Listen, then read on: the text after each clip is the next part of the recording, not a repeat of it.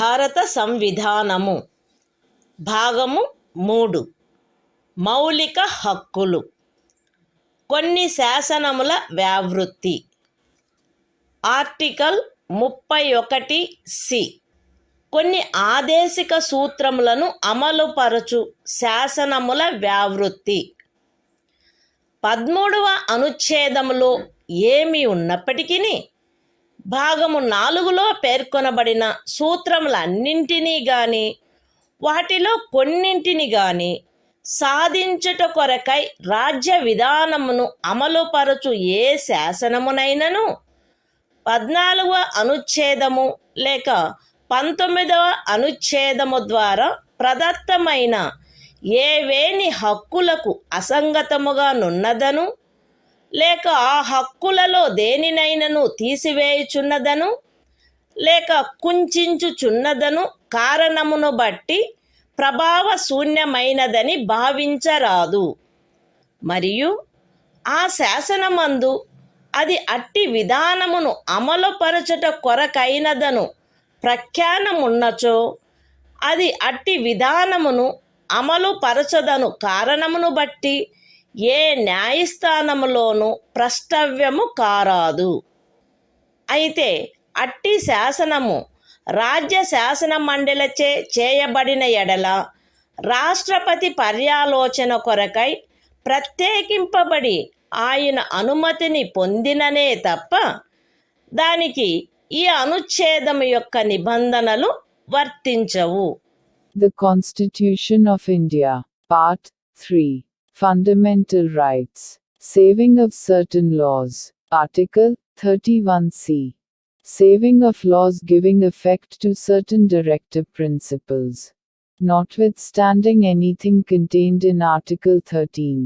No law giving effect to the policy of the state towards securing all or any of the principles laid down in Part 4 shall be deemed to be void, on the ground that it is inconsistent with, or takes away or abridges any of the rights conferred by Article 14 or Article 19.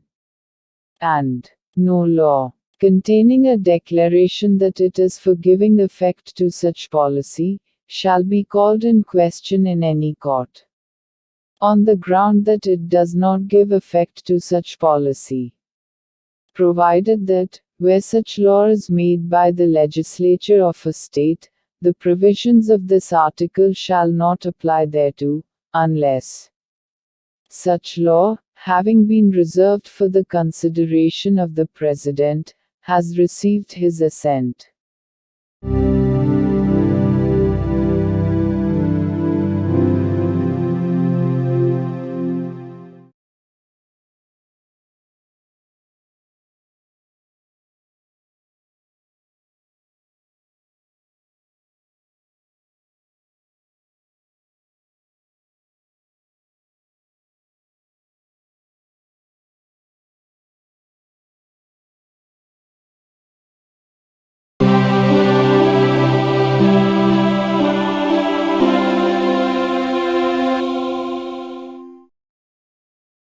భారత సంవిధానము భాగము 3 మౌలిక హక్కులు. సంవిధానిక ప్రత్యుపాయములకు హక్కు. Article 32 ఈ భాగముచే ప్రదత్తము చేయబడిన హక్కులను అమలుపరుచుటకు ప్రత్యుపాయములు. ఈ భాగము ద్వారా ప్రదత్తమైన హక్కులను అమలుపరచుటకు సముచిత చర్యల ద్వారా సర్వోన్నత న్యాయస్థానమును అర్థించు హక్కుకు హామీ ఇయ్యబడినది. ఈ భాగము ద్వారా ప్రదత్తమైన ఏవేని హక్కులను అమలుపరచుట కొరకు ఆదేశములను లేక ఉత్తర్వులను లేక బందీ ప్రత్యక్ష హెబియస్ కార్పస్, పరమాదేశ మాండమస్, ప్రతిషేధ ప్రొహిబిషన్, అధికార పృచ్ఛ కోవారెంటో మరియు ఉత్ప్రేషణ సర్ష్యోరారి స్వభావము గల రిట్లతో సహా అధిలేఖలను వీటిలో సముచితమైన దానిని జారీ చేయుటకు సర్వోన్నత న్యాయస్థానము అధికారము కలిగియుండును. ఖండములు 1 మరియు 2 ద్వారా సర్వోన్నత న్యాయస్థానమునకు ప్రదత్తమైన అధికారములకు భంగము కలగకుండా ఖండము 2 క్రింద సర్వోన్నత న్యాయస్థానముచే వినియోగింపబడదగు అధికారముల అన్నిటినీ కానీ వాటిలో దేనినైనను కానీ ఏదేని ఇతర న్యాయస్థానమునకు దాని అధికారిత యొక్క స్థానిక హద్దులలో వినియోగించు అధికారమును శాసనము ద్వారా పార్లమెంటు వసగవచ్చును. ఈ అనుచ్ఛేదముచే హామీ ఇయ్యబడిన హక్కు ఈ సంవిధానముచే అన్యదా నిబంధింపబడినట్లు తప్ప suspend చేయబడరాదు. The Constitution of India, Part 3. Fundamental Rights. Right to constitutional remedies. Article 32. Remedies for enforcement of rights conferred by this part. 1.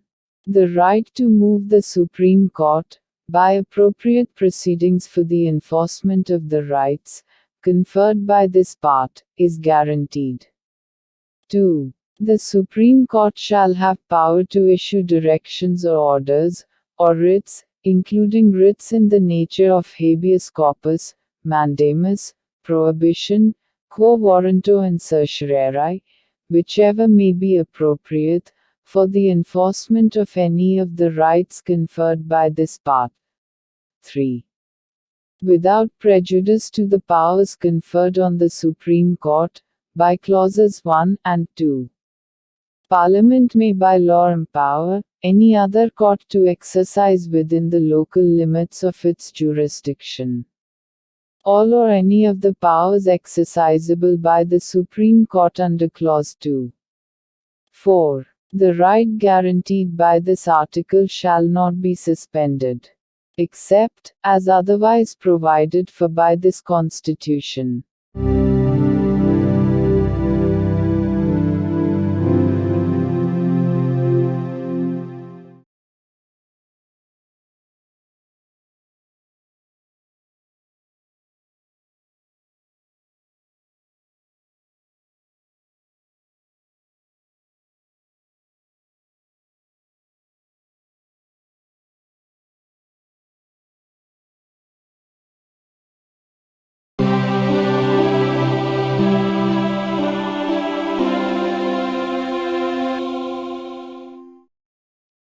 భారత సంవిధానము భాగము 3 మౌలిక హక్కులు సంవిధానిక ప్రత్యుపాయములకు హక్కు. ఆర్టికల్ 33. ఈ భాగము ద్వారా ప్రదత్తమైన హక్కులను సాయుధ బలములు మొదలగు వాటికి వర్తింపచేయునప్పుడు మార్చుటకు పార్లమెంటుకు గల అధికారము. ఈ భాగము ద్వారా ప్రదత్తమైన హక్కులలో వేటినైనను సాయుధ బలములకు చెందిన సభ్యులకు లేక ప్రజాశాంతిని కాపాడు భారము వహించిన సాయుధ బలములకు చెందిన సభ్యులకు లేక గుప్త సమాచారము కొరకు లేక ఎదురు గుప్త సమాచారము కొరకు రాజ్యముచే స్థాపించబడిన ఏదేని బ్యూరోలో లేదా ఇతర వ్యవస్థలో నియమించబడిన వ్యక్తులకు లేక ఏ నుండి సి వరకు గల ఖండములలో నిర్దేశింపబడిన ఏదేని సాయుధ బలము బ్యూరో లేక వ్యవస్థ కొరకై ఏర్పాటు చేసిన టెలికమ్యూనికేషన్ వ్యవస్థలలో నియమించబడిన లేదా వాటికి సంబంధించిన వ్యక్తులకు వర్తింపచేయుటలో వారి సముచిత కర్తవ్య నిర్వహణను వారి మధ్య క్రమశిక్షణను కట్టుదిట్టము చేయుటకై ఆ హక్కులు ఎంత మేరకు పరిమితపరచబడవలెనో లేక రద్దు చేయబడవలెనో పార్లమెంటు శాసనము ద్వారా నిర్ధారణ చేయవచ్చును. The Constitution of India. Part 3. Fundamental Rights. Right to constitutional remedies. Article 33. Power of Parliament to modify the rights conferred by this part in their application to forces, etc.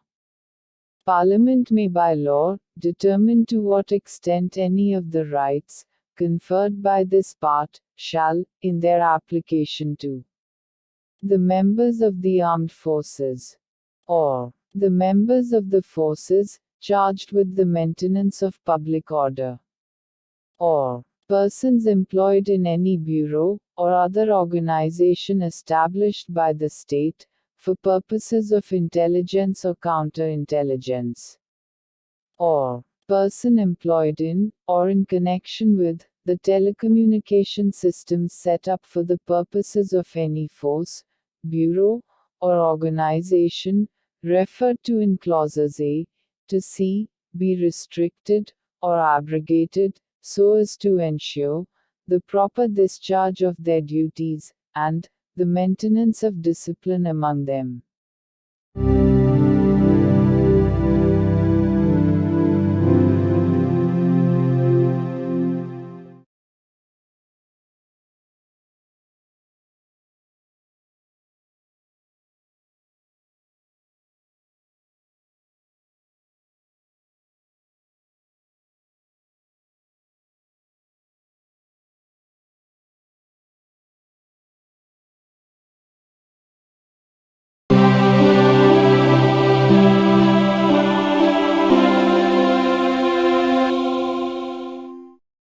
భారత సంవిధానము భాగము 3 మౌలిక హక్కులు. సంవిధానిక ప్రత్యుపాయములకు హక్కు. ఆర్టికల్ 34. ఏదేని ప్రాంతములో సైనిక శాసనము అమలులోనున్నప్పుడు ఈ భాగము ద్వారా ప్రదత్తమైన హక్కులపై నిర్బంధన. ఈ భాగమునందు పూర్వగామి నిబంధనలలో ఏమి ఉన్నప్పటికీ భారతదేశ రాజ్యక్షేత్రములోని ఏదేని ప్రాంతములో సైనిక శాసనము అమలులో ఉండి ఉన్నచో సంఘము యొక్క లేక ఒక రాజ్యము యొక్క సేవలోనున్న ఎవరేని వ్యక్తి అచట శాంతిని కాపాడుటకు లేక తిరిగి నెలకొల్పుటకు సంబంధించి చేసిన ఏదేని కార్యమును గూర్చి పార్లమెంటు శాసనము ద్వారా అతనికి క్షతిపూర్తి చేయవచ్చును, లేక అట్టి ప్రాంతంలో సైనిక శాసనము క్రింద చేయబడిన ఏదేని దండనోత్తరువును, విధించబడిన ఏదేని శిక్షను, ఉత్తర్వు చేయబడిన సమపహరణను, లేక చేసిన ఏదేని ఇతర కార్యమును మాన్యమునర్చవచ్చును. The Constitution of India. Part 3. Fundamental Rights. Right to constitutional remedies. Article 34. Restriction on rights conferred by this part while martial law is in force in any area. Notwithstanding anything in the foregoing provisions of this part, Parliament may, by law, indemnify any person, in the service of the Union, or of a state, or any other person, in respect of any act done by him, in connection with the maintenance or restoration of order, in any area within the territory of India, where martial law was in force, or validate any sentence passed, punishment inflicted, forfeiture ordered, or other act done under martial law in such area.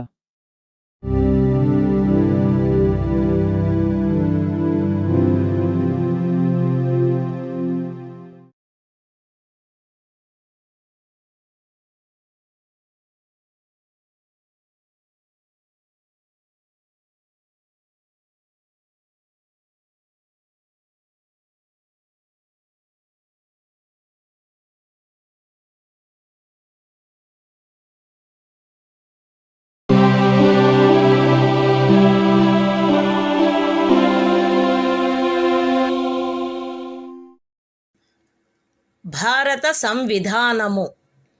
భాగము 3. మౌలిక హక్కులు. సంవిధానిక ప్రత్యుపాయములకు హక్కు. Article 35. ఈ భాగము యొక్క నిబంధనలను అమలుపరచుటకు శాసన నిర్మాణము.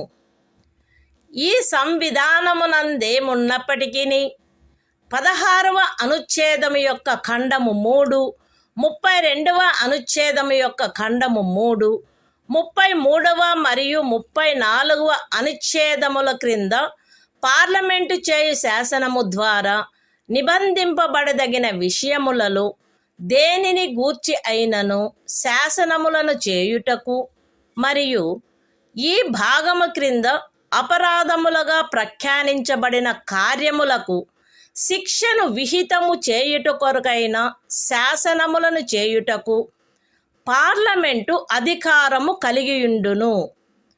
రాజ్య శాసన మండలి ఆ అధికారమును కలిగియుండదు. మరియు పార్లమెంటు ఈ సంవిధాన ప్రారంభమునకు పిమ్మట వీలైనంత త్వరితముగా ఉపఖండము 2లో నిర్దేశించబడిన కార్యములకు శిక్షను విహితము చేయుటకు శాసనములను చేయవలయును. ఖండము ఏ యొక్క ఉపఖండము 1లో నిర్దేశింపబడిన ఏదేని విషయమును గూర్చినదైనా లేక ఆ ఖండము యొక్క ఉపఖండము 2లో నిర్దేశించబడిన కార్యమునకు దేనికైనను శిక్షను నిబంధించునదై ఈ సంవిధాన ప్రారంభమునకు అవ్యవహిత పూర్వము భారతదేశ రాజ్య క్షేత్రమునందు అమలులోనున్న ఏదేని శాసనము అందలి నిబంధనలకును 372వ అనుచ్ఛేదము క్రింద దాని యందు చేయబడు అనుకూలానుసరణకును మరియు మార్పులకును అత్యధీనమై పార్లమెంటుచే మార్పు లేక రద్దు లేక సవరణ చేయబడు వరకు అమలునందు కొనసాగవలెను. విశదీకరణ. ఈ అనుచ్ఛేదమునందు అమలులోనున్న శాసనము అను పదబంధము 372వ అనుచ్ఛేదములో ఆ పదబంధమునకు ఏ అర్థము కలదో ఆ అర్థమునే కలిగియుండును. The Constitution of India, Part 3. Fundamental Rights. Right to constitutional remedies. Article 35. Legislation to give effect to the provisions of this part. Notwithstanding anything in this Constitution, Parliament shall have, and the legislature of a state shall not have, power to make laws with respect to any of the matters which, under Clause 3 of Article 16, Clause 3 of Article 32, Article 33 and Article 34 may be provided for by law made by Parliament, and for prescribing punishment for those acts which are declared to be offences under this part. And Parliament shall, as soon as may be after the commencement of this Constitution, make laws for prescribing punishment for the acts referred to in subclause 2. Any law in force immediately before the commencement of this Constitution, in the territory of India, with respect to any of the matters referred to in subclause 1 of Clause A, or providing for punishment for any act referred to in subclause 2 of that clause shall, subject to the terms thereof, and to any adaptations and modifications that may be made therein, under Article 372, continue in force until altered, or repealed, or amended, by Parliament. Explanation. In this article, the expression, law in force, has the same meaning as in Article 372.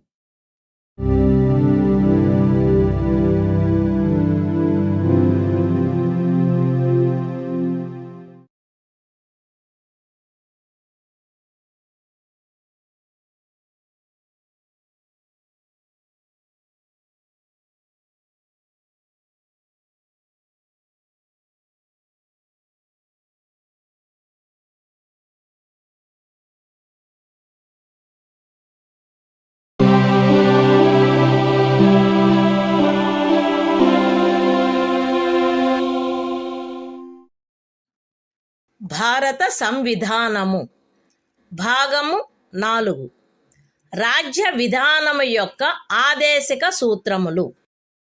Article 36.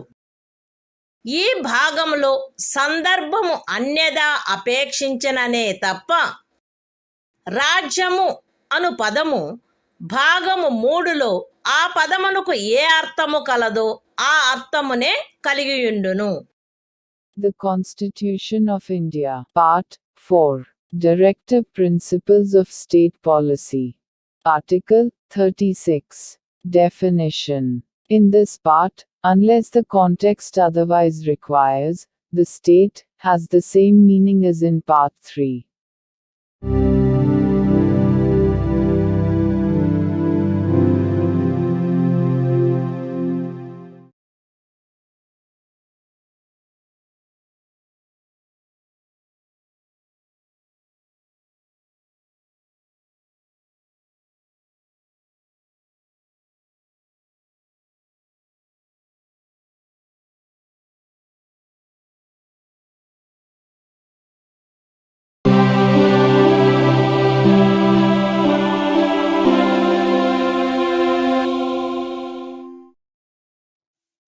భారత సంవిధానము భాగము 4 రాజ్య విధానము యొక్క ఆదేశిక సూత్రములు.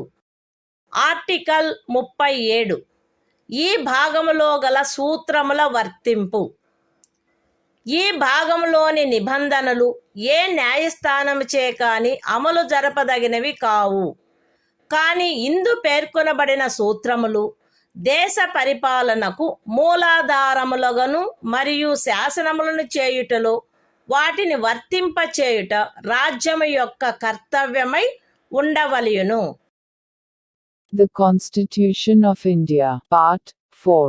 Directive Principles of State Policy. Article 37.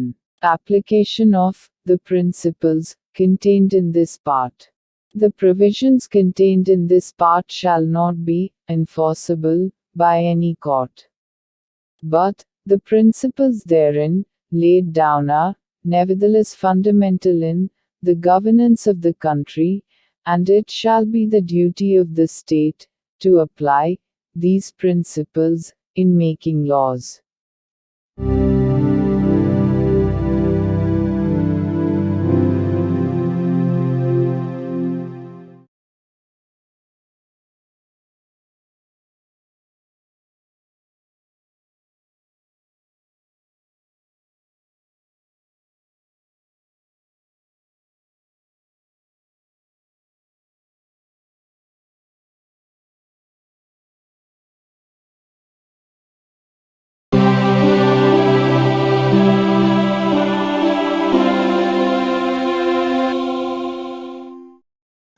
భారత సంవిధానము భాగము 4 రాజ్య విధానము యొక్క ఆదేశిక సూత్రములు.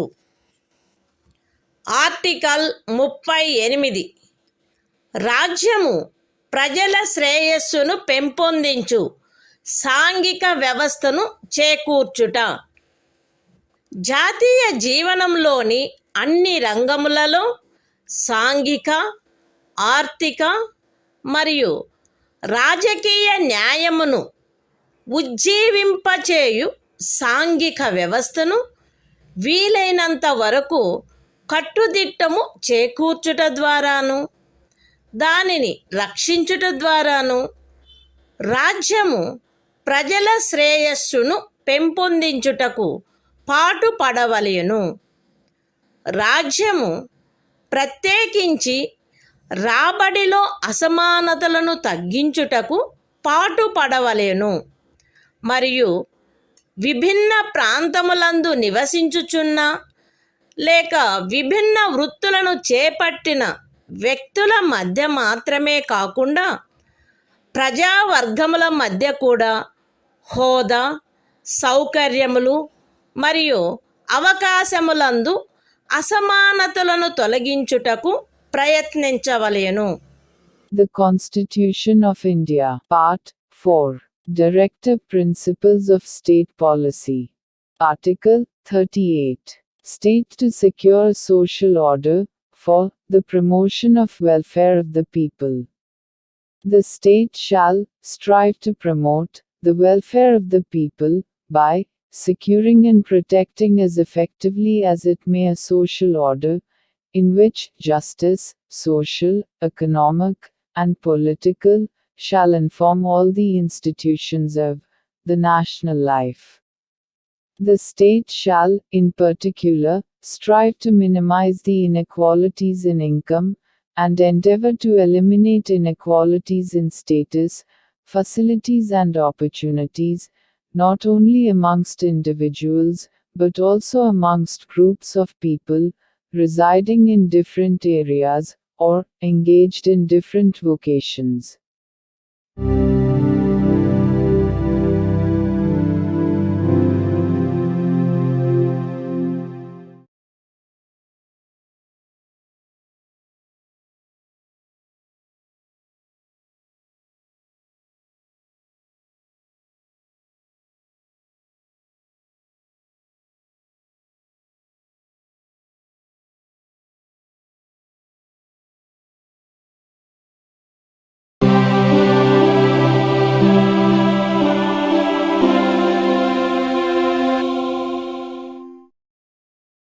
భారత సంవిధానము భాగము 4 రాజ్య విధానము యొక్క ఆదేశిక సూత్రములు.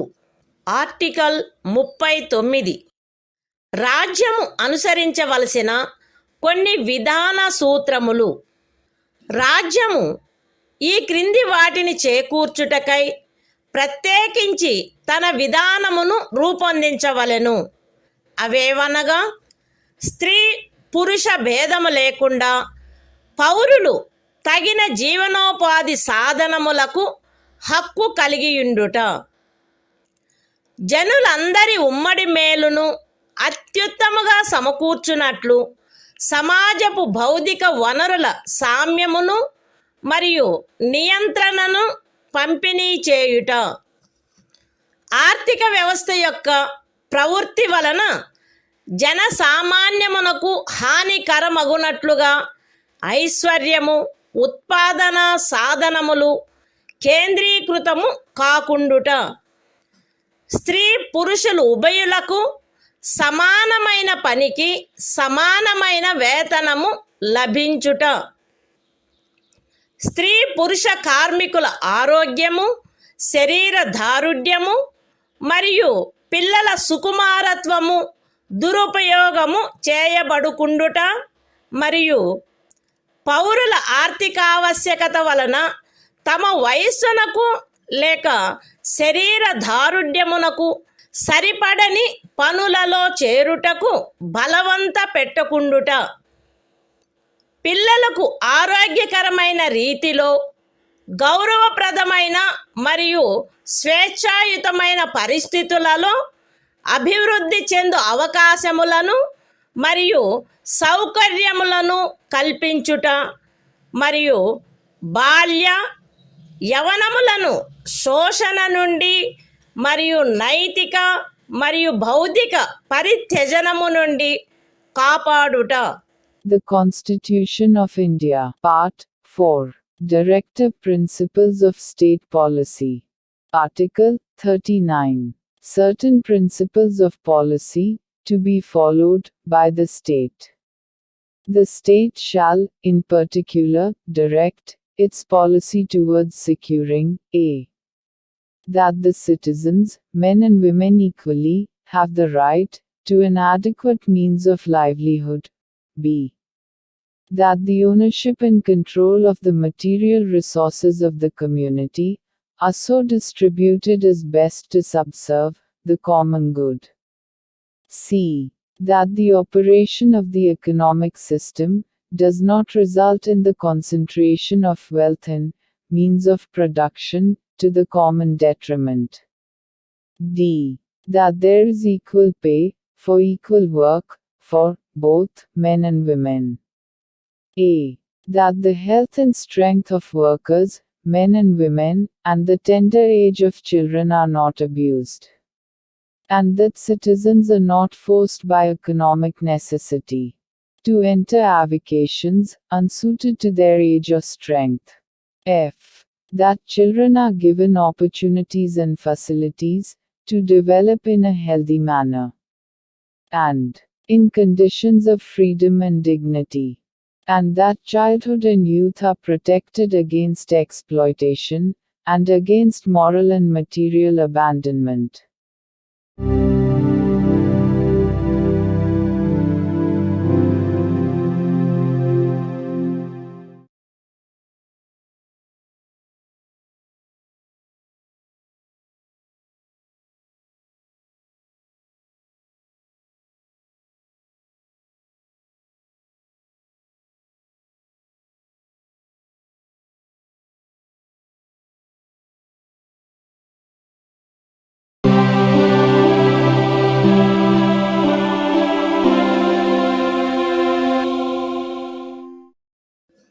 భారత సంవిధానము భాగము 4 రాజ్య విధానము యొక్క ఆదేశక సూత్రములు. ఆర్టికల్ 39A సమాన న్యాయము, ఉచిత న్యాయవాద సహాయము.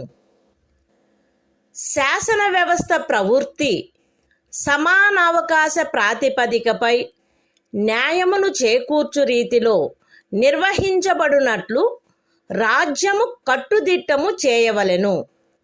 మరియు ప్రత్యేకముగా ఏ పౌరునికైనను ఆర్థిక లేక ఇతర అసక్తతల కారణమున న్యాయమును పొందు అవకాశములు అలభ్యము కాకుండునట్లు కట్టుదిట్టము చేయుటకై తగిన శాసన నిర్మాణమును లేక పథకముల ద్వారా గాని ఏదేని ఇతర విధముగా గాని ఉచిత న్యాయవాద సహాయమును సమకూర్చవలెను. The Constitution of India, Part 4, Directive Principles of State Policy. Article 39A. Equal justice and free legal aid. The state shall secure that the operation of the legal system promotes justice on a basis of equal opportunity, and shall, in particular, provide free legal aid by suitable legislation or schemes, or in any other way to ensure that opportunities for securing justice are not denied to any citizen by reason of economic or other disabilities.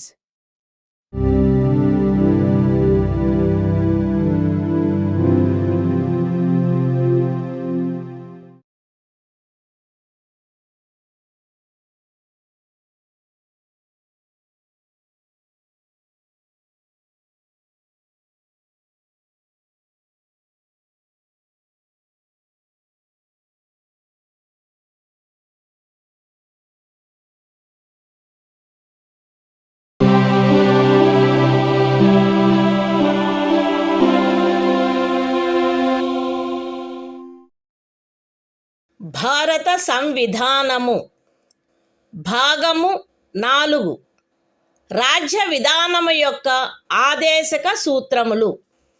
Article 40 గ్రామ పంచాయతీల వ్యవస్థీకరణ.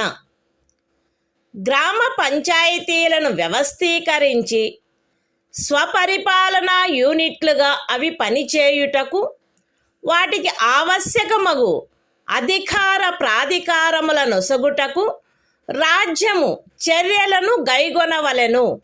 The Constitution of India, Part 4, Directive Principles of State Policy. Article 40. Organization of village panchayats. The state shall take steps to organize village panchayats, and endow them with such powers and authority as may be necessary to enable them to function as units of self-government.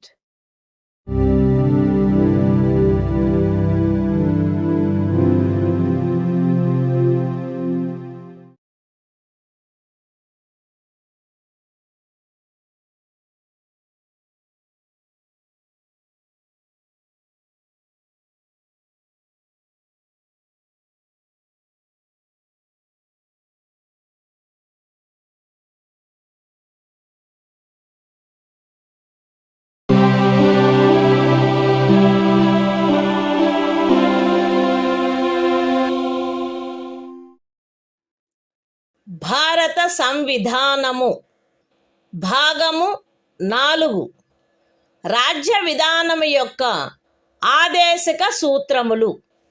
Article 41 పనికి విద్యకు కొన్ని సందర్భములలో ప్రజా సహాయమునకు హక్కు. రాజ్యము దాని ఆర్థిక స్తోమత మరియు అభివృద్ధి పరిమితుల మేరకు పనిచేయు హక్కును, విద్య నేర్చుకొను హక్కును మరియు నిరుద్యోగము, వృద్ధాప్యము, అనారోగ్యము, అంగవైకల్యము మరియు ఇతర విధములైన అకారణ దారిద్ర్యము కలిగిన సందర్భములలో ప్రజా సహాయమును పొందు హక్కును చేకూర్చుటకై కట్టుదిట్టమైన ఏర్పాటు చేయవలెను. The Constitution of India, Part 4, Directive Principles of State Policy. Article 41, Right to work, to education, and to public assistance, in certain cases. The state shall, within the limits of its economic capacity and development, make effective provision for securing the right to work, to education, and to public assistance, in cases of unemployment, old age, sickness, and disablement, and in other cases of undeserved want.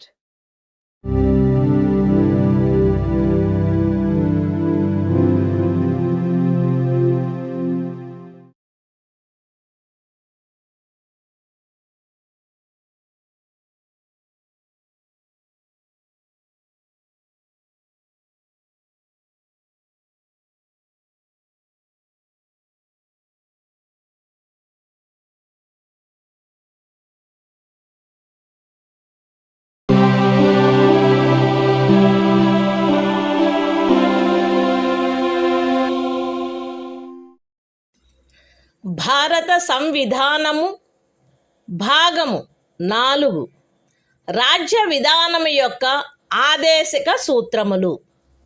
Article 42 పని విషయమున న్యాయమైన మరియు మానవోచితమైన పరిస్థితులకు మరియు ప్రసూతి సహాయమునకు ఏర్పాటు. రాజ్యము పనిచేయు విషయమున న్యాయమైన మరియు మానవోచితమైన పరిస్థితులను, ప్రసూతి సహాయమును చేకూర్చుటకు ఏర్పాటు చేయవలెను. The Constitution of India, Part 4, Directive Principles of State Policy. Article 42, Provision for just and humane conditions of work, and maternity relief. The state shall make provision for securing just and humane conditions of work, and for maternity relief.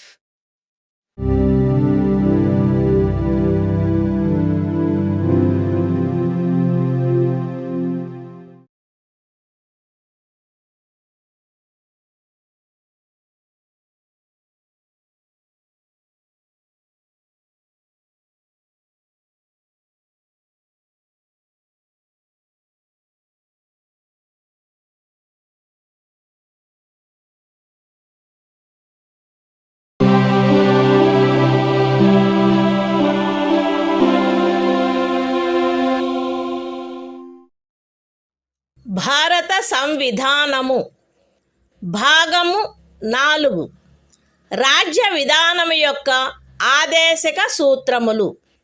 Article 43 కార్మికులకు జీవన భృతి మొదలగునవి.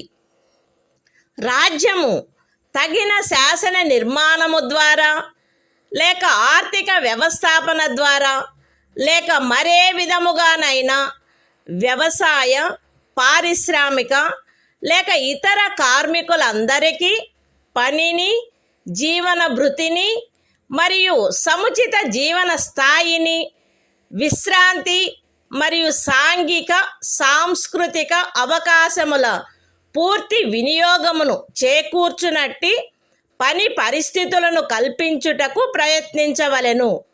మరియు ప్రత్యేకించి గ్రామీణ ప్రాంతములలో వైయక్తిక ప్రాతిపదికపై లేక సహకార ప్రాతిపదికపై కుటీర పరిశ్రమలను పెంపొందింపచేయుటకు ప్రయత్నించవలెను.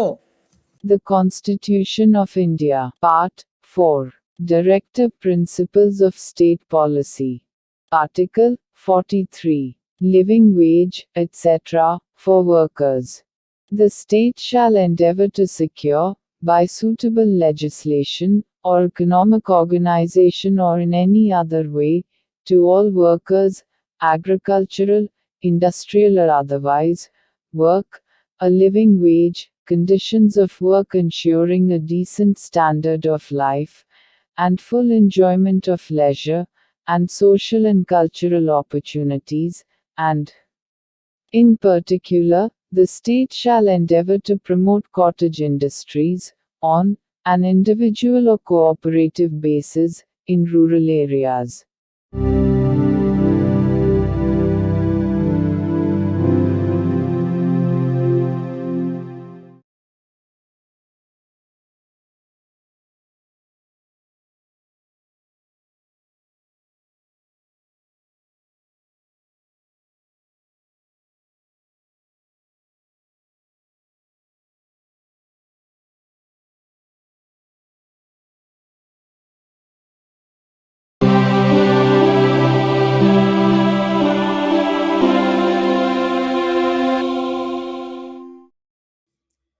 భారత సంవిధానము భాగము 4 రాజ్య విధానము యొక్క ఆదేశిక సూత్రములు. ఆర్టికల్ 43A పరిశ్రమల నిర్వహణలో కార్మికులు పాల్గొనుట. రాజ్యము తగిన శాసన నిర్మాణము ద్వారా లేక ఏదేని ఇతర విధముగా ఏదేని పరిశ్రమలో నిమగ్నమైన సంస్థల వ్యవస్థాపన లేక ఇతర వ్యవస్థల నిర్వహణలో కార్మికులు పాల్గొనున్నట్లు చర్యలు తీసుకొనవలెను. The Constitution of India, Part 4, Directive Principles of State Policy. Article 43A. Participation of workers in management of industries. The state shall take steps, by suitable legislation or in any other way, to secure the participation of workers in the management of undertakings, establishments, or other organizations engaged in any industry.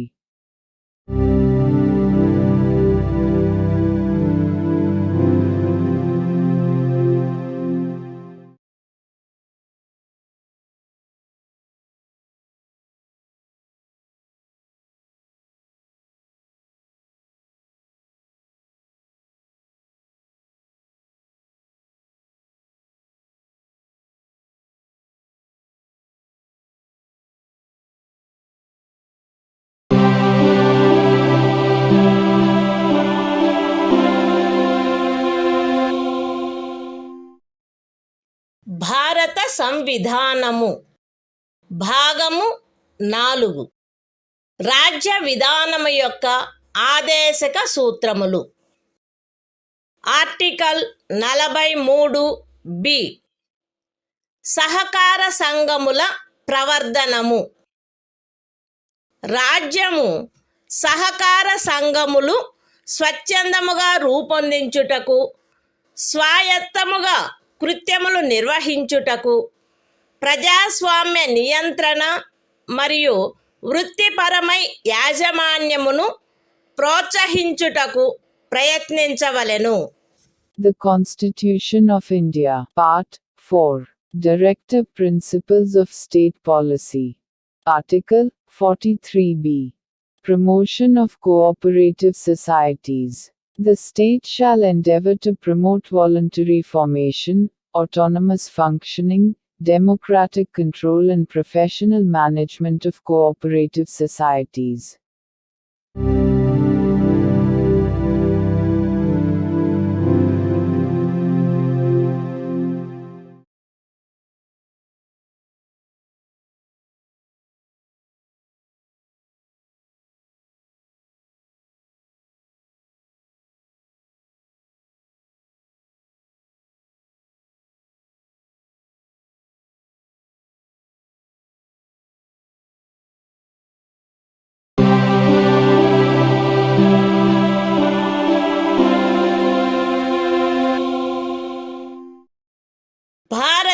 సంవిధానము భాగము 4 రాజ్య విధానము యొక్క ఆదేశిక సూత్రములు.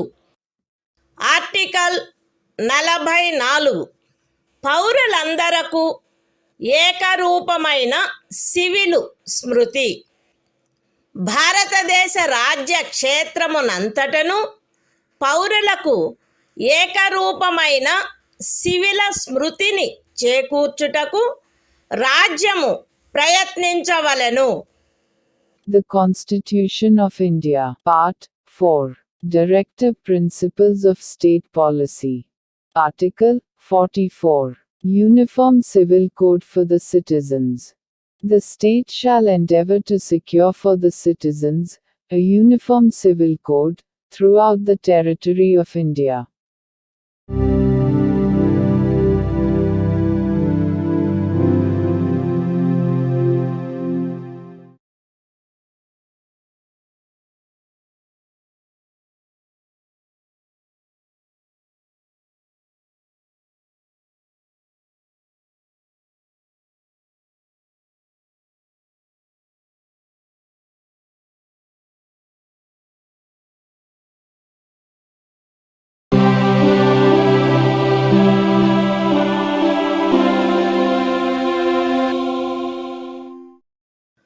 భారత సంవిధానము భాగము 4 రాజ్య విధానము యొక్క ఆదేశిక సూత్రములు.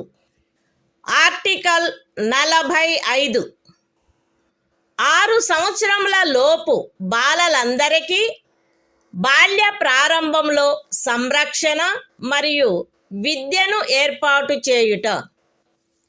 బాలలందరూ వారు 6 సంవత్సరముల వయస్సు పూర్తి చేయునంత వరకు వారికి బాల్య ప్రారంభంలో సంరక్షణ మరియు విద్యను ఏర్పాటు చేయుటకు రాజ్యము ప్రయత్నించవలెను. The Constitution of India, Part 4, Directive Principles of State Policy. Article 45. Provision for early childhood care and education to children below the age of 6 years. The state shall endeavor to provide early childhood care and education for all children until they complete the age of 6 years.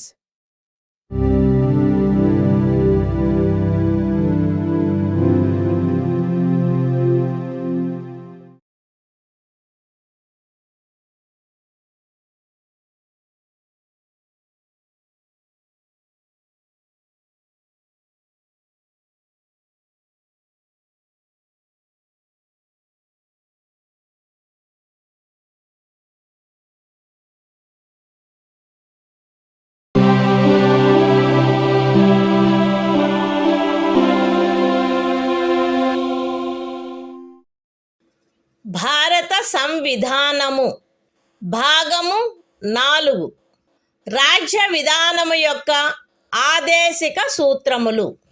Article 46 అనుసూచిత కులముల, అనుసూచిత జనజాతుల మరియు ఇతర బలహీన వర్గముల యొక్క విద్యా విషయక మరియు ఆర్థిక హితములను పెంపొందించుట. ప్రజలలో బలహీన వర్గముల, ప్రత్యేకించి అనుసూచిత కులముల మరియు అనుసూచిత జనజాతుల విద్యా విషయక మరియు ఆర్థిక హితమును రాజ్యము విశేష శ్రద్ధతో పెంపొందించవలెను మరియు సాంఘిక అన్యాయము నుండి సకల విధములగు శోషణల నుండి వారిని రక్షించవలెను. The Constitution of India, Part 4, Directive Principles of State Policy. Article 46. Promotion of educational and economic interests of scheduled castes, scheduled tribes, and other weaker sections. The state shall promote with special care the educational and economic interests of the weaker sections of the people, and, in particular, of the scheduled castes and the scheduled tribes, and shall protect them from social injustice and all forms of exploitation.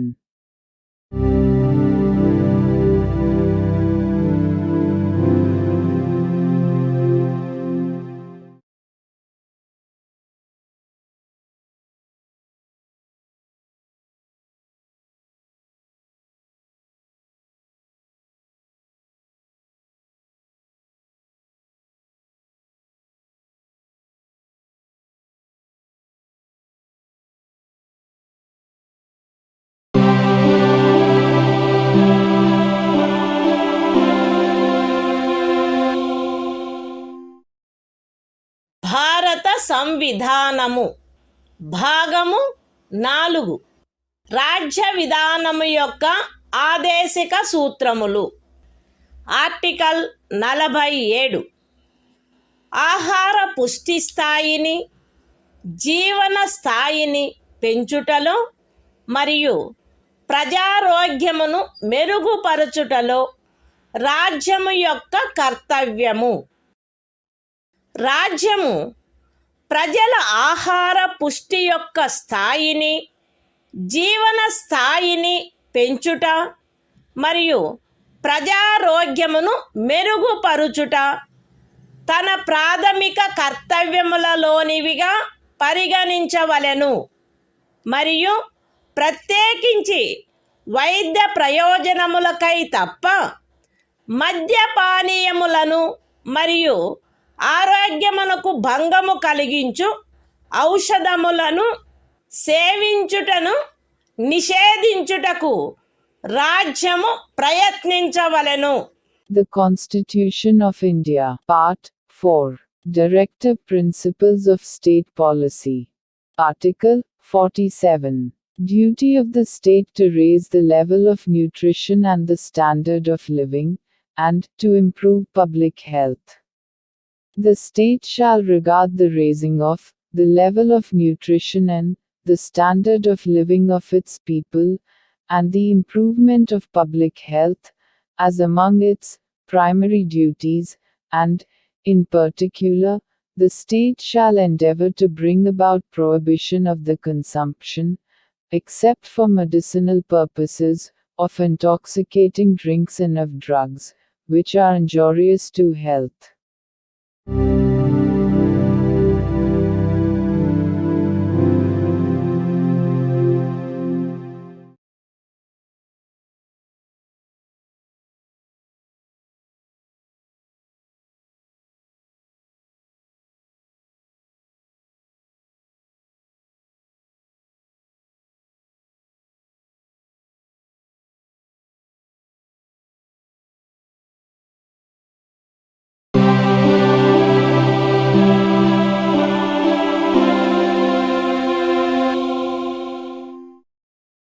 భారత సంవిధానము భాగము 4 రాజ్య విధానము యొక్క ఆదేశిక సూత్రములు.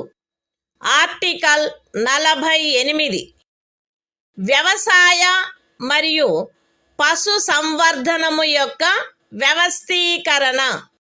రాజ్యము ఆధునిక మరియు శాస్త్రీయ పద్ధతులను అనుసరించి వ్యవసాయమును, పశు సంవర్ధనమును వ్యవస్థీకరించవలెను మరియు ప్రత్యేకించి ఆవుల, దూడల, ఇతర పాడి పశువుల, భారవాహక పశువుల జాతులను పరిరక్షించి మెరుగుపరచుటకును వాటి వధను నిషేధించుటకును రాజ్యము చర్యలను గైగొనవలెను.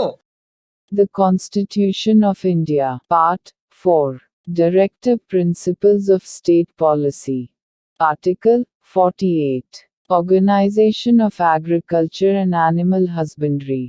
The state shall endeavor to organize agriculture and animal husbandry on modern and scientific lines, and shall, in particular, take steps for preserving and improving the breeds and prohibiting the slaughter of cows and calves and other milch and draft cattle.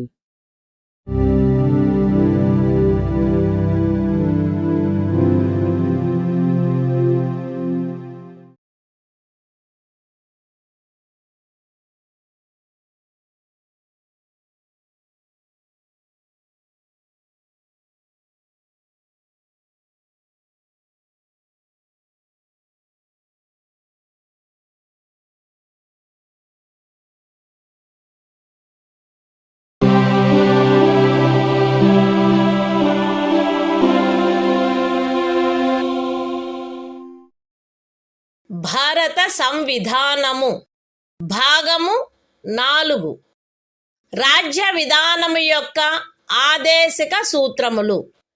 Article 48 ఏ పరిసరముల రక్షణ మరియు అభివృద్ధి మరియు అడవుల వన్యప్రాణుల సంరక్షణ. రాజ్యము పరిసరములను కాపాడి అభివృద్ధి చేయుటకును దేశములోని అడవులను వన్యప్రాణులను సంరక్షించుటకును ప్రయత్నించవలెను. The Constitution of India, Part 4, Directive Principles of State Policy. Article 48A. Protection and improvement of environment, and safeguarding of forests and wildlife. The state shall endeavor to protect and improve the environment, and to safeguard the forests and wildlife of the country.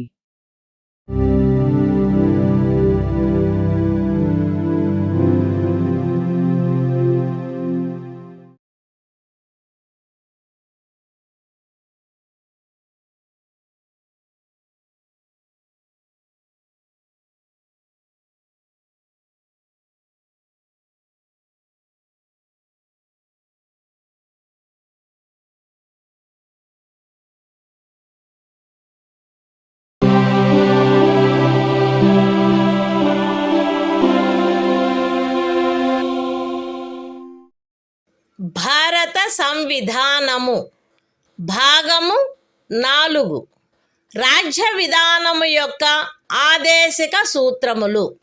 Article 49 జాతీయ ప్రాముఖ్యము గల స్మారక చిహ్నములను రక్షించుట. Parliament చేయబడిన శాసనము ద్వారా గాని లేదా దాని క్రింద గాని జాతీయ ప్రాముఖ్యము గలవని ప్రఖ్యానించబడిన కళాత్మక లేక ఐతిహాసిక ప్రయోజనము గల ప్రతి ఒక్క స్మారక చిహ్నమును లేక స్థలమును లేక వస్తువును సందర్భానుసారముగా కొల్లగొట్టుట, విరూపణము, వినాశనము, తొలగింపు, వ్యయనము లేక ఎగుమతి చేయుట నుండి రక్షించుట రాజ్యము యొక్క బాధ్యత అయ్యుండును. The Constitution of India, Part 4, Directive Principles of State Policy. Article 49. Protection of monuments and places and objects of national importance.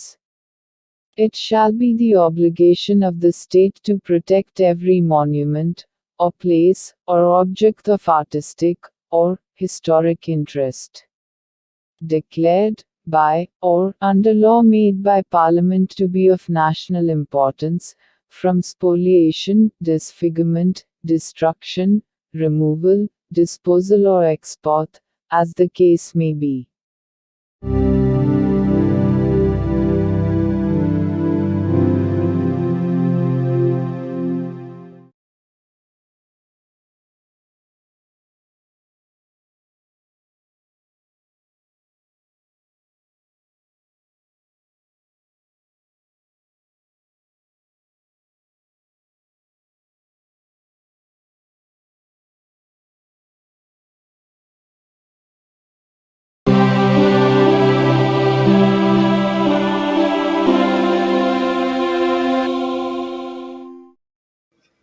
భారత సంవిధానము భాగము 4 రాజ్య విధానము యొక్క ఆదేశిక సూత్రములు. ఆర్టికల్ 50 న్యాయపాలికను కార్యపాలక వర్గము నుండి వేరుపరుచుట. రాజ్యము యొక్క పబ్లిక్ సేవలలో న్యాయపాలికను కార్యపాలక వర్గము నుండి వేరుపరుచుటకు రాజ్యము చర్యలను గైగొనవలెను. The Constitution of India, Part 4, Directive Principles of State Policy. Article 50. Separation of judiciary from executive. The state shall take steps to separate the judiciary from the executive, in the public services of the state.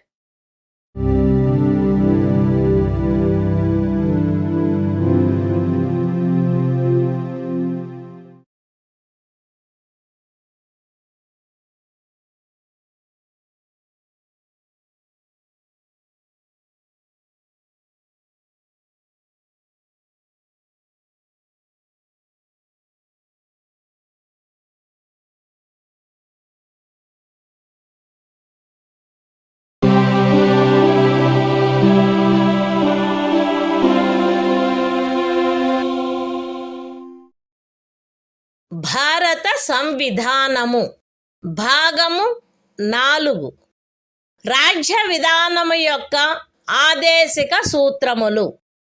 Article 51 అంతర్జాతీయ శాంతి భద్రతలను పెంపొందించుట.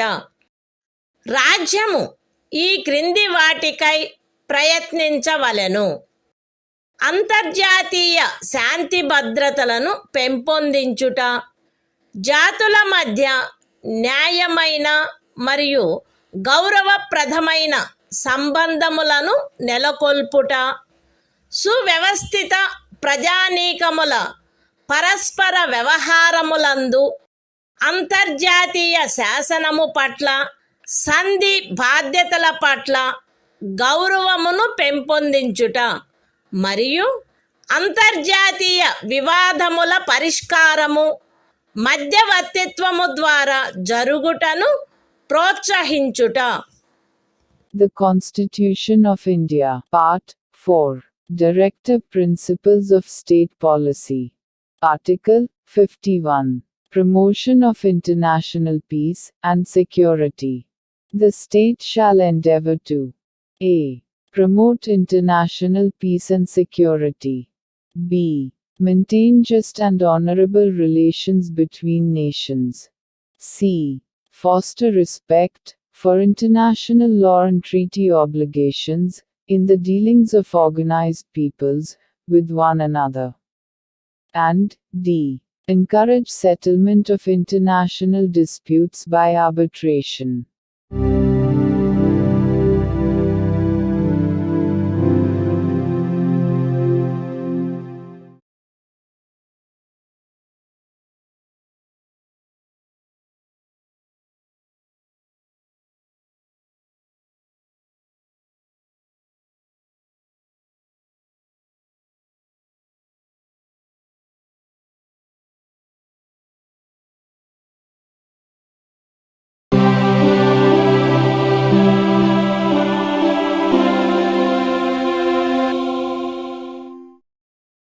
భారత సంవిధానము భాగము 4A మౌలిక కర్తవ్యములు.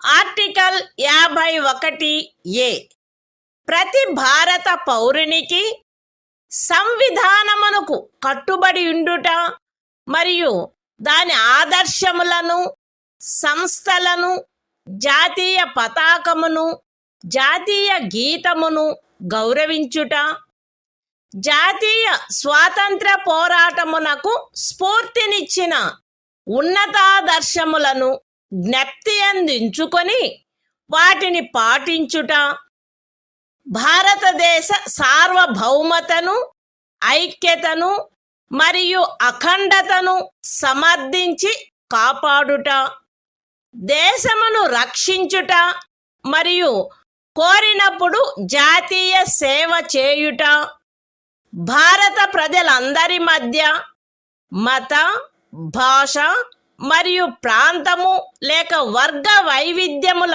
అధిగమించి సామరస్యమును, సోదర భావమును పెంపొందించుట మరియు స్త్రీల గౌరవమును న్యూనపరుచు ఆచారములను విడనాడుట, మన సమ్మిశ్ర సంస్కృతి యొక్క సుసంపన్న సాంప్రదాయమును గౌరవించి పరిరక్షించుట, అడవులు, సరస్సులు, నదులు మరియు వన్యప్రాణులతో సహా ప్రకృతి సిద్ధమైన పరిసరములను కాపాడి అభివృద్ధి చేయుట, మరియు ప్రాణికోటి పట్ల కరుణను కలిగియుండుట, వైజ్ఞానిక దృక్పథమును, మానవతావాదమును, జిజ్ఞాసను మరియు సంస్కరణా శక్తిని పెంపొందించుకొనుట, పబ్లిక్ ఆస్తిని సంరక్షించుట మరియు హింసను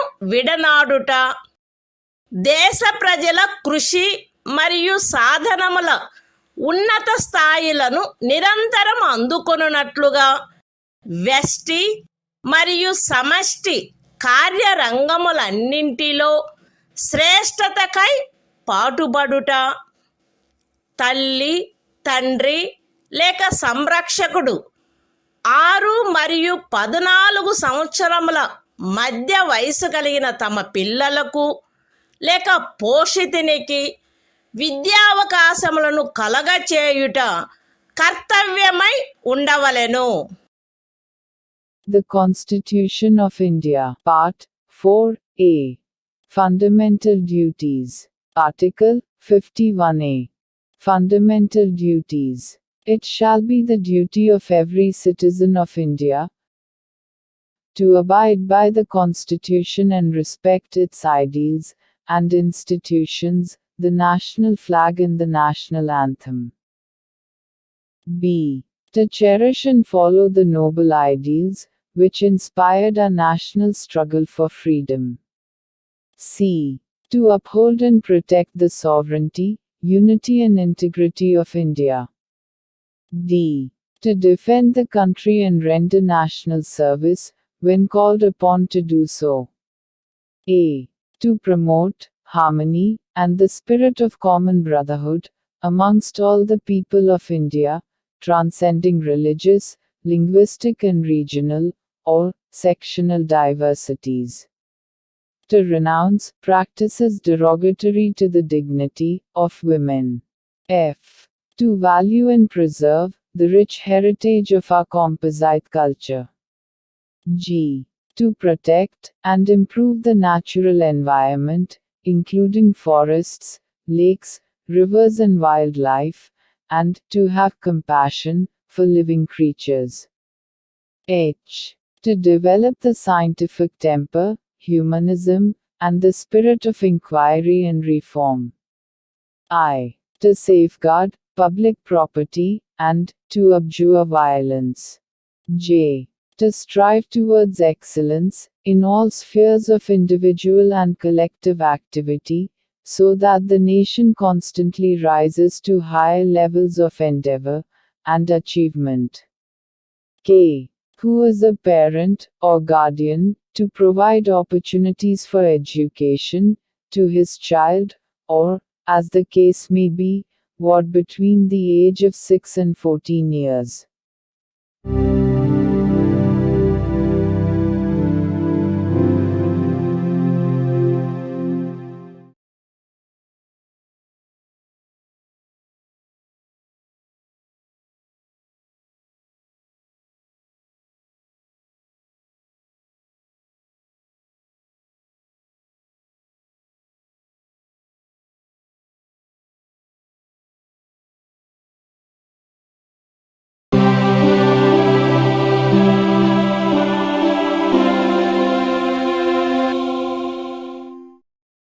భారత సంవిధానము భాగము 5 సంఘము. అధ్యాయం 1 కార్యపాలక వర్గము. రాష్ట్రపతి మరియు ఉపరాష్ట్రపతి. ఆర్టికల్ 52. భారత రాష్ట్రపతి. భారతదేశమునకు ఒక రాష్ట్రపతి ఉండవలెను. The Constitution of India, Part 5, The Union. Chapter 1. The Executive. The President and Vice President. Article 52.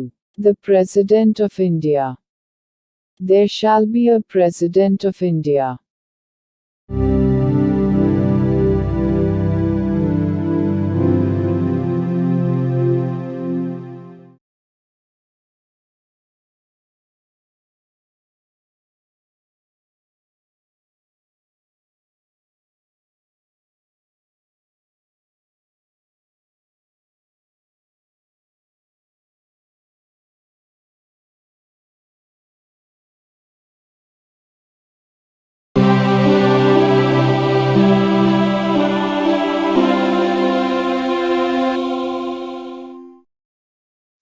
భారత సంవిధానము భాగము 5 సంఘము అధ్యాయము 1 కార్యపాలక వర్గము రాష్ట్రపతి మరియు ఉపరాష్ట్రపతి ఆర్టికల్ 53 సంఘము యొక్క కార్యపాలకాధికారము సంఘము యొక్క కార్యపాలకాధికారము రాష్ట్రపతి యందు నిహితమై ఉండవలెను.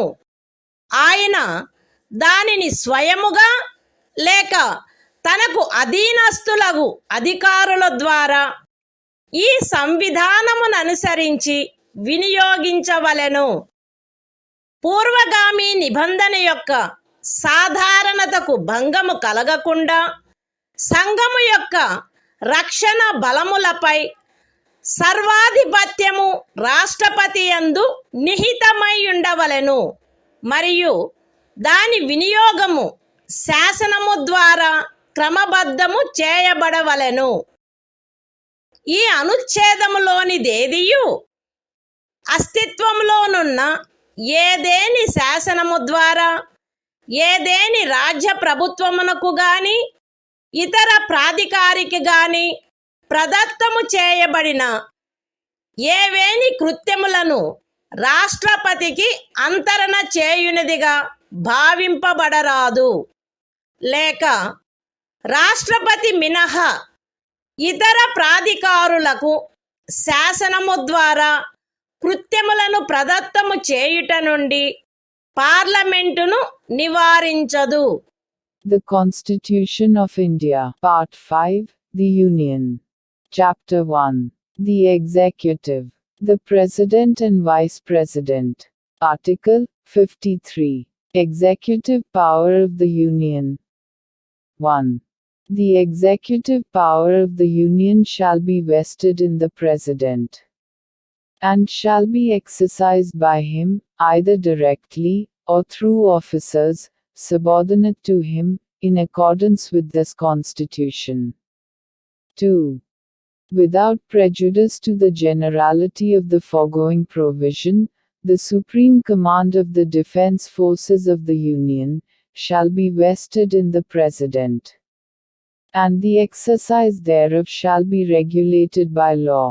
3. Nothing in this article shall be deemed to transfer to the President any functions conferred by any existing law on the government of any state, or other authority, or prevent Parliament from conferring by law functions on authorities other than the President.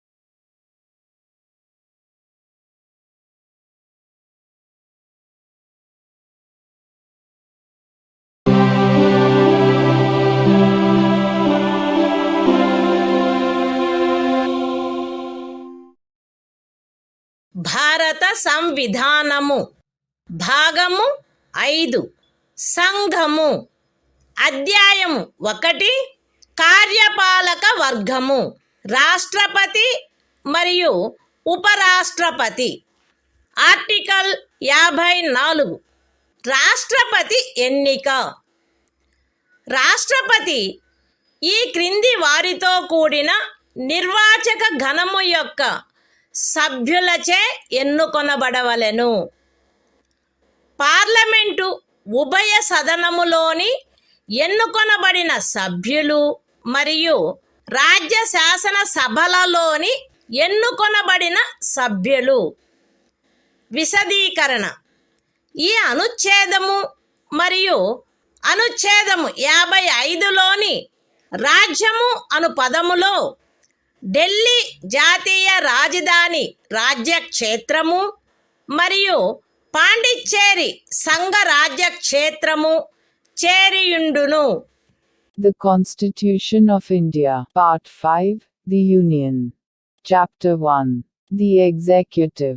The President and Vice President. Article 54. Election of President. The President shall be elected by the members of an electoral college, consisting of a. the elected members of both Houses of Parliament, and b.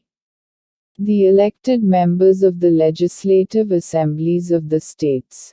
Explanation. In this article, and in Article 55, state includes the National Capital Territory of Delhi and the Union Territory of Pondicherry.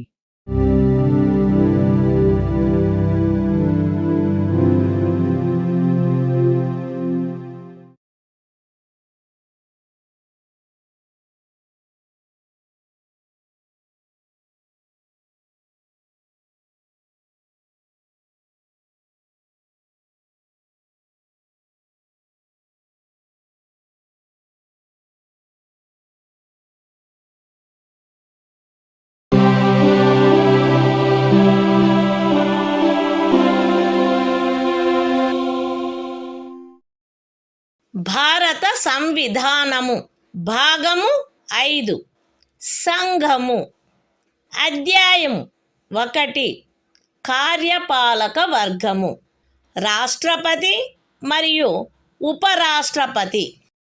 Article 55 రాష్ట్రపతిని ఎన్నుకొను రీతి. రాష్ట్రపతి యొక్క ఎన్నికలో వివిధ రాజ్యముల ప్రాతినిధ్య ప్రమాణము ఆచరణీయమైనంత మేరకు ఏకరూపముగా ఉండవలెను. రాజ్యముల మధ్య అట్టి ఏకరూపతను చేకూర్చుటకుగాను మరియు మొత్తము రాజ్యములకును సంఘమునకును మధ్య సమత్వమును చేకూర్చుటకుగాను అట్టి ఎన్నికలో పార్లమెంటులోని మరియు ప్రతి రాజ్య శాసనసభలోని ఎన్నుకొనబడిన ప్రతి సభ్యుడు ఇచ్చుటకు హక్కు కలిగియున్న ఓట్ల సంఖ్యను ఈ క్రింది రీతిగా నిర్ధారణ చేయవలెను. ఏ. రాజ్యము యొక్క జనసంఖ్యను ఆ రాజ్య శాసనసభలోని ఎన్నుకొనబడిన మొత్తము సభ్యుల సంఖ్యతో భాగించగా వచ్చు భాగఫలములో 1000 యొక్క గుణిజములు ఎన్నియుండునో అన్ని ఓట్లను రాజ్య శాసనసభకు ఎన్నుకొనబడిన ప్రతి సభ్యుడు కలిగి ఉండవలెను. బి. 1000 యొక్క సదరు గుణిజములను లెక్కించిన పిమ్మట శేషము 500కు తగ్గనిచో ఉపఖండము ఏలో నిర్దేశింపబడిన ప్రతి సభ్యునకు గల ఓట్ల సంఖ్యకు అదనముగా 1 ఓటును చేర్చవలెను. సి. ఉపఖండములు ఏ మరియు బిల క్రింద రాజ్య శాసనసభలోని సభ్యులకు నియతమైన ఓట్ల మొత్తపు సంఖ్యను పార్లమెంటు ఉభయ సదనములో ఎన్నుకొనబడిన సభ్యుల మొత్తము సంఖ్యతో భాగించగా ఏ సంఖ్య వచ్చునో అన్ని ఓట్లను పార్లమెంటు ఉభయ సదనములోని ఎన్నుకోబడిన ప్రతి సభ్యుడు కలిగి ఉండవలెను. సగమునకు మించిన భిన్నమును 1గా పరిగణించవలెను. ఇతర భిన్నములను ఉపేక్షించవలెను. రాష్ట్రపతి ఎన్నిక ఏకల అంతరణీయ ఓటు ద్వారా అనుపాతిక ప్రాతినిధ్య పద్ధతును అనుసరించి జరగవలెను మరియు అట్టి ఎన్నికలో పోలింగు రహస్యపు బ్యాలెట్ పద్ధతిలో జరగవలెను. విశదీకరణ. ఈ అనుచ్ఛేదములో జనసంఖ్య అను పదబంధమునకు కడపటిదియు అందుకు సంబంధించిన అంకెలు ప్రచురింపబడినదియు అగు జనగణనతో అభినిశ్చితమైన జనసంఖ్య అని అర్థము. అయితే ఈ విశదీకరణలో కడపటిదియు అందుకు సంబంధించిన అంకెలు ప్రచురింపబడినట్టిదియు అగు జనగణనకు గల నిర్దేశమును 2026వ సంవత్సరం పిమ్మట చేయబడు మొదటి జనగణనకు సంబంధించిన అంకెలు ప్రచురించబడు వరకు 1971వ సంవత్సరపు జనగణనకు నిర్దేశమైనట్లు అన్వయించుకొనవలెను. The Constitution of India, Part 5, The Union. Chapter 1. The Executive, the President and Vice President. Article 55. Manner of election of President. 1. As far as practicable, there shall be uniformity in the scale of representation of the different states at the election of the President. 2. For the purpose of securing such uniformity among the states, inter se, as well as parity between the states as a whole and the Union, the number of votes, which each elected member of Parliament, and of the Legislative Assembly of each state, is entitled to cast at such election, shall be determined in the following manner. A. Every elected member of the Legislative Assembly of a state shall have as many votes as there are multiples of 1,000. In the quotient obtained by dividing the population of the state by the total number of the elected members of the Assembly. B. If, after taking the said multiples of 1,000, the remainder is not less than 500, then the vote of each member referred to in subclause A shall be further increased by 1. C. Each elected member of either House of Parliament shall have such number of votes as may be obtained by dividing the total number of votes assigned to the members of the legislative assemblies of the states under subclauses A and B by the total number of the elected members of both houses of Parliament, fractions exceeding 1/2 being counted as one and other fractions being disregarded. 3. The election of the President shall be held in accordance with the system of proportional representation, by means of the single transferable vote, and the voting at such election shall be by secret ballot. Explanation. In this article, the expression population means the population as ascertained at the last preceding census, of which the relevant figures have been published. Provided that the reference in this explanation to the last preceding census, of which the relevant figures have been published shall, until the relevant figures for the first census taken after the year 2026 have been published, be construed as a reference to the 1971 census.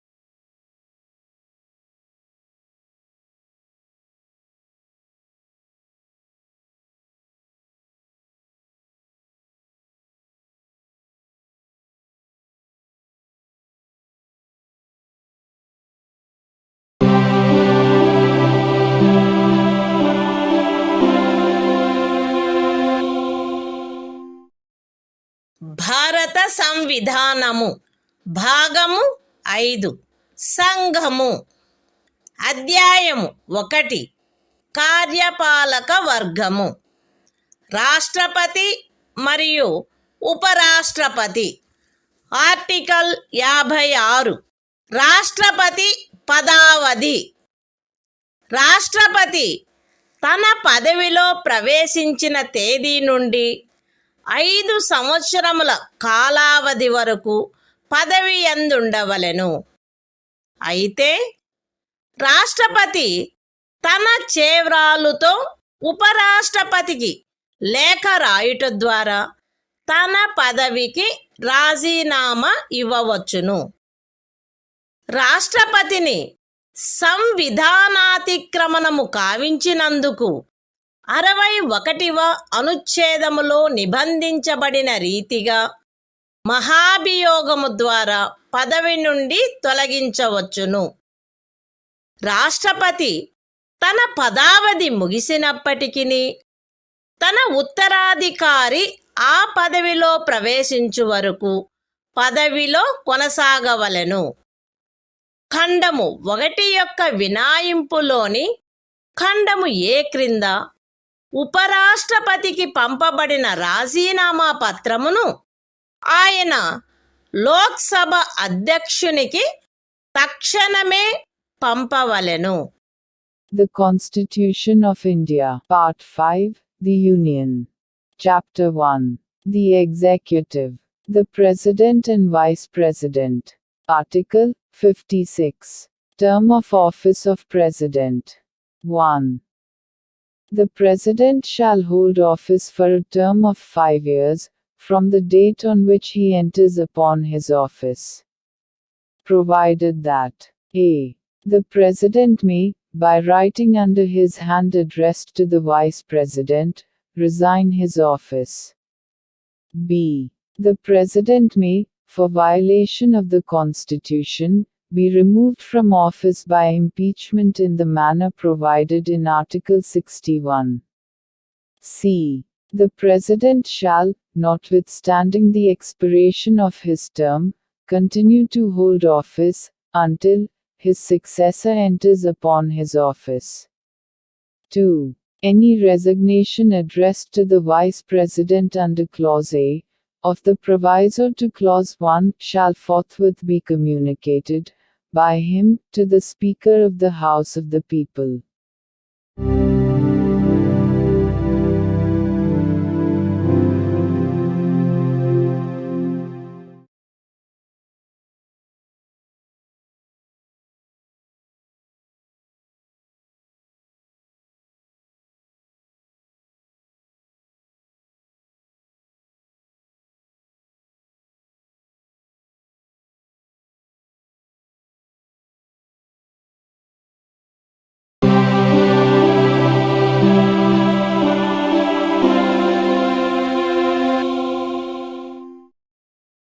భారత సంవిధానము భాగము 5 సంఘము అధ్యాయము 1 కార్యపాలక వర్గము రాష్ట్రపతి మరియు ఉపరాష్ట్రపతి. Article 57 తిరిగి ఎన్నికకు పాత్రత. రాష్ట్రపతి పదవియందున్నా లేక ఆ పదవియందుండిన ఏ వ్యక్తి అయినను ఈ సంవిధానములోని ఇతర నిబంధనలకు అత్యధీనమై ఆ పదవికి తిరిగి ఎన్నుకొనుబడుటకు పాత్రుడై ఉండును. The Constitution of India, Part 5, The Union. Chapter 1.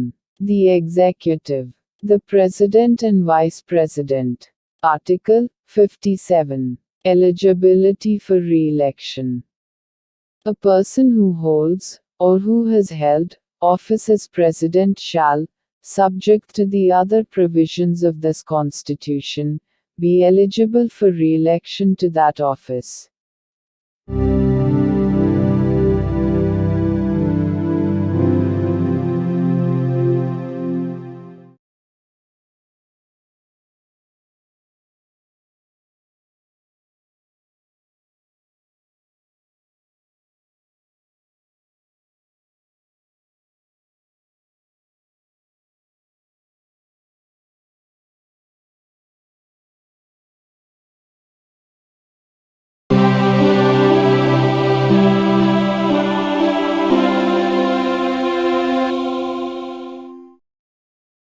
భారత సంవిధానము భాగము 5 సంఘము అధ్యాయము 1 కార్యపాలక వర్గము రాష్ట్రపతి మరియు ఉపరాష్ట్రపతి.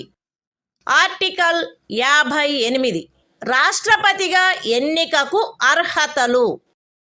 ఏ వ్యక్తి గాని భారతదేశ పౌరుడై ఉన్ననే తప్ప 35 సంవత్సరముల వయస్సు పూర్తి అయిననే తప్ప మరియు లోక్సభ సభ్యుడుగా ఎన్నుకొనబడుటకు అర్హుడై ఉన్ననే తప్ప రాష్ట్రపతిగా ఎన్నుకోబడుటకు పాత్రుడు కాడు.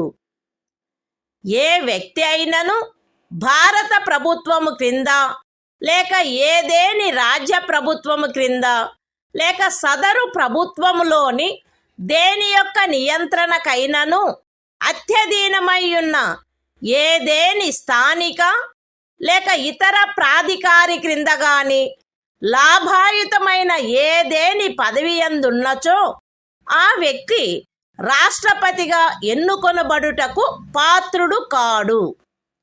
విశదీకరణ: ఈ అనుచ్ఛేదపు నిమిత్తము ఎవరేని వ్యక్తి సంఘము యొక్క రాష్ట్రపతిగా లేక ఉపరాష్ట్రపతిగా లేక ఏదేని రాజ్యము యొక్క గవర్నరుగా లేక సంఘము యొక్క లేక ఏదేని రాజ్యము యొక్క మంత్రిగానున్న కారణమును బట్టి మాత్రమే లాభాయుతమైన పదవి యందున్నట్లు భావించబడరాదు.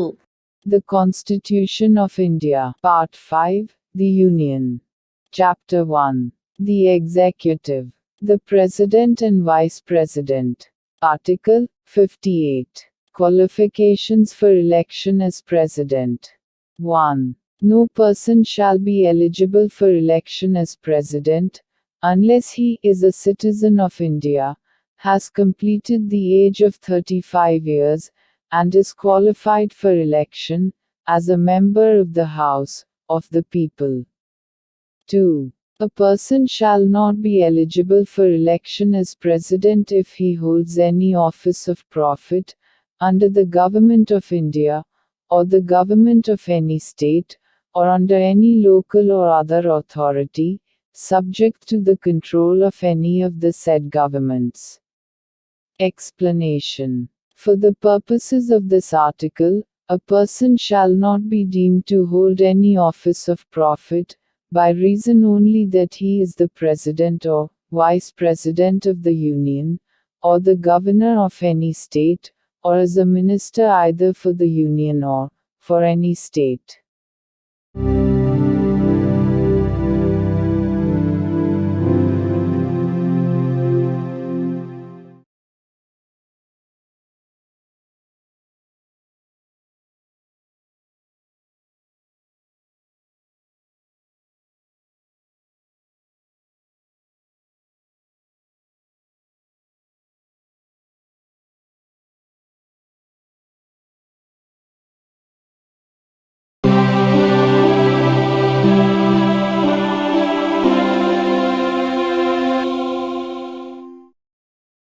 భారత సంవిధానము భాగము 5 సంఘము అధ్యాయము 1 కార్యపాలక వర్గము రాష్ట్రపతి మరియు ఉపరాష్ట్రపతి. ఆర్టికల్ 59 రాష్ట్రపతి పదవీ షరతులు. రాష్ట్రపతి పార్లమెంటు యొక్క లేక ఏదేని రాజ్య శాసన మండలి యొక్క ఏ సదనములో గాని సభ్యుడుగా ఉండరాదు, మరియు పార్లమెంటు యొక్క లేక ఏదేని రాజ్య శాసన మండలి యొక్క ఏ సదనములోని సభ్యుడైనను రాష్ట్రపతిగా ఎన్నుకొనబడినచో ఆయన రాష్ట్రపతి పదవిలో ప్రవేశించిన తేదీ నుండి ఆ సదనములోని తన స్థానమును ఖాళీ చేసినట్లు భావించవలెను. రాష్ట్రపతి లాభాయుతమైన ఏదేని ఇతర పదవి యందు ఉండరాదు.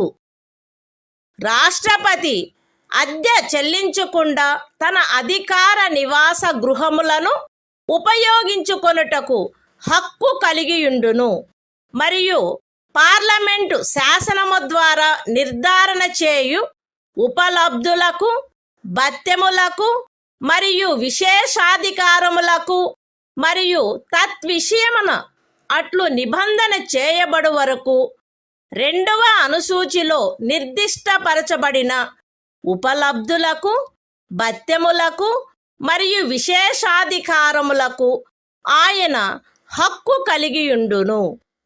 రాష్ట్రపతి యొక్క ఉపలబ్ధులు మరియు భత్యములు ఆయన పదావధిలో తగ్గించబడరాదు. The Constitution of India. Part 5. The Union. Chapter 1. The Executive. The President and Vice President. Article 59. Conditions of President's office. 1. The President shall not be a member of either House of Parliament, or of a House of the Legislature of any state.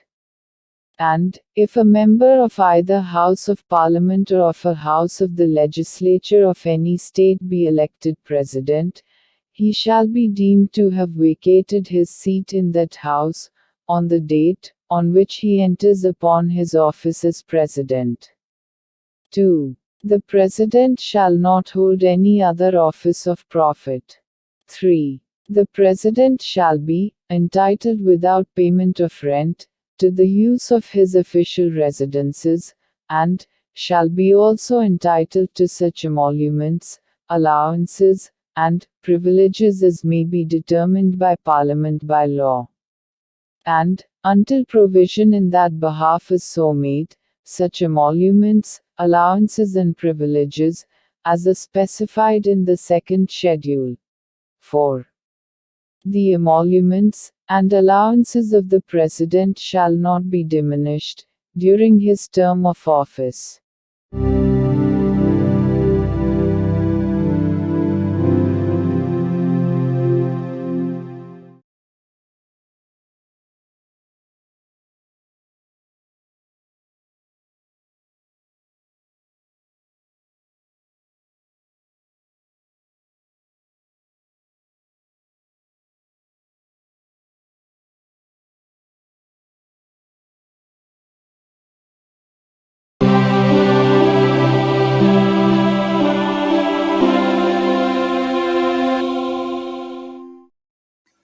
భారత సంవిధానము.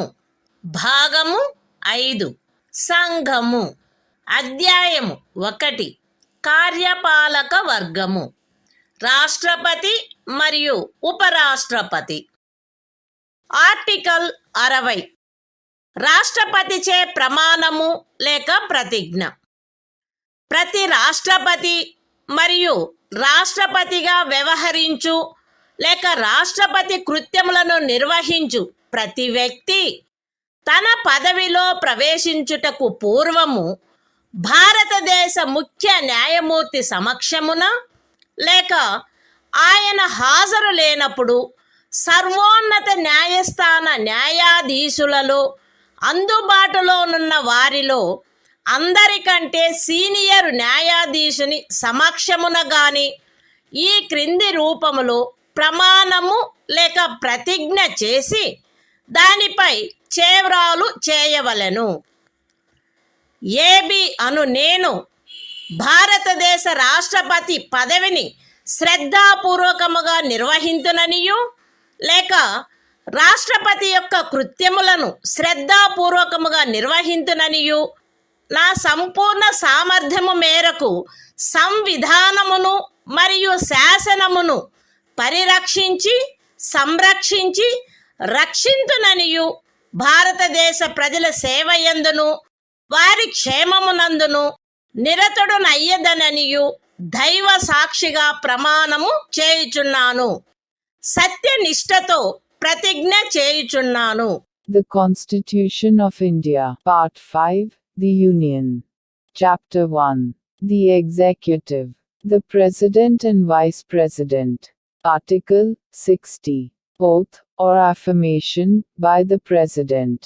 Every President, and every person acting as President, or discharging the functions of the President, shall, before entering upon his office, make and subscribe in the presence of the Chief Justice of India, or, in his absence, the senior most judge of the Supreme Court available, an oath or affirmation in the following form, that is to say, I, A.B., do swear in the name of God, that I will faithfully execute the office, solemnly affirm of President, or discharge the functions of the President of India, and will to the best of my ability, preserve, protect and defend the Constitution, and the law, and that I will devote myself to the service and well-being of the people of India.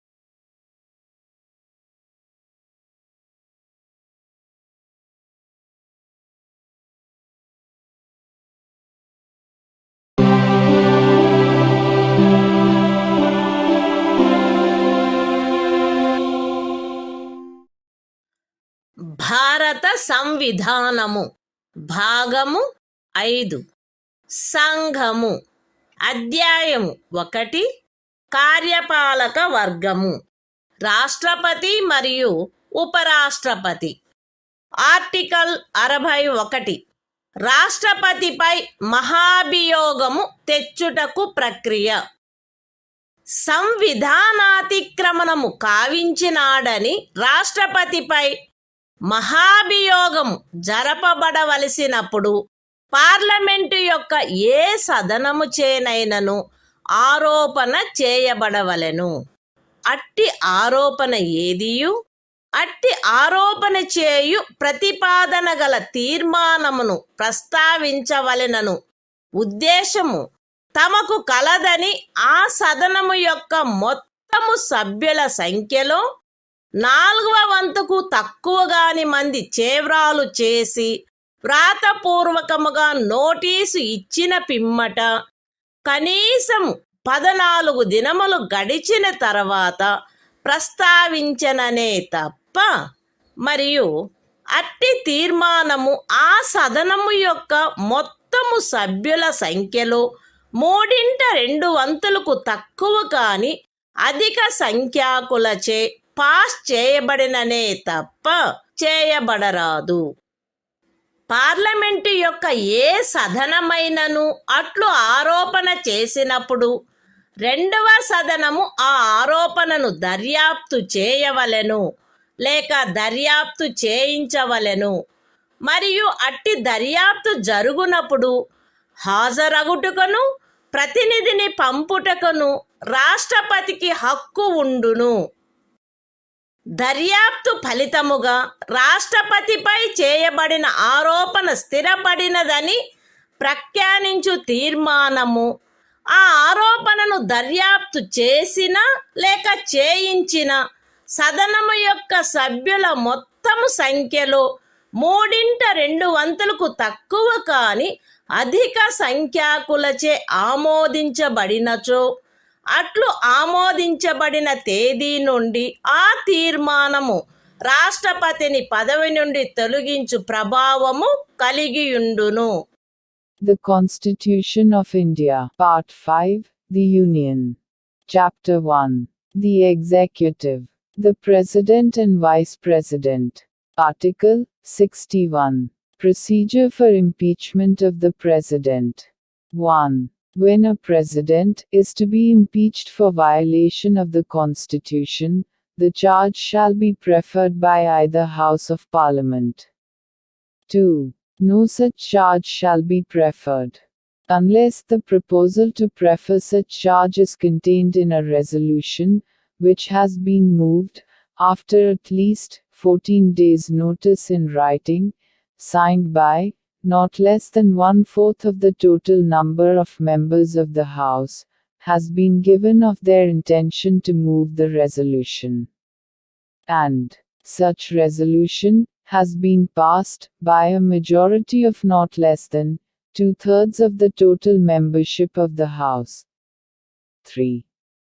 When a charge has been so preferred by either House of Parliament, the other House shall investigate the charge, or cause the charge to be investigated, and the President shall have the right to appear, and to be represented at such investigation. 4.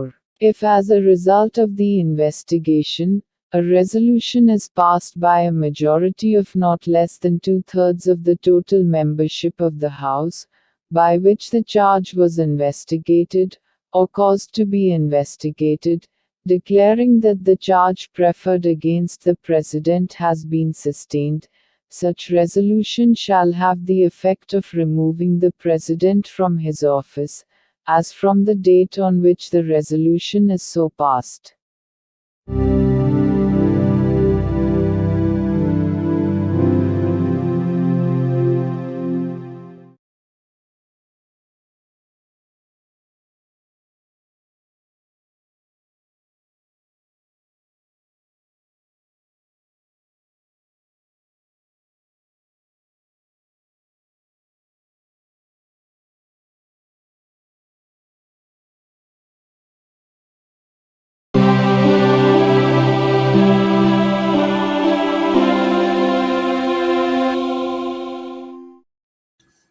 భారత సంవిధానము భాగము 5 సంఘము అధ్యాయము 1 కార్యపాలక వర్గము రాష్ట్రపతి మరియు ఉపరాష్ట్రపతి article 62 రాష్ట్రపతి పదవి ఖాళీ అయినప్పుడు దానిని పూరించుటకు ఎన్నిక జరపవలసిన కాలము మరియు ఆకస్మికముగా ఏర్పడిన ఖాళీని పూరించుటకు ఎన్నుకొనబడు వ్యక్తి యొక్క పదావధి రాష్ట్రపతి యొక్క పదావధి ముగియుటచే ఏర్పడు ఖాళీని పూరించుటకు జరగవలసిన ఎన్నిక ఆ పదావధి ముగియుటకు పూర్వమే పూర్తి చేయబడవలెను.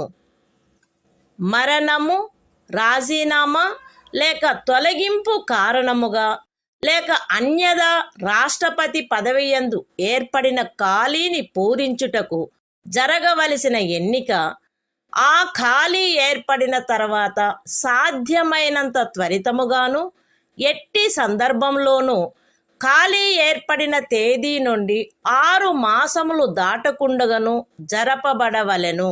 మరియు ఆ ఖాళీని పూరించుటకు ఎన్నుకొనబడిన వ్యక్తి 56వ అనుచ్ఛేదము యొక్క నిబంధనలకు అత్యధీనమై తాను పదవిలో ప్రవేశించిన తేదీ నుండి 5 సంవత్సరముల సంపూర్ణ కాలావధి వరకు పదవియందుండుటకు హక్కు కలిగియుండును.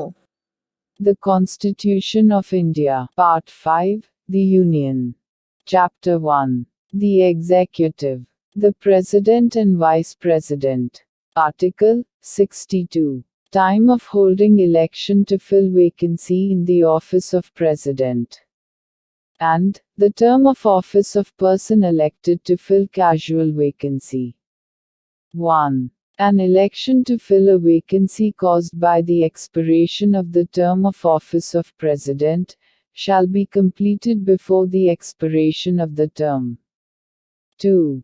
An election to fill a vacancy in the office of President, occurring by reason of his death, resignation or removal, or otherwise shall be held as soon as possible, after, and in no case later than 6 months from, the date of occurrence of the vacancy.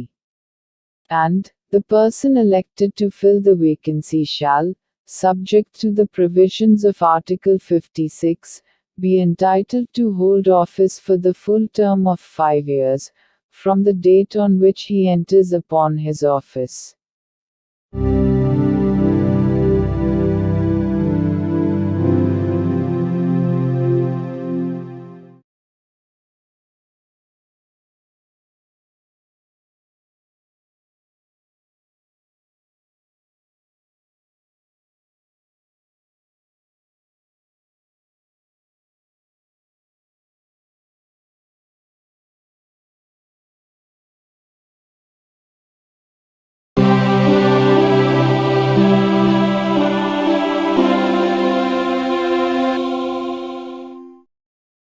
భారత సంవిధానము భాగము 5 సంఘము అధ్యాయము 1 కార్యపాలక వర్గము రాష్ట్రపతి మరియు ఉపరాష్ట్రపతి article 63 భారత ఉపరాష్ట్రపతి భారతదేశమునకు ఒక ఉపరాష్ట్రపతి ఉండవలెను. The Constitution of India, Part 5, The Union. Chapter 1. The Executive. The President and Vice President. Article 63. The Vice President of India. There shall be a Vice President of India.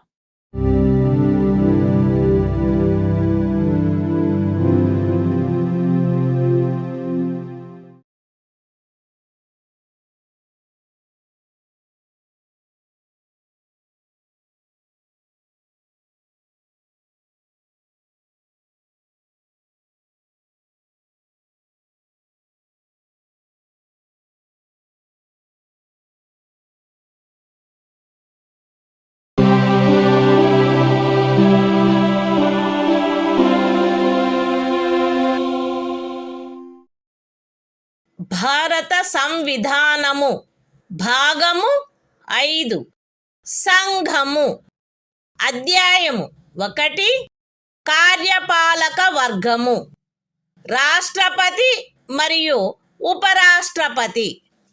Article 64. ఉపరాష్ట్రపతి పదవి రీత్యా రాజ్యసభకు సభాపతిగా నుండుట. ఉపరాష్ట్రపతి పదవి రీత్యా రాజ్యసభకు సభాపతి అయ్యుండును. ఆయన లాభాయుతమైన ఏ ఇతర పదవి యందును ఉండరాదు. అయితే ఉపరాష్ట్రపతి 65వ అనుచ్ఛేదము క్రింద రాష్ట్రపతిగా వ్యవహరించు లేక రాష్ట్రపతి యొక్క కృత్యములను నిర్వహించు ఏ కాలావధిలోనైనను ఆయన రాజ్యసభ యొక్క సభాపతి పదవికి చెందిన కర్తవ్యములను నిర్వర్తించరాదు. మరియు 97వ అనుచ్ఛేదము క్రింద రాజ్యసభ యొక్క సభాపతికి చెల్లించబడదగు ఎట్టి జీతమునకు లేక భత్యమునకు ఆయన హక్కు కలిగియుండడు. The Constitution of India, Part 5, The Union. Chapter 1. The Executive. The President and Vice President. Article 64. The Vice President, to be, ex officio Chairman of the Council of States. The Vice President shall be, ex officio Chairman of the Council of the States, and shall not hold any other office of profit, provided that, during any period, when the Vice President acts as President, or discharges the functions of the President under Article 65, he shall not perform the duties of the office of Chairman of the Council of States, and shall not be entitled to any salary, or allowance payable to the Chairman of the Council of States, under Article 97.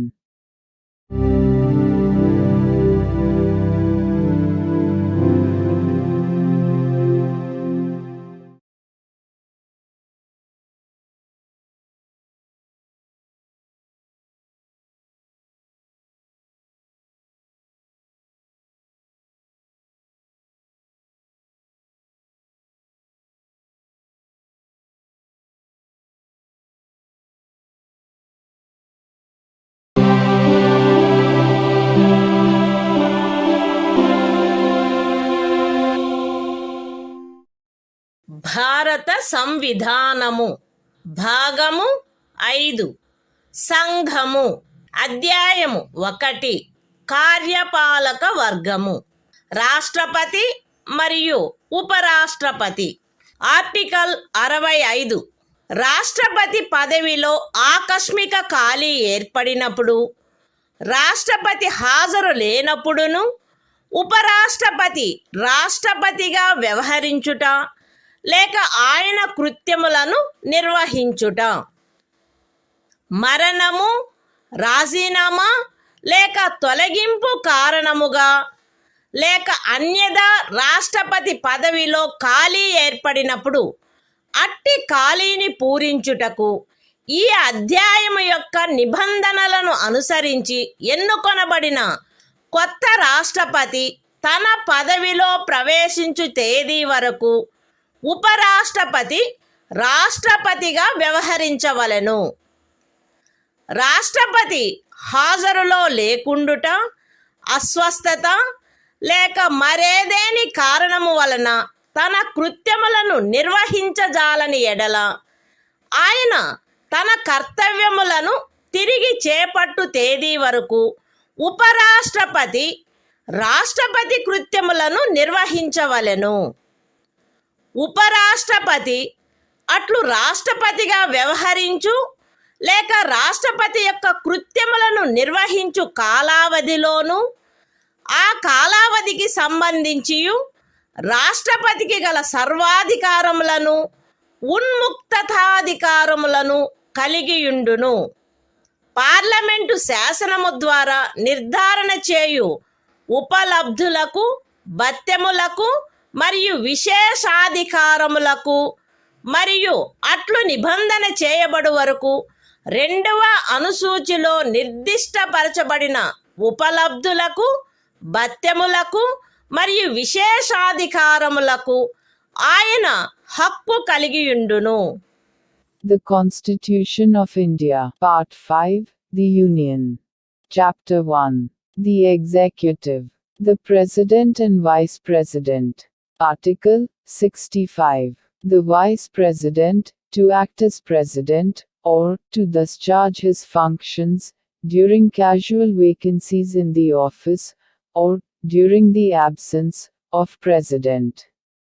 1. In the event of the occurrence of any vacancy in the office of the President, by reason of his death, resignation, or removal, or otherwise, the Vice President shall act as President, until the date on which a new President, elected, in accordance with the provisions of this chapter, to fill such vacancy, enters upon his office. 2. When the President is unable to discharge his functions, owing to absence, illness or any other cause, the Vice President shall discharge his functions, until the date on which the President resumes his duties. 3. The Vice President shall, during, and in respect of, the period while he is so acting as, or discharging the functions of President, have all the powers and immunities of the President, and be entitled to such emoluments, allowances and privileges, as may be determined by Parliament, by law. And, until provision in that behalf is so made, such emoluments, allowances and privileges, as are specified in the second schedule.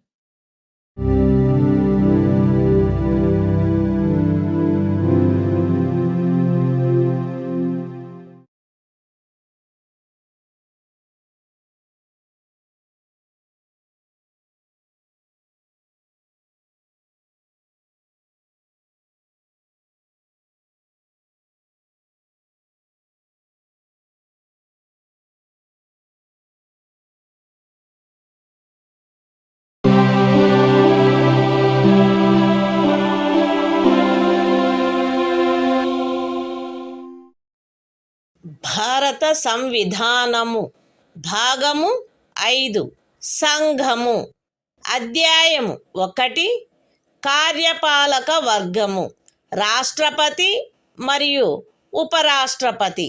Article 66 ఉపరాష్ట్రపతి ఎన్నిక. ఉపరాష్ట్రపతి parliament ఉభయ సదనముల సభ్యులతో కూడిన నిర్వాచక గణము యొక్క సభ్యులచే ఏకల అంతరణీయ vote ద్వారా అనుపాతిక ప్రాతినిధ్య పద్ధతిని అనుసరించి ఎన్నుకొనబడవలెను మరియు అట్టి ఎన్నికలలో ఓటింగు రహస్యపు బ్యాలెట్ పద్ధతిని జరగవలెను. ఉపరాష్ట్రపతి పార్లమెంటు యొక్క లేక ఏదేని రాజ్య శాసన మండలి యొక్క ఏ సదనములో గాని సభ్యుడుగా ఉండరాదు మరియు పార్లమెంటు యొక్క లేక ఏదేని రాజ్య శాసన మండలి యొక్క ఏ సదనములోని సభ్యుడైనను ఉపరాష్ట్రపతిగా ఎన్నుకోబడినచో ఆయన ఉపరాష్ట్రపతి పదవిలో ప్రవేశించిన తేదీ నుండి ఆ సదనములోని తన స్థానమును ఖాళీ చేసినట్లు భావించబడవలెను.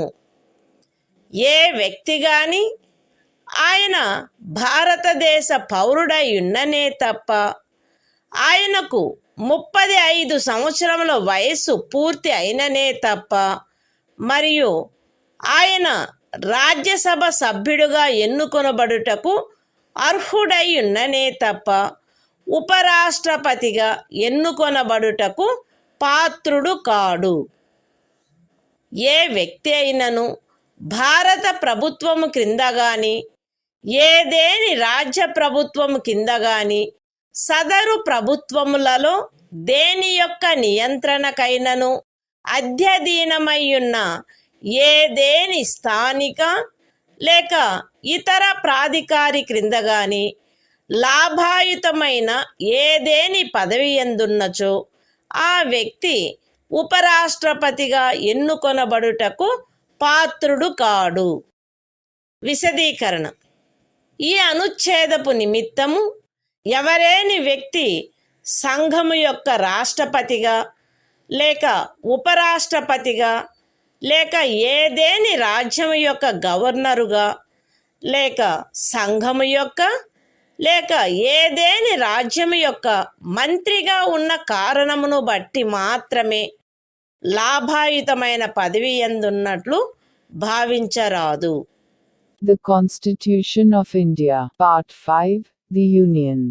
Chapter 1. The Executive. The President and Vice President. Article 66. Election of Vice President.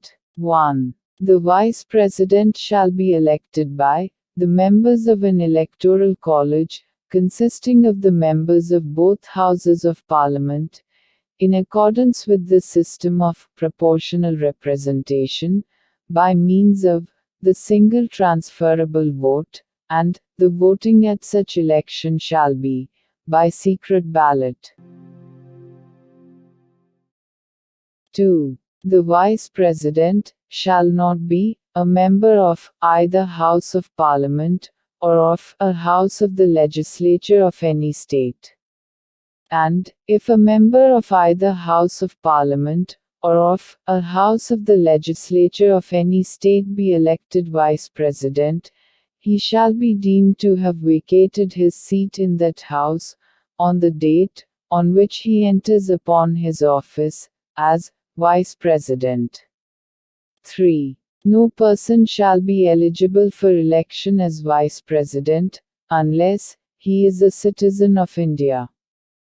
B. Has completed the age of 35 years, and C. Is qualified for election as a member of the Council of States. 4. A person shall not be eligible for election as Vice President if he holds any office of profit under the Government of India, or the Government of any state, or under any local or other authority, subject to the control of any of the said governments. Explanation: for the purposes of this article, a person shall not be deemed to hold any office of profit, by reason only that he is the President or Vice President of the Union, or the Governor of any state, or is a minister either for the Union, or for any state.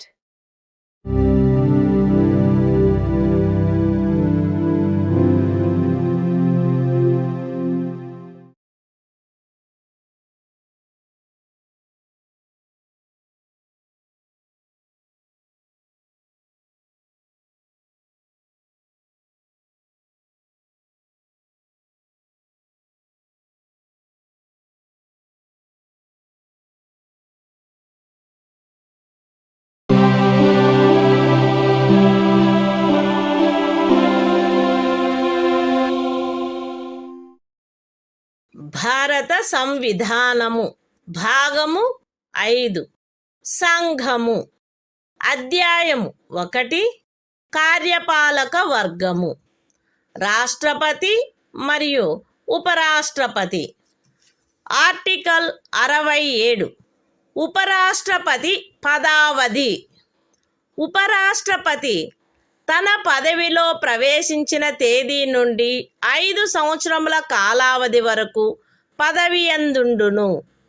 అయితే ఉపరాష్ట్రపతి తన చేవ్రాలుతో రాష్ట్రపతికి లేఖ వ్రాయుట ద్వారా తన పదవికి రాజీనామా ఇవ్వవచ్చును. ఉపరాష్ట్రపతి రాజ్యసభలో అప్పుడు సభ్యులుగానున్న వారందరిలో అధిక సంఖ్యాకులచే ఆమోదించబడి లోక్సభచే అంగీకరించబడిన తీర్మానము ద్వారా పదవి నుండి తొలగించబడవచ్చును. కానీ ఈ ఖండము నిమిత్తము తీర్మానమేదియు దానిని ప్రస్తావించవలెనను ఉద్దేశము కలదను నోటీసు ఇచ్చి కనీసము 14 దినములు గడిచిననే తప్ప ప్రస్తావించబడరాదు. ఉపరాష్ట్రపతి తన పదావధి ముగిసినప్పటికీ తన ఉత్తరాధికారి ఆ పదవిలో ప్రవేశించు వరకు పదవిలో కొనసాగవలెను. The Constitution of India, Part 5, The Union. Chapter 1. The Executive. The President and Vice President. Article 67. Term of office of Vice President. The Vice President shall hold office for a term of 5 years from the date on which he enters upon his office, provided that a. A Vice President may, by writing under his hand addressed to the President, resign his office. b. A Vice President may be removed from his office by a resolution of the Council of States, passed by a majority of all the then members of the Council and agreed to by the House of the People. But no resolution for the purpose of this clause shall be moved, unless at least 14 days' notice has been given of the intention to move the resolution. c. A Vice President shall, notwithstanding the expiration of his term, continue to hold office until his successor enters upon his office.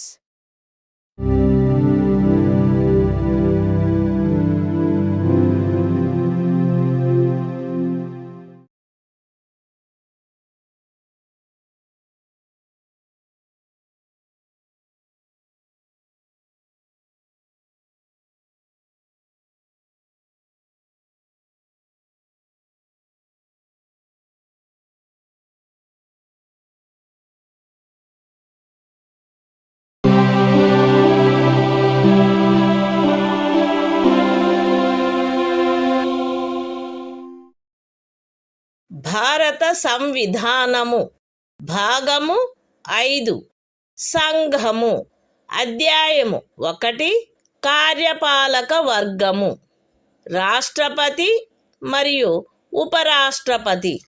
Article 68 ఉపరాష్ట్రపతి పదవి ఖాళీ అయినప్పుడు దానిని పూరించుటకు ఎన్నిక జరపవలసిన కాలము మరియు ఆకస్మికముగా ఏర్పడిన ఖాళీని పూరించుటకు ఎన్నుకొనబడు వ్యక్తి యొక్క పదావధి. ఉపరాష్ట్రపతి యొక్క పదావధి ముగియుటచే ఏర్పడు ఖాళీని పూరించుటకు జరగవలసిన ఎన్నిక ఆ పదావధి ముగియుటకు పూర్వమే పూర్తి చేయబడవలెను.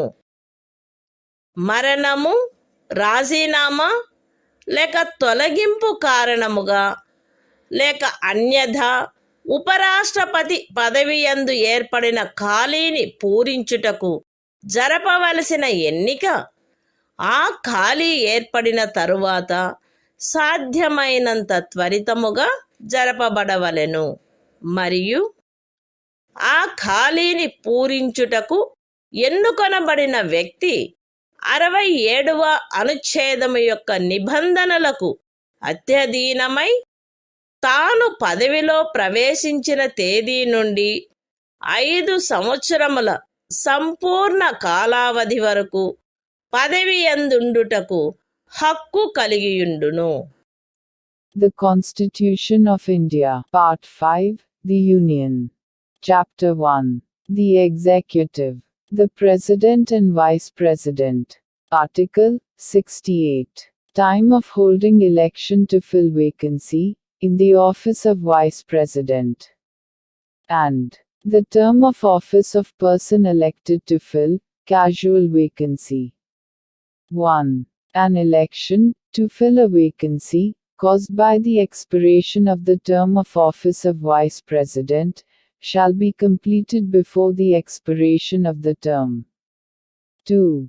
An election to fill a vacancy in the office of Vice President occurring by reason of his death, resignation or removal, or otherwise shall be held as soon as possible after the occurrence of the vacancy. And the person elected to fill the vacancy shall, subject to the provisions of Article 67, be entitled to hold office for the full term of 5 years from the date on which he enters upon his office.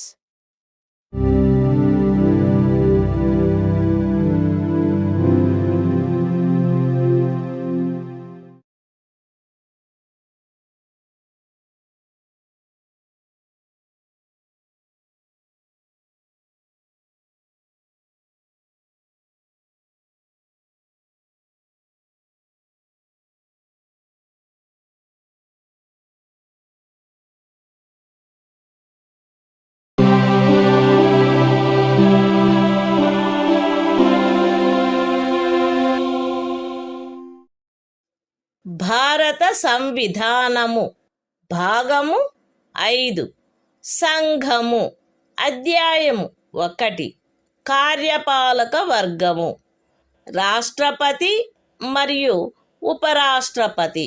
Article 69 ఉపరాష్ట్రపతిచే ప్రమాణము లేక ప్రతిజ్ఞ.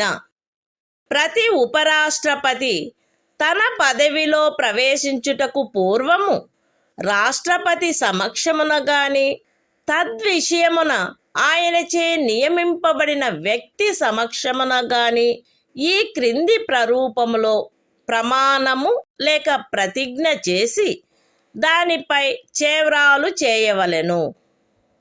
AB అను నేను శాసనము ద్వారా స్థాపితమైన భారత సంవిధానము పట్ల యథార్థమైన శ్రద్ధానిష్టలను కలిగియుందుననియు మరియు నేను వహింపనున్న కర్తవ్యములను శ్రద్ధాపూర్వకముగా నిర్వహింతుననియు దైవ సాక్షిగా ప్రమాణం చేయుచున్నాను.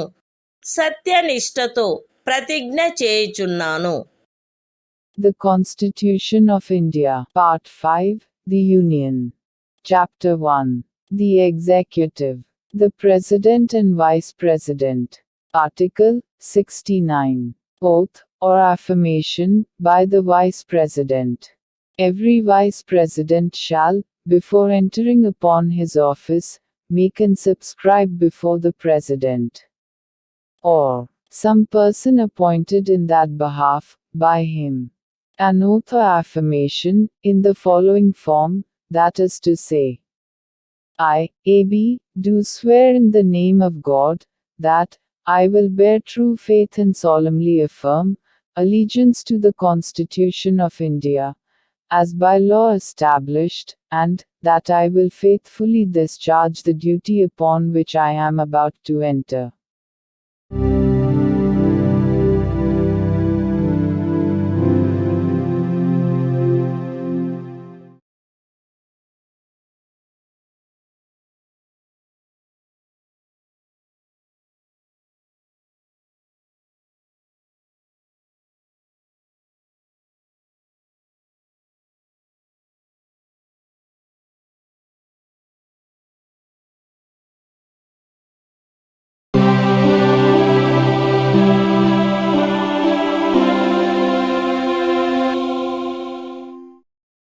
భారత సంవిధానము భాగము 5 సంఘము అధ్యాయము 1 కార్యపాలక వర్గము రాష్ట్రపతి మరియు ఉపరాష్ట్రపతి.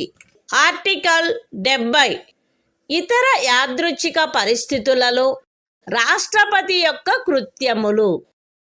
ఈ అధ్యాయములో నిబంధించబడని ఎట్టి యాదృచ్ఛిక పరిస్థితిలోనైనను రాష్ట్రపతి యొక్క కృత్యములను నిర్వహించుటకు పార్లమెంటు తాను సబబని తలచు నిబంధన చేయవచ్చును. The Constitution of India, Part 5, The Union. Chapter 1. The Executive. The President and Vice President. Article 70. Discharge of President's functions in other contingencies. Parliament may make such provision, as it thinks fit, for the discharge of the functions of the President, in any contingency, not provided for in this chapter.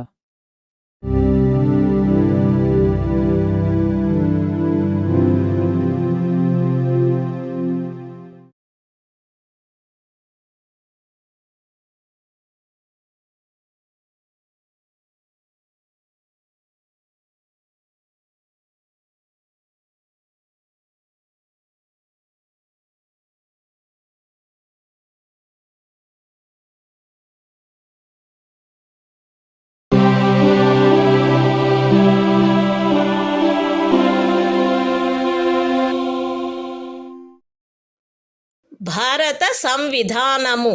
భాగము 5. సంఘము. అధ్యాయము 1. కార్యపాలక వర్గము. రాష్ట్రపతి మరియు ఉపరాష్ట్రపతి. Article 71 రాష్ట్రపతి లేక ఉపరాష్ట్రపతి యొక్క ఎన్నికకు చెందిన లేక సంబంధించిన విషయములు. రాష్ట్రపతి లేక ఉపరాష్ట్రపతి యొక్క ఎన్నిక నుండి ఉత్పన్నమైన లేక ఎన్నికకు సంబంధించిన అన్ని సందేహములు మరియు వివాదములు సర్వోన్నత న్యాయస్థానముచే పరిశీలించబడి నిర్ణయించబడవలెను. అట్టి నిర్ణయము అంతిమమైనదై ఉండును. రాష్ట్రపతిగా లేక ఉపరాష్ట్రపతిగా ఒక వ్యక్తి యొక్క ఎన్నిక చెల్లదని సర్వోన్నత న్యాయస్థానము ప్రఖ్యానించినచో సర్వోన్నత న్యాయస్థానము ఆ నిర్ణయము చేసిన తేదీన గాని అంతకు పూర్వము గాని సందర్భానుసారముగా రాష్ట్రపతి పదవికి లేక ఉపరాష్ట్రపతి పదవికి చెందిన అధికారములను వినియోగించుటలోను కర్తవ్యములు నిర్వహించుటలోను ఆయనచే చేయబడిన కార్యములు ఆ ప్రఖ్యానము కారణముగా అమాన్యమునర్చబడరాదు. ఈ సంవిధానము యొక్క నిబంధనలకు అత్యధీనమై రాష్ట్రపతి లేక ఉపరాష్ట్రపతి యొక్క ఎన్నికకు చెందిన లేక సంబంధించిన విషయమును పార్లమెంటు శాసనము ద్వారా క్రమబద్ధము చేయవచ్చును. రాష్ట్రపతిగా లేక ఉపరాష్ట్రపతిగా ఒక వ్యక్తి యొక్క ఎన్నిక అతనిని ఎన్నుకొనడి నిర్వాచక గణము యొక్క సభ్యులలో ఏ కారణము వలనైనను ఏదేని ఖాళీ ఉన్నదను కారణమును బట్టి ప్రష్టవ్యము కారాదు. The Constitution of India, Part 5, The Union. Chapter 1. The Executive. The President and Vice President. Article 71. Matters relating to, or connected with, the election of a President or Vice President. 1. All doubts and disputes arising out of, or in connection with the election of a President, or Vice President shall be inquired into, and decided, by the Supreme Court, whose decision shall be final. 2. If the election of a person, as President, or Vice President, is declared void by the Supreme Court, acts done by him, in the exercise and performance of the powers and duties, of the office of President, or Vice President, as the case may be, on or before the date of the decision of the Supreme Court, shall not be invalidated by reason of that declaration. 3. Subject to the provisions of this Constitution, Parliament may by law regulate any matter relating to or connected with the election of a president or vice president. 4. The election of a person as president or vice president shall not be called in question on the ground of the existence of any vacancy, for whatever reason among the members of the Electoral College electing him.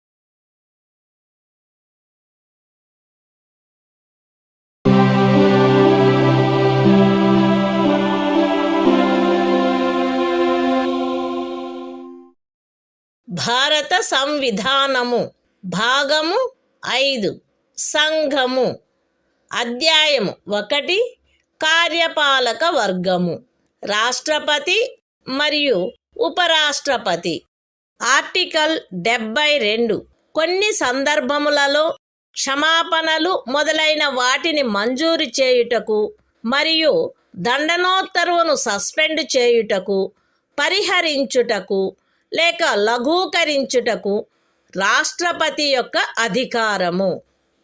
రాష్ట్రపతి ఈ క్రింది సందర్భములలో నేర నిర్ణీతుడైన వ్యక్తికి క్షమాపణలను, తాత్కాలిక నిలుపుదలను, వాయిదాలను లేక పరిహరణలను మంజూరు చేయుటకు లేక ఆ వ్యక్తిపై విధించబడిన దండనోత్తర్వును సస్పెండ్ చేయుటకు, పరిహరించుటకు లేక లఘూకరించుటకు అధికారము కలిగియుండును.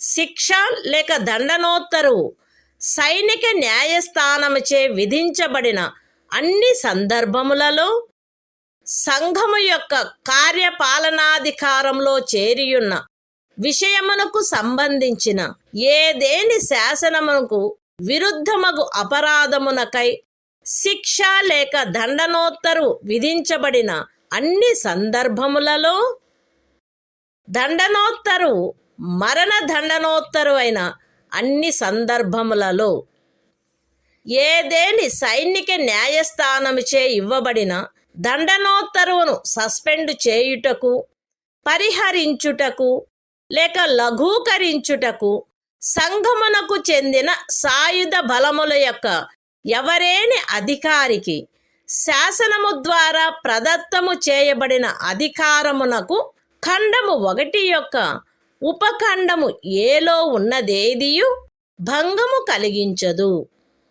మరణ దండనోత్తరువును సస్పెండ్ చేయుటకు, పరిహరించుటకు లేక లఘూకరించుటకు తత్సమయమున అమలులోనున్న ఏదేని శాసనము క్రింద ఒక రాజ్య గవర్నరుచే వినియోగించబడదగు అధికారమునకు ఖండము 1 యొక్క ఉపఖండము సిలో ఉన్నదేదియు భంగము కలిగించదు.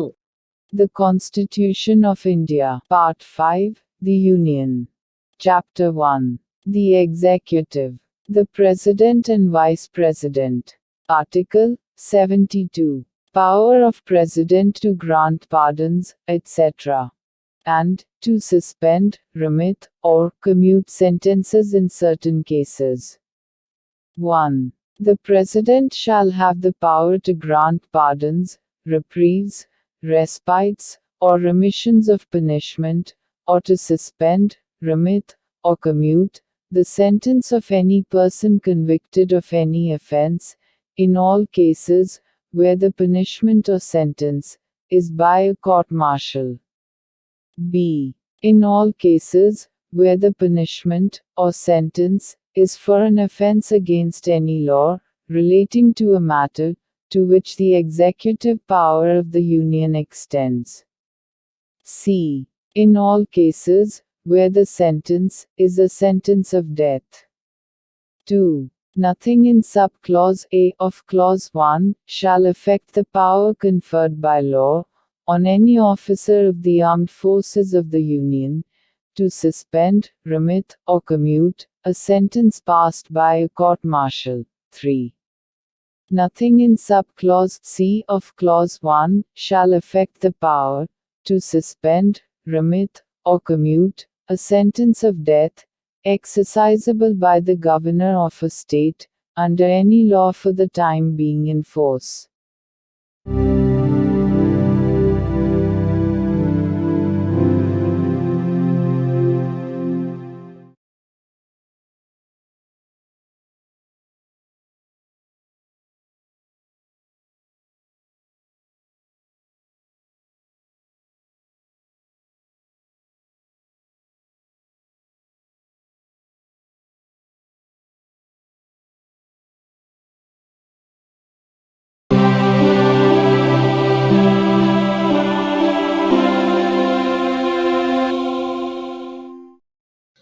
భారత సంవిధానము భాగము 5 సంఘము అధ్యాయము 1 కార్యపాలక వర్గము రాష్ట్రపతి మరియు ఉపరాష్ట్రపతి ఆర్టికల్ 73 సంఘము యొక్క కార్యపాలకాధికార విస్తరణ ఈ సంవిధాన నిబంధనలకు అధ్యయనమై సంఘము యొక్క కార్యపాలకాధికారములో ఈ క్రిందివి చేరియుండును. ఏ విషయములను గురించి శాసనములను చేయుటకు పార్లమెంటు అధికారము గలదో ఆ విషయములు మరియు ఏదేని సంధి లేక ఖరారును బట్టి భారత ప్రభుత్వముచే వినియోగించబడదగు హక్కుల యొక్క ప్రాధికారము యొక్క మరియు అధికారిత యొక్క వినియోగము. అయితే ఈ సంవిధానములో గాని పార్లమెంటుచే చేయబడిన ఏదేని శాసనములో గాని అభివ్యక్తము కాని నిబంధించబడినట్లు తప్ప ఏదేని రాజ్యములో ఏ విషయములను గురించి శాసనములను చేయుటకు ఆ రాజ్య శాసన మండలికి కూడా అధికారము కలదో ఆ విషయములు ఉపఖండము ఏలో నిర్దేశించబడిన కార్యపాలకాధికారములో చేరియుండవు.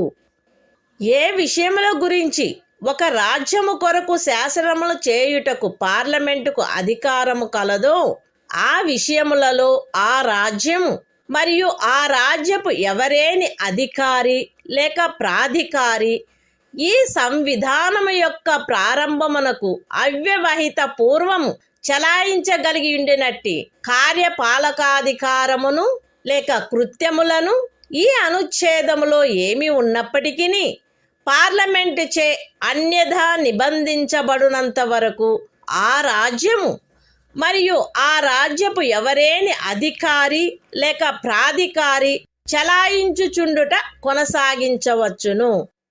The Constitution of India, Part 5, The Union. Chapter 1. The Executive. The President and Vice President. Article 73. Extent of executive power of the Union. 1. Subject to the provisions of this Constitution, the executive power of the Union shall extend to the matters with respect to which Parliament has power to make laws, and b.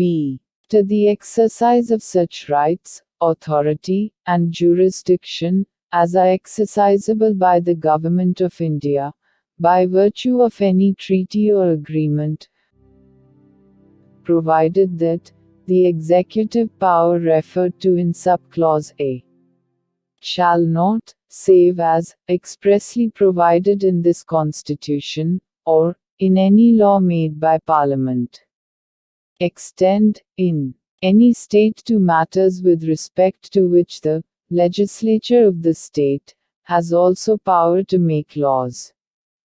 2. Until otherwise provided by Parliament, a state in any officer or authority of a state may, notwithstanding anything in this article, continue to exercise in matters with respect to which Parliament has power to make laws for that state, such executive power or functions as the state or officer or authority thereof could exercise immediately before the commencement of this Constitution.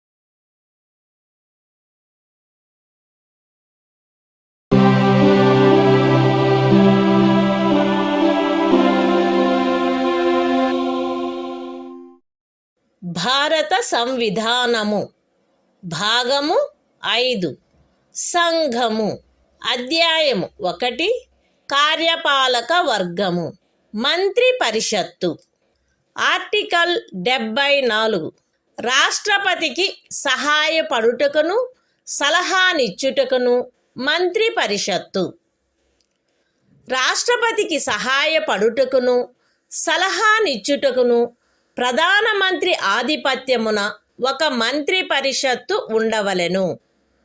రాష్ట్రపతి తన కృత్యములను నిర్వహించుటలో అట్టి సలహాననుసరించి వ్యవహరించవలెను. అయితే రాష్ట్రపతి సాధారణముగా గాని అన్యథా గాని అట్టి సలహాలను పునఃపర్యాలోచించవలసినదిగా మంత్రి పరిషత్తును కోరవచ్చును. మరియు రాష్ట్రపతి అట్టి పునఃపర్యాలోచన తర్వాత ఇవ్వబడిన సలహాననుసరించి వ్యవహరించవలెను. రాష్ట్రపతికి మంత్రులచే ఏదేని సలహా ఇయ్యబడినదా, అట్లయినచో అది ఏది అను ప్రశ్న ఏ న్యాయస్థానమందును పరిశీలించబడరాదు. The Constitution of India, Part 5, The Union. Chapter 1. The Executive. Council of Ministers. Article 74. Council of Ministers, to aid and advise President. 1. There shall be a Council of Ministers, with the Prime Minister at the head, to aid and advise the President, who shall, in the exercise of his functions, act in accordance with such advice. Provided that the President may require the Council of Ministers to reconsider such advice, either generally or otherwise, and the President shall act in accordance with the advice tendered after such reconsideration. 2. The question whether any, and if so what, advice was tendered by ministers to the President shall not be inquired into in any court.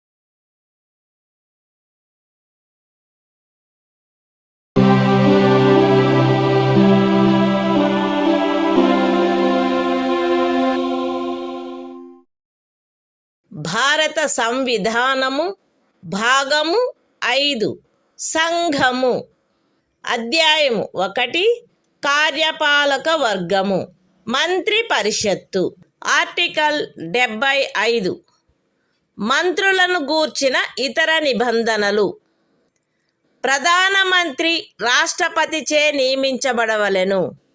ఇతర మంత్రులు ప్రధానమంత్రి సలహాపై రాష్ట్రపతిచే నియమించబడవలెను. మంత్రి పరిషత్తులో ప్రధానమంత్రితో సహా మొత్తము మంత్రుల సంఖ్య లోక్సభలోని మొత్తము సభ్యుల సంఖ్యలో 15% మించరాదు. 10వ అనుసూచి యొక్క 2వ పేరా క్రింద పార్లమెంటు ఉభయ సదనములలోని ఏదేని రాజకీయ పార్టీకి చెందియుండి ఆ సదనము యొక్క సభ్యునిగా ఉండుటకు నిరర్హుడైన ఒక సభ్యుడు అతని అనర్హత ప్రారంభపు తేదీ నుండి అట్టి సభ్యునిగా అతని పదవీ కాలావధి ముగియునంత వరకు లేదా అతను అట్టి కాలావధి ముగియకముందే పార్లమెంటు ఉభయ సదనములలో ఏ సదనము యొక్క ఏదేని ఎన్నికకు పోటీ చేసి ఎన్నికైనట్లుగా ప్రఖ్యానింపబడు తేదీ వరకు, వీటిలో ఏది ముందుగా వచ్చునో అంతవరకు ఖండము 1 క్రింద మంత్రిగా నియోజితుడగుటకు కూడా నిరర్హుడగును. మంత్రులు రాష్ట్రపతి అభీష్టముండునంత వరకు పదవి యందుందురు. మంత్రి పరిషత్తు లోక్సభకు సమిష్టిగా ఉత్తరదాయి అయి ఉండును. ఒక మంత్రి తన పదవిలో ప్రవేశించుటకు పూర్వము పదవి యొక్క రహస్య గోపనమును గూర్చిన ప్రమాణములను 3వ అనుసూచిలో అందు నిమిత్తమై పొందుపరిచియున్న ప్రరూపములను అనుసరించి రాష్ట్రపతి అతనిచే చేయించవలెను. పార్లమెంటు యొక్క ఏ సదనములో గాని వరుసగా 6 మాసముల కాలావధి వరకు సభ్యుడిగా లేని మంత్రి ఆ కాలావధి ముగియగానే మంత్రి పదవిని కోల్పోవును. మంత్రుల జీతములు భత్యములు పార్లమెంటు ఆయా సమయములందు శాసనము ద్వారా నిర్ధారణ చేయునట్టువై ఉండును. పార్లమెంటు అట్లు నిర్ధారణ చేయ వరకు అవి 2వ అనుసూచిలో నిర్దిష్టపరచబడినట్లు ఉండును. The Constitution of India, Part 5, The Union. Chapter 1.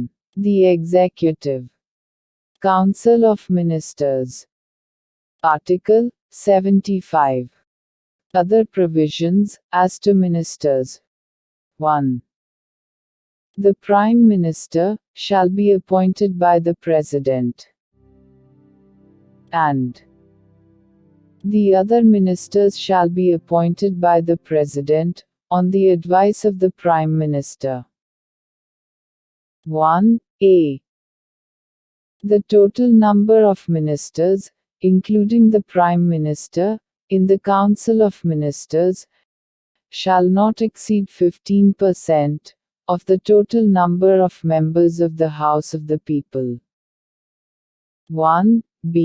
A member of either House of Parliament, belonging to any political party, who is disqualified for being a member of that House, under paragraph 2 of the 10th schedule, shall also be disqualified to be appointed as a minister under clause 1.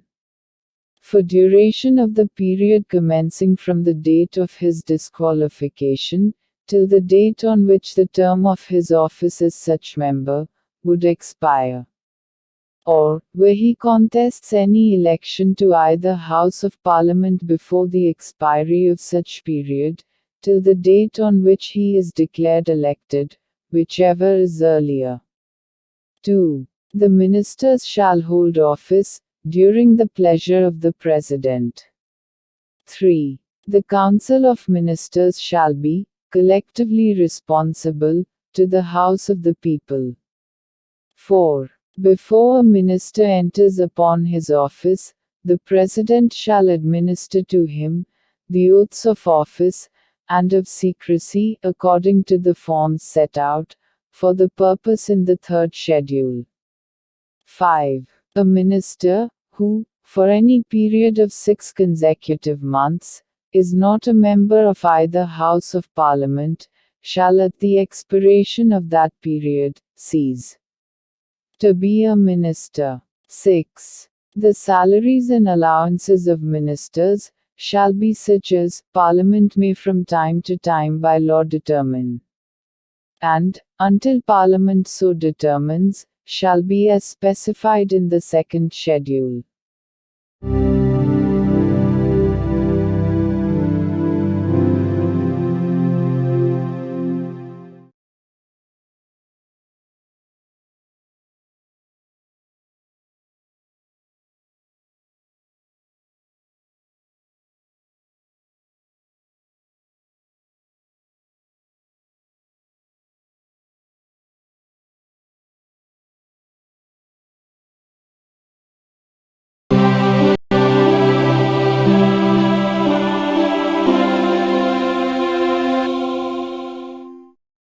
భారత సంవిధానము భాగము 5 సంఘము. అధ్యాయము 1 కార్యపాలక వర్గము. భారతదేశ attorney general. Article 76. సర్వోన్నత న్యాయస్థానము యొక్క న్యాయాధీశుడిగా నియమించబడుటకు అర్హుడైన వ్యక్తిని రాష్ట్రపతి భారతదేశపు అటార్నీ జనరలుగా నియమించవలెను.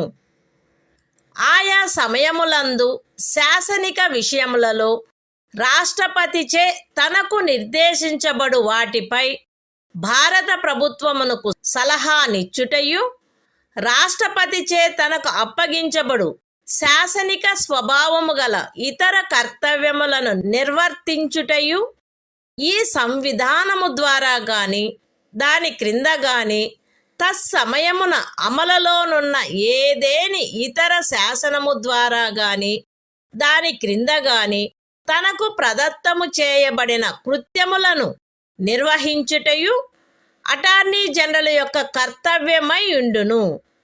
అటార్నీ జనరలు తన కర్తవ్యములను నిర్వహించుటలో భారతదేశ రాజ్య క్షేత్రములోని న్యాయస్థానములన్నింటిలో వాదనాధికారమును కలిగియుండును. అటార్నీ జనరలు రాష్ట్రపతి అనుగ్రహముండునంత వరకు పదవియందుండును మరియు రాష్ట్రపతి నిర్ధారణ చేయు ప్రతి మూల్యమును పొందవలెను. The Constitution of India, Part 5, The Union. Chapter 1. The Executive. Article 76. Attorney General for India. 1. The President shall appoint a person who is qualified to be appointed a judge of the Supreme Court, to be Attorney General for India. 2. It shall be the duty of the Attorney General to give advice to the Government of India upon such legal matters, and to perform such other duties of a legal character as may from time to time be referred or assigned to him by the President, and to discharge the functions conferred on him by or under this Constitution or any other law for the time being in force. 3. In the performance of his duties, the Attorney General shall have right of audience in all courts in the territory of India.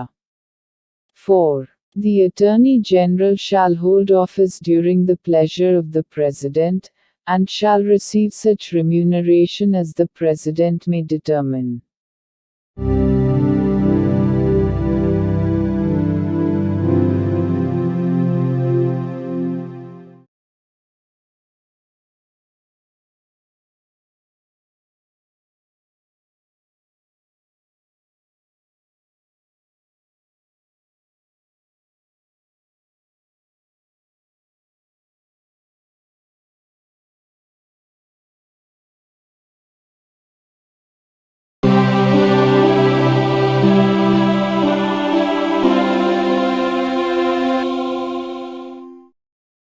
భారత సంవిధానము.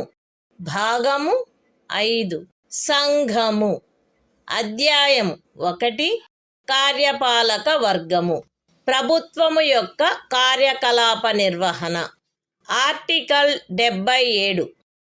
భారత ప్రభుత్వమునకు చెందిన కార్యపాలక చర్యాంతయు రాష్ట్రపతి పేర తీసుకొనబడినట్లు అభివ్యక్తపరచబడవలెను. రాష్ట్రపతి పేర చేయబడిన మరియు వ్రాసి ఇయ్యబడిన ఉత్తర్వులు మరియు ఇతర పత్రములు రాష్ట్రపతి చేయు నియమావళిలో నిర్దిష్టపరచబడు రీతిగా అది ప్రమాణితము చేయబడవలెను. అట్లు అది ప్రమాణితము చేయబడిన ఉత్తర్వు యొక్క లేక పత్రము యొక్క మాన్యత అది రాష్ట్రపతిచే చేయబడినట్టి లేక వ్రాసి ఇయ్యబడినట్టి ఉత్తర్వు లేక పత్రము కాదనడి కారణమును బట్టి ప్రశ్నించబడరాదు. రాష్ట్రపతి భారత ప్రభుత్వమునకు చెందిన కార్యకలాపములను మిక్కిలి సుకరముగా జరుపుటకును ఆ కార్యకలాపములను మంత్రులకు కేటాయించుటకును నియమావళిని చేయవలెను. The Constitution of India, Part 5, The Union. Chapter 1. The Executive. Conduct of Government Business. Article 77. Conduct of Business of the Government of India. 1. All executive action of the Government of India shall be expressed to be taken in the name of the President. 2. Orders, and other instruments, made, and executed, in the name of the President, shall be authenticated in such manner, as may be specified in rules to be made by the President. And, the validity of an order, or instrument, which is so authenticated, shall not be called in question, on the ground that it is not an order, or instrument made or executed, by the President. 3. The President shall make rules for the more convenient transaction of the business of the Government of India, and for the allocation among ministers of the said business.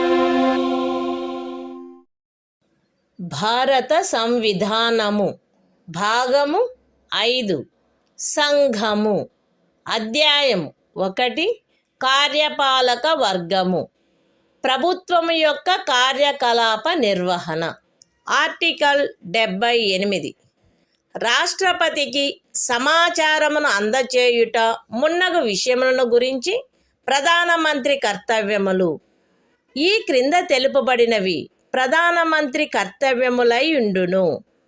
సంఘము యొక్క వ్యవహారములలో పరిపాలనకు సంబంధించి మంత్రి పరిషత్తు యొక్క సమస్త నిర్ణయములను మరియు శాసన నిర్మాణమునకై చేయబడిన ప్రతిపాదనలను రాష్ట్రపతికి తెలియచేయుట. సంఘము యొక్క వ్యవహారముల పరిపాలనకును శాసన నిర్మాణమునకై చేయబడిన ప్రతిపాదనలకును సంబంధించిన విషయములలో రాష్ట్రపతి కోరు సమాచారమును అందజేయుట మరియు ఏ విషయమైనను ఒక మంత్రిచే నిర్ణయించబడి మంత్రి పరిషత్తుచే పర్యాలోచించబడి ఉండని ఎడల ఆ విషయమును మంత్రి పరిషత్తు యొక్క పర్యాలోచనకు సమర్పించవలసినదిగా రాష్ట్రపతి అపేక్షించినచో దానిని అట్లు సమర్పించుట. The Constitution of India. Part 5. The Union. Chapter 1. The Executive. Conduct of Government Business. Article 78. Duties of Prime Minister, as respects the furnishing of information to the President, etc. It shall be the duty of the Prime Minister to communicate to the President all decisions of the Council of Ministers relating to the administration of the affairs of the Union, and proposals for legislation. B. To furnish such information relating to the administration of the affairs of the Union, and proposals for legislation, as the President may call for. And C. If the President so requires, to submit for the consideration of the Council of Ministers any matter on which a decision has been taken by a minister, but which has not been considered by the Council.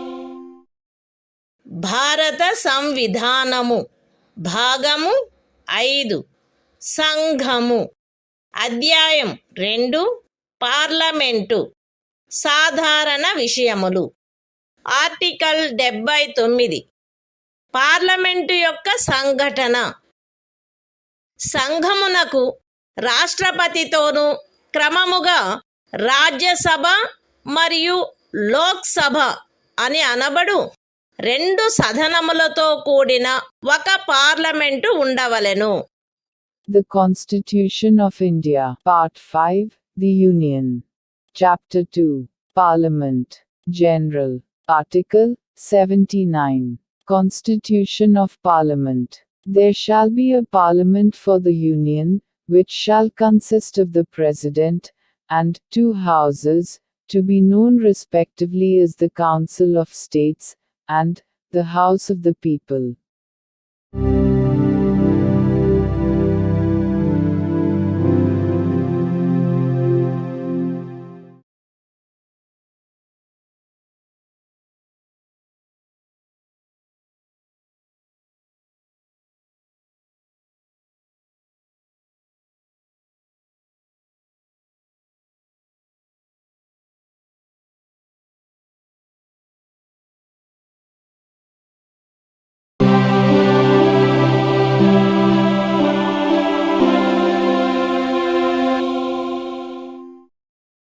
భారత సంవిధానము భాగము 5 సంఘము అధ్యాయం 2 parliament సాధారణ విషయములు article 80 Rajya Sabha సంరచన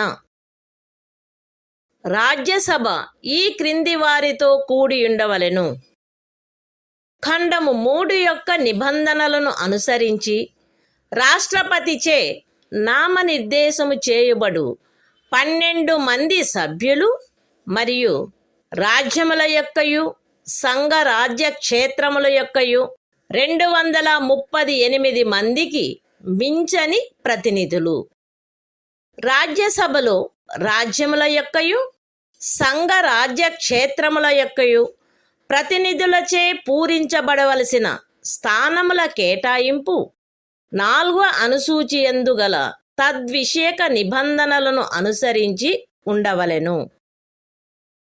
ఖండము 1 యొక్క ఉపఖండము ఏ క్రింద రాష్ట్రపతిచే నామనిర్దేశము చేయబడు సభ్యులు ఈ క్రింది వాటిని పోలిన విషయములందు విశేష జ్ఞానమును కాని ఆచరణానుభవమును కాని కలిగిన వ్యక్తులై ఉండవలెను. అనగా సాహిత్యము, విజ్ఞాన శాస్త్రము, కళ మరియు సాంఘిక సేవ. రాజ్యసభకు ప్రతి రాజ్యం యొక్క శాసనసభలోని ఎన్నుకొనబడిన సభ్యులచే ఏకల అంతరణీయ ఓటు ద్వారా అనుపాతిక ప్రాతినిధ్య పద్ధతిని అనుసరించి ఆ రాజ్యం యొక్క ప్రతినిధులు ఎన్నుకొనబడవలెను. రాజ్యసభకు సంఘ రాజ్య క్షేత్రముల యొక్క ప్రతినిధులు పార్లమెంటు శాసనము ద్వారా విహితపరచు రీతిలో ఎంపిక చేయబడవలెను. The Constitution of India, Part 5, The Union. Chapter 2, Parliament, General. Article 80. Composition of the Council of States. 1. The Council of States shall consist of 12 members to be nominated by the President, in accordance with the provisions of Clause 3. And b. Not more than 238 representatives of the states, and of the Union territories.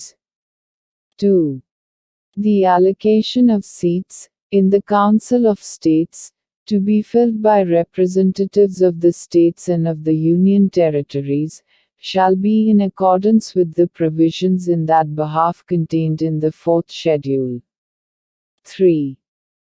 The members to be nominated by the President under subclause A of Clause 1 shall consist of persons having special knowledge or practical experience in respect of such matters as the following, namely: literature, science, art and social service. 4. The representatives of each state, in the Council of States, shall be elected, by the elected members of the Legislative Assembly of the state, in accordance with the system of proportional representation, by means of the single transferable vote. 5. The representatives of the Union territories in the Council of States shall be chosen in such manner, as Parliament may by law prescribe.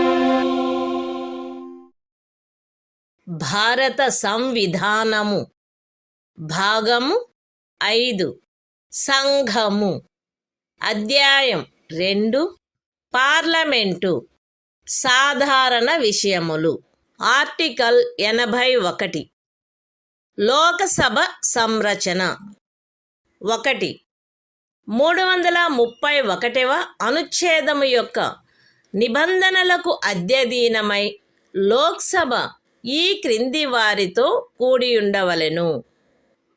ఏ రాజ్యములలోని ప్రాదేశిక నియోజకవర్గముల ప్రత్యక్ష ఎన్నిక ద్వారా ఎంపిక చేయబడిన 530 మందికి మించని సభ్యులు. B parliament శాసనము ద్వారా నిబంధించిన రీతిగా ఎంపిక చేయబడి సంఘ రాజ్య క్షేత్రములకు ప్రాతినిధ్యం వహించు 20 మందికి మించని సభ్యులు. 2 ఖండము 1లోని ఉపఖండము ఏ నిమిత్తము ఏ ఒక రాజ్యపు స్థానముల సంఖ్యకును దాని జనసంఖ్యకును గల నిష్పత్తి ఆచరణీయమైనంత మేరకు అన్ని రాజ్యములకు ఒకే రీతిగా ఉండునట్లు లోక్సభలోని స్థానములు ప్రతి ఒక్క రాజ్యమునకు కేటాయించబడవలెను. మరియు బి ప్రతి ప్రాదేశిక నియోజకవర్గపు జనసంఖ్యకును ఆ నియోజకవర్గమునకు కేటాయించబడిన స్థానముల సంఖ్యకును గల నిష్పత్తి ఆచరణీయమైనంత మేరకు రాజ్యము అంతటను ఒకే రీతిగా ఉండునట్లు ప్రతి రాజ్యము ప్రాదేశిక నియోజకవర్గములుగా విభజించబడవలెను. అయితే ఏదేని రాజ్యమునందలి జనసంఖ్య 60 లక్షలకు మించనంత వరకు ఆ రాజ్యమునకు లోక్సభ స్థానములను కేటాయించు నిమిత్తము ఈ ఖండము యొక్క ఉపఖండము ఏలోని నిబంధనలు వర్తించవు. 3 ఈ అనుచ్ఛేదములో జనసంఖ్య అను పదమునకు కడపటిదియు అందుకు సంబంధించిన అంకెలు ప్రచురణ చేయబడినట్టిదియు అగు జనగణనలో అభినిశ్చితమైన జనసంఖ్య అని అర్థము. అయితే ఈ ఖండములో కడపటిదియు అందుకు సంబంధించిన అంకెలు ప్రచురణ చేయబడినట్టిదియు అగు జనగణనకు గల నిర్దేశమును 2026వ సంవత్సరము పిమ్మట చేయబడు మొదటి జనగణనకు సంబంధించిన అంకెలు ప్రచురింపబడు వరకు 1 ఖండము 2 యొక్క ఉపఖండము ఏ మరియు ఆ ఖండమునకు గల వినాయింపు నిమిత్తము 1971వ సంవత్సరపు జనగణనకు నిర్దేశమైనట్లు మరియు 2 ఖండము 2 యొక్క ఉపఖండము బి నిమిత్తము 2001వ సంవత్సరపు జనగణనకు నిర్దేశమైనట్లు అన్వయించుకొనవలెను. The Constitution of India, Part 5, The Union. Chapter 2, Parliament, General. Article 81. Composition of the House of the People. 1. Subject to the provisions of Article 331, the House of the People shall consist of a. Not more than 530 members chosen by direct election, from territorial constituencies in the states.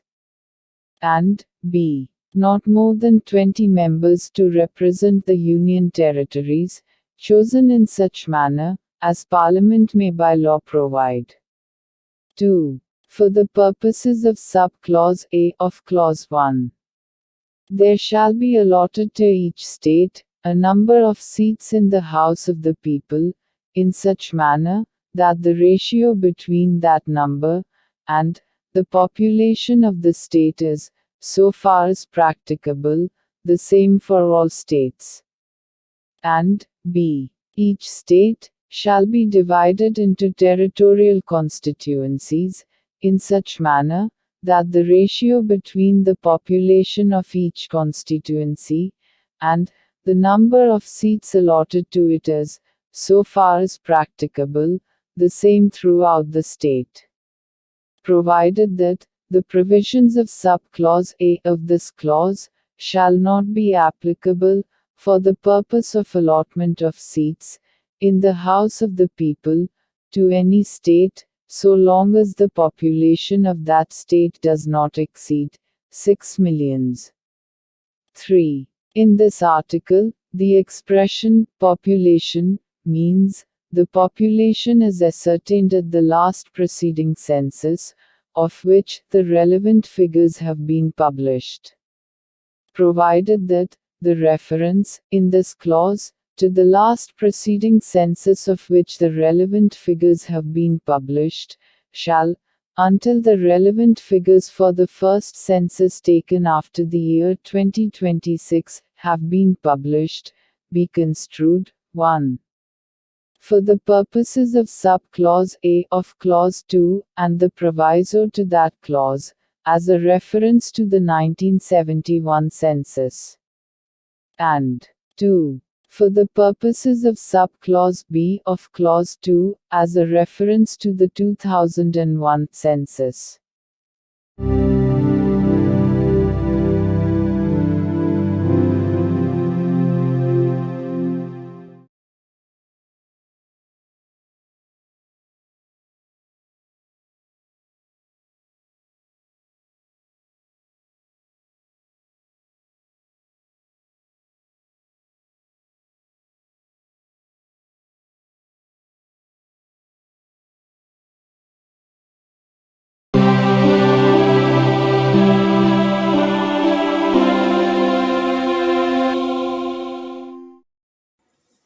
భారత సంవిధానము భాగము 5 సంఘము అధ్యాయం 2 parliament సాధారణ విషయములు article 82 ప్రతి జనగణన పిమ్మట తిరిగి సర్దుబాటు ప్రతి ఒక్క జనగణన పూర్తి అయిన పిమ్మట రాజ్యములకు లోక్సభ స్థానముల కేటాయింపు మరియు ప్రాదేశిక నియోజకవర్గములుగా ప్రతి రాజ్యము యొక్క విభజన పార్లమెంటు శాసనము ద్వారా నిర్ధారణ చేయునట్టి ప్రాధికారిచే మరియు అట్టి రీతిలో తిరిగి సర్దుబాటు చేయబడవలెను.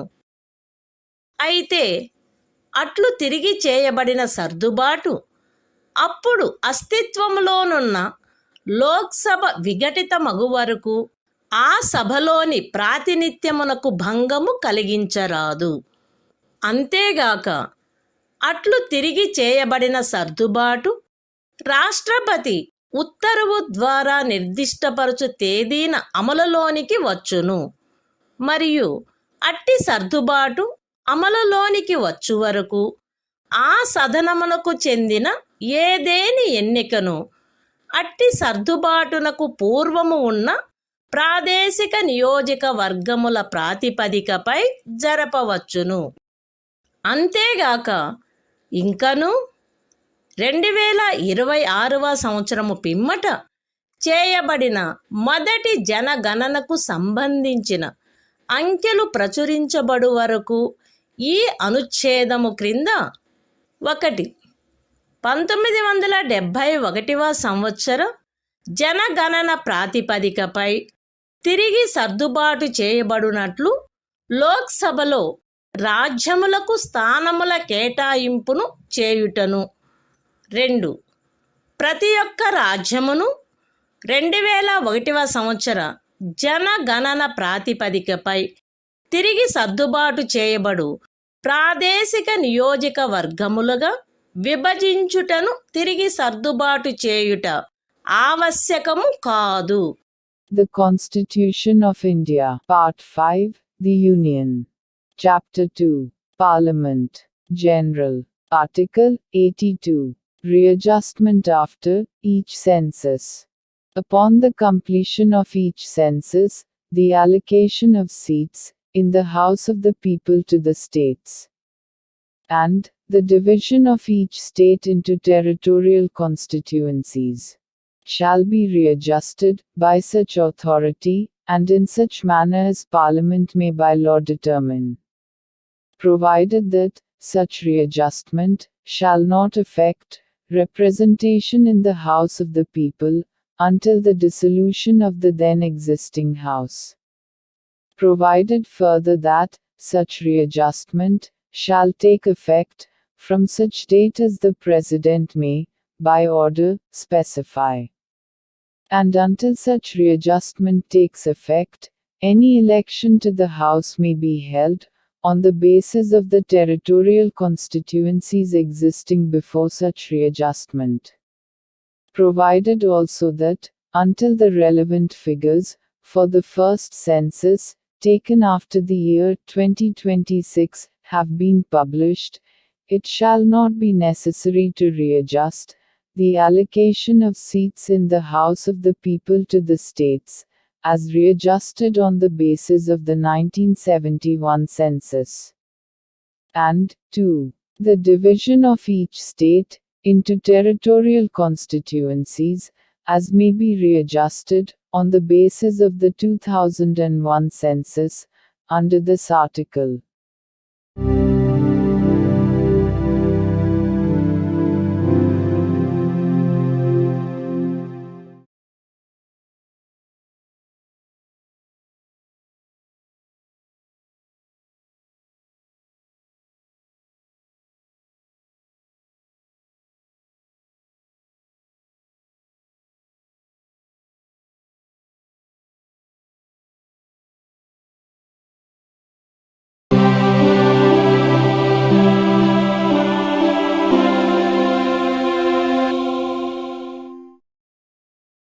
భారత సంవిధానము భాగము 5 సంఘము అధ్యాయం 2 పార్లమెంటు సాధారణ విషయములు ఆర్టికల్ 83 పార్లమెంటు యొక్క సదనముల కాలావధి 1 రాజ్యసభ విఘటనకు లోను కాదు, కానీ పార్లమెంటు శాసనము ద్వారా తద్విషయమున చేయు నిబంధనలను అనుసరించి రాజ్యసభ సభ్యులలో వీలైనంత దగ్గర సంఖ్యలో గల 3వ వంతు మంది ప్రతి 2వ సంవత్సరము ముగిసిన మీదట వీలైనంత త్వరితముగా పదవి నుండి విరమించవలెను. 2.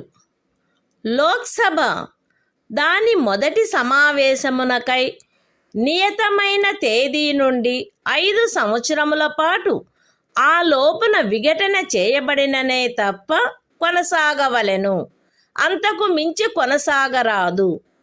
సదరు 5 సంవత్సరముల కాలావధి యొక్క ముగింపు ఆ సదనము యొక్క విఘటనగా ప్రవర్తితము కావలెను. అయితే ఆ తైక్యతను గూర్చిన అధిప్రఖ్యానము అమలులోనున్నప్పుడు ఒక్కొక్కసారి ఒక్కొక్క సంవత్సరమునకు మించకుండునట్లును, ఏ సందర్భములోనైనను సదరు అధిప్రఖ్యానము యొక్క అమలు ఆగిపోయిన తరువాత 6 మాసములకు మించకుండునట్లును సదరు కాలావధిని పార్లమెంటు శాసనము ద్వారా పొడిగించవచ్చును. The Constitution of India, Part 5, The Union. Chapter 2, Parliament, General. Article 83. Duration of Houses of Parliament. 1. The Council of States shall not be subject to dissolution. But, as nearly as possible, 1/3 of the members thereof shall retire, as soon as may be on the expiration of every second year, in accordance with the provisions made in that behalf by Parliament, by law. 2. The House of the People, unless sooner dissolved, shall continue for 5 years from the date appointed for its first meeting, and no longer and the expiration of the said period of 5 years, shall operate as a dissolution of the House, provided that the said period may, while a proclamation of emergency is in operation, be extended by Parliament by law, for a period not exceeding 1 year at a time, and not extending in any case beyond a period of 6 months, after the proclamation has ceased to operate.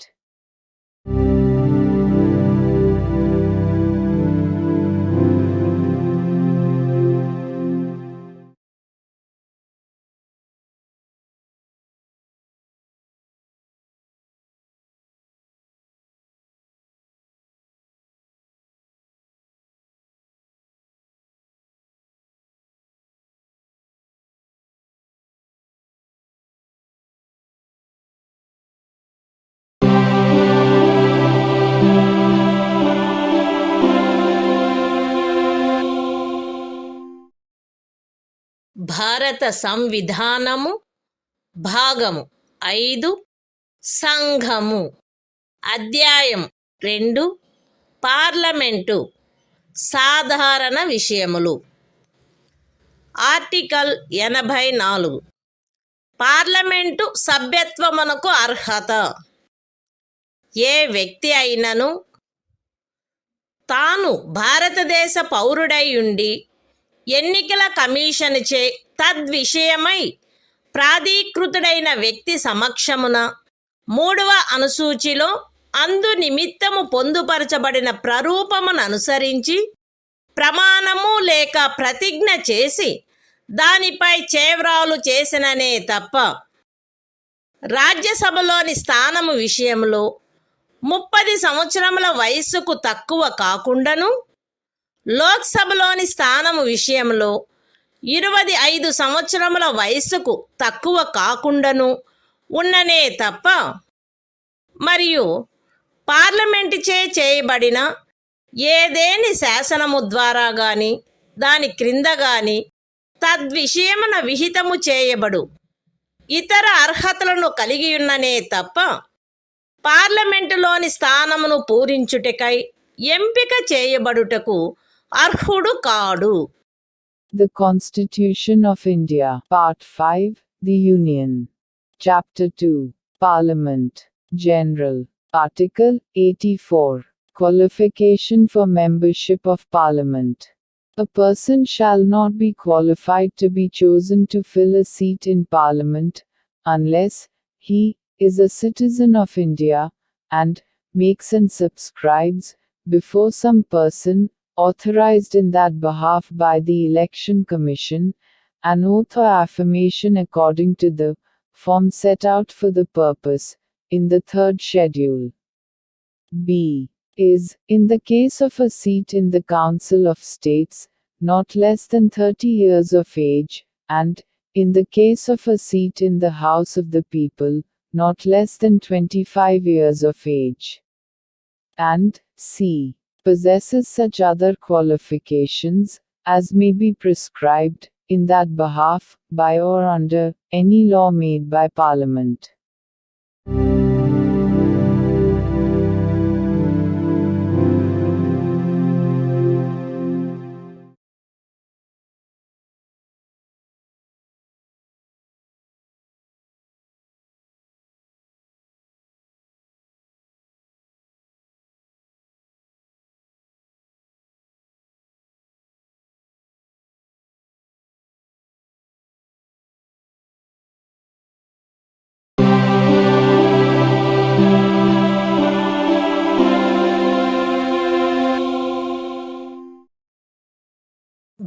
భారత సంవిధానము భాగము 5 సంఘము అధ్యాయం 2 parliament సాధారణ విషయములు article 85 parliament యొక్క అధివేశనములు అధివేశనావసానము మరియు విఘటన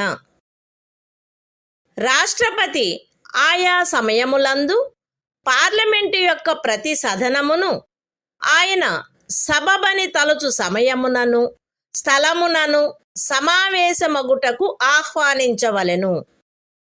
కానీ దాని ఒక అధివేశనములోని కడపటి ఉపవేశనమునకును దాని మరుసటి అధివేశనములోని మొదటి ఉపవేశనమునకును నియతమైన తేదీకి మధ్య 6 మాసముల అంతరము ఉండరాదు. రాష్ట్రపతి ఆయా సమయములందు ఆ సదనముల యొక్క లేక ఆ సదనములలో దేని యొక్క అయినను అధివేశనావసానము చేయవచ్చును. లోక్సభను విఘటన చేయవచ్చును. The Constitution of India, Part 5, The Union. Chapter 2, Parliament, General. Article 85. Sessions of Parliament, Prorogation, and Dissolution. 1. The President shall from time to time summon each House of Parliament to meet at such time and place as he thinks fit. But 6 months shall not intervene between its last sitting in one session and the date appointed for its first sitting in the next session. 2. The President may from time to time prorogue the Houses or either House. B. Dissolve the House of the People.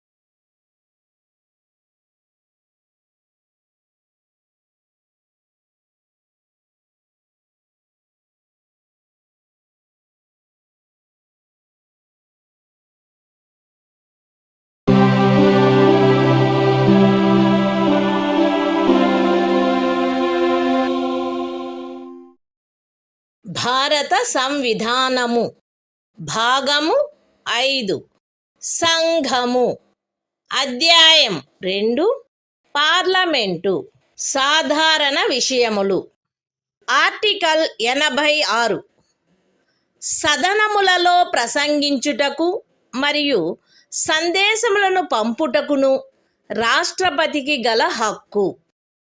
రాష్ట్రపతి parliament యొక్క ఏ సదనములోనైనను కలిసి సమావేశమైన ఉభయ సదనములలోనైనను ప్రసంగించవచ్చును మరియు అందు నిమిత్తము సభ్యుల హాజరును కోరవచ్చును.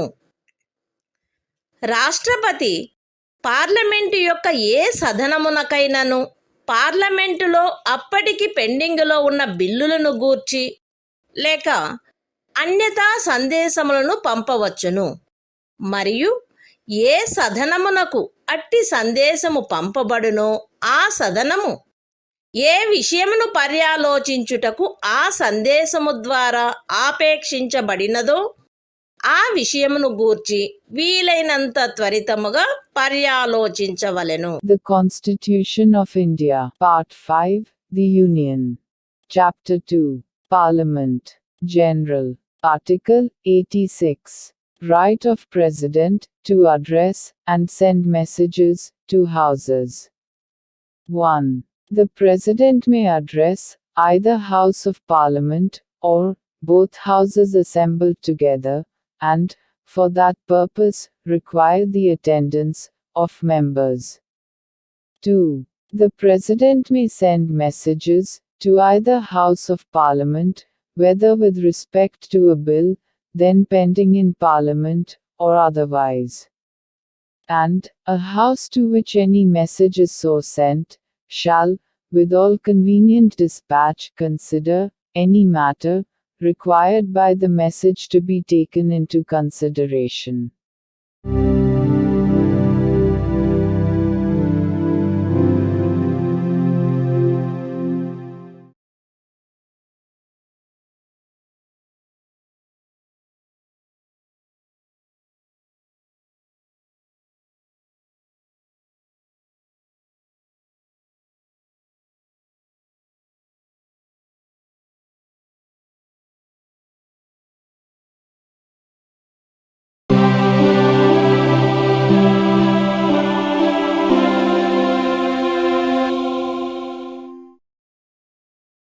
భారత సంవిధానము భాగము 5 సంఘము అధ్యాయము 2 పార్లమెంటు సాధారణ విషయములు ఆర్టికల్ 87 రాష్ట్రపతి విశేష ప్రసంగము రాష్ట్రపతి లోక్సభ యొక్క ప్రతి సాధారణ ఎన్నికల తరువాత మొదటి అధివేశనము యొక్క ప్రారంభమునను ప్రతి సంవత్సరము మొదటి అధివేశనము యొక్క ప్రారంభమునను కలిపి సమావేశమైన పార్లమెంటు యొక్క ఉభయ సదనములను సంబోధించి పార్లమెంటును ఆహ్వానించిన కారణములను తెలియజేయవలెను. ఉభయ సదనముల ప్రక్రియలను క్రమబద్ధము చేయు నియమావళి ద్వారా రాష్ట్రపతి ప్రసంగములో నిర్దేశించబడిన విషయములను చర్చించుటకై కాలమును కేటాయించుట చేయబడవలెను. The Constitution of India, Part 5, The Union. Chapter 2, Parliament, General. Article 87. Special Address by the President. 1. At the commencement of the first session after each general election, to the House of the People, and, at the commencement of the first session of each year, the President shall address both Houses of Parliament assembled together, and inform Parliament of the causes of its summons. 2. Provision shall be made by the rules regulating the procedure of either House for the allotment of time for discussion of the matters referred to in such address.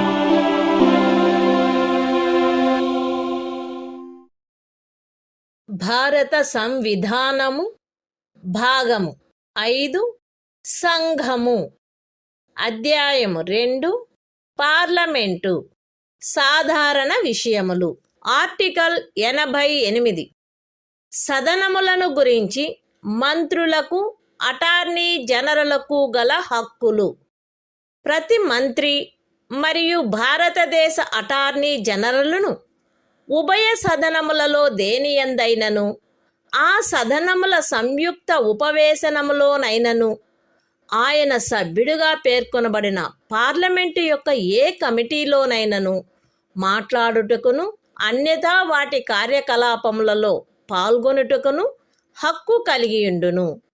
కానీ ఈ అనుచ్ఛేదమును పురస్కరించుకొని ఆయన అందు vote చేయుటకు హక్కు కలిగియుండడు.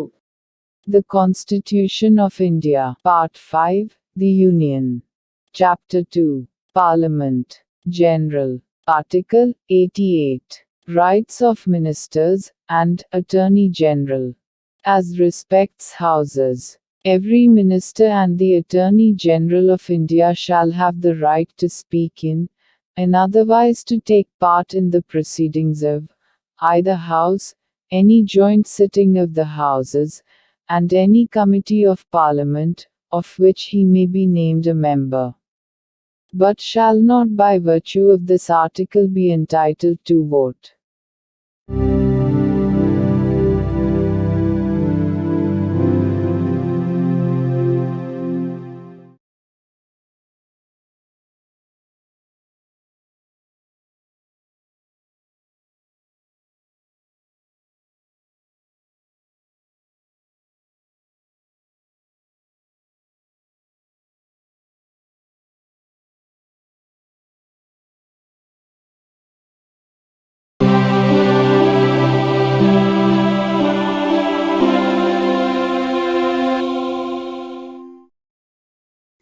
భారత సంవిధానము భాగము 5 సంఘము అధ్యాయము 2 పార్లమెంటు అధికారులు ఆర్టికల్ 89 రాజ్యసభ యొక్క సభాపతి మరియు ఉపసభాపతి భారతదేశ ఉపరాష్ట్రపతి పదవీ రీత్యా రాజ్యసభ యొక్క సభాపతి అయి ఉండును.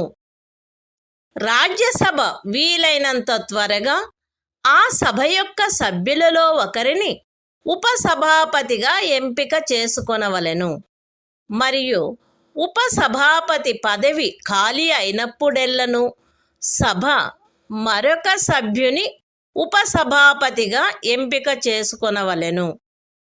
The Constitution of India, Part 5, The Union. Chapter 2, Parliament. Officers of Parliament. Article 89. The Chairman and Deputy Chairman of the Council of States. 1. The Vice President of India shall be ex officio Chairman of the Council of States. 2. The Council of States shall, as soon as may be, choose a member of the Council to be Deputy Chairman thereof, and, so often as the office of Deputy Chairman becomes vacant, the Council shall choose another member to be Deputy Chairman thereof.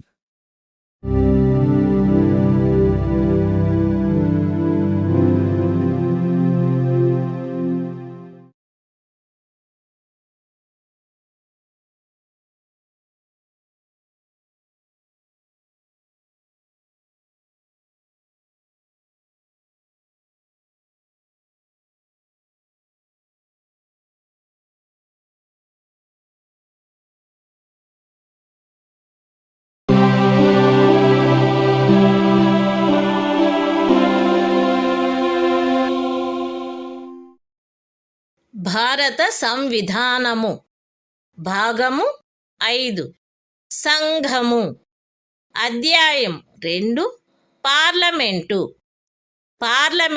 అధికారులు article 90 ఉపసభాపతి పదవిని ఖాళీ చేయుట, ఆ పదవికి రాజీనామా ఇచ్చుట మరియు ఆ పదవి నుండి తొలగించబడుట.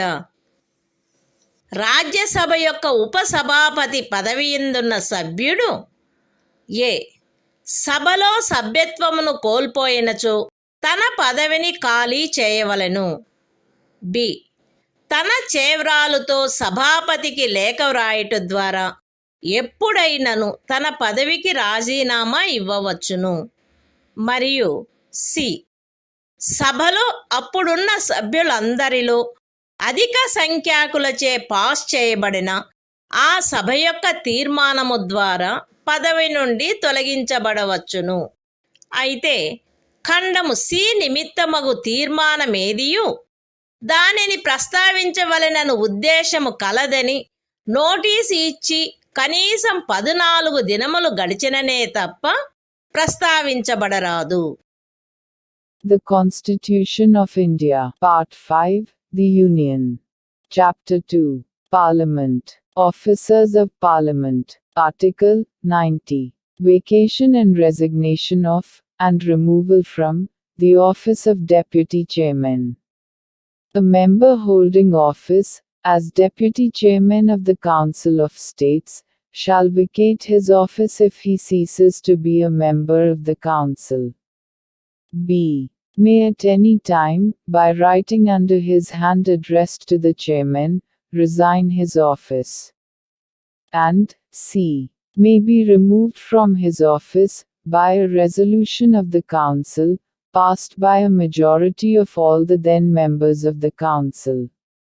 Provided that, no resolution for the purpose of Clause C, shall be moved, unless at least 14 days' notice has been given of the intention to move the resolution.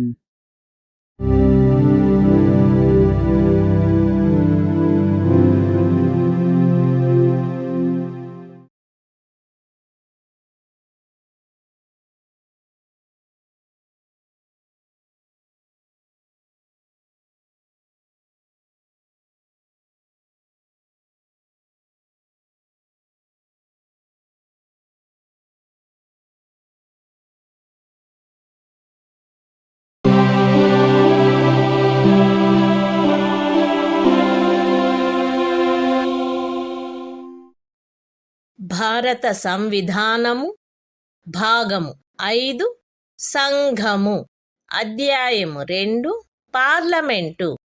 Parliament అధికారులు ఆర్టికల్ 91 సభాపతి పదవికి చెందిన కర్తవ్యములను నిర్వహించుటకు గాని సభాపతిగా వ్యవహరించుటకు గాని ఉపసభాపతి లేక ఇతర వ్యక్తికి గల అధికారము. సభాపతి పదవి ఖాళీగా ఉన్నప్పుడు లేక ఉపరాష్ట్రపతి రాష్ట్రపతిగా వ్యవహరించుచున్న లేక రాష్ట్రపతి కృత్యములను నిర్వహించుచున్న ఏదేని కాలావధిలో సభాపతి పదవికి చెందిన కర్తవ్యములు ఉపసభాపతిచే లేక ఉపసభాపతి పదవి కూడా ఖాళీగా ఉన్నచో రాష్ట్రపతి అందు నిమిత్తము నియమించిన రాజ్యసభ సభ్యునిచే నిర్వర్తించబడవలెను. రాజ్యసభ యొక్క ఏదేని ఉపవేశనమునందు సభాపతి హాజరులో లేనప్పుడు ఉపసభాపతి లేక ఉపసభాపతి కూడా హాజరులో లేనప్పుడు సభ యొక్క ప్రక్రియా నియమావళిచే నిర్ధారణ చేయబడు వ్యక్తి లేక అట్టి ఏ వ్యక్తియూ హాజరులో లేనప్పుడు సభచే నిర్ధారణ చేయబడు ఎవరేని ఇతర వ్యక్తి సభాపతిగా వ్యవహరించవలెను. The Constitution of India, Part 5, The Union. Chapter 2, Parliament. Officers of Parliament. Article 91. Power of the Deputy Chairman, or other person, to perform the duties of the office of, or to act as, Chairman. 1. While the office of Chairman is vacant, or during any period when the Vice President is acting as, or discharging the functions of, President, the duties of the office shall be performed by the Deputy Chairman. Or, if the office of Deputy Chairman is also vacant, by such member of the Council of States as, the President may appoint for the purpose. 2. During the absence of the Chairman from any sitting of the Council of States, the Deputy Chairman, or, if he is also absent, such person as may be determined by the rules of procedure of the Council, or, if no such person is present, such other person as may be determined by the Council, shall act as Chairman.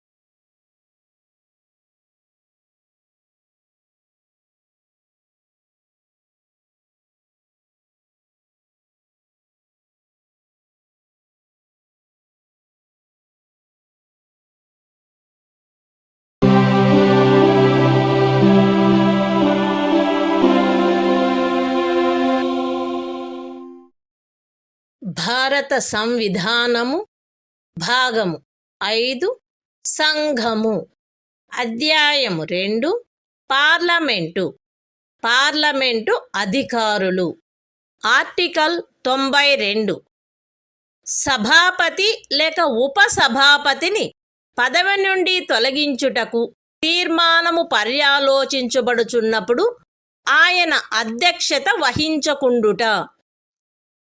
ఉపరాష్ట్రపతిని పదవి నుండి తొలగించుటకు తీర్మానమేదైనను పర్యాలోచనలోనున్నప్పుడు సభాపతి లేక ఉపసభాపతిని పదవి నుండి తొలగించుటకు తీర్మానమేదైనను పర్యాలోచనలోనున్నప్పుడు ఉపసభాపతి రాజ్యసభ యొక్క ఏదేని ఉపవేశనమునందు ఆయన హాజరై ఉన్నప్పటికీ అధ్యక్షత వహించరాదు. అట్టి ప్రతి ఉపవేశమునకు 91వ అనుచ్ఛేదములోని ఖండము 2 యొక్క నిబంధనలు సందర్భానుసారముగా సభాపతి లేక ఉపసభాపతి హాజరులో లేనట్టి ఉపవేశనమునకు వర్తించునటులనే వర్తించును. ఉపరాష్ట్రపతిని పదవి నుండి తొలగించుటకు తీర్మానమేదైనను రాజ్యసభలో పర్యాలోచనలోనున్నప్పుడు ఆ సభలో మాట్లాడుటకును అన్యథా దాని కార్యకలాపములలో పాల్గొనుటకును సభాపతి హక్కు కలిగియుండును. కాని 100వ అనుచ్ఛేదములో ఏమి ఉన్నప్పటికీ అట్టి తీర్మానముపై గాని ఆ కార్యకలాపములలో ఏదేని ఇతర విషయముపై గాని ఓటు చేయుటకు ఆయనకు బొత్తిగా హక్కు ఉండదు. The Constitution of India, Part 5, The Union. Chapter 2, Parliament. Officers of Parliament. Article 92. The chairman or the deputy chairman, not to preside, while a resolution for his removal from office is under consideration. 1. At any sitting of the Council of States, while any resolution for the removal of the Vice President from his office is under consideration, the Chairman, or while any resolution for the removal of the Deputy Chairman from his office is under consideration, the Deputy Chairman shall not, though he is present, preside. And the provisions of Clause 2 of Article 91 shall apply in relation to every such sitting, as they apply in relation to a sitting from which the chairman, or, as the case may be, the deputy chairman, is absent. 2. The chairman shall have the right to speak in, and otherwise to take part in the proceedings of, the Council of States, while any resolution for the removal of the Vice President from his office is under consideration in the Council, but, notwithstanding anything in Article 100, shall not be entitled to vote at all on such resolution, or on any other matter during such proceedings.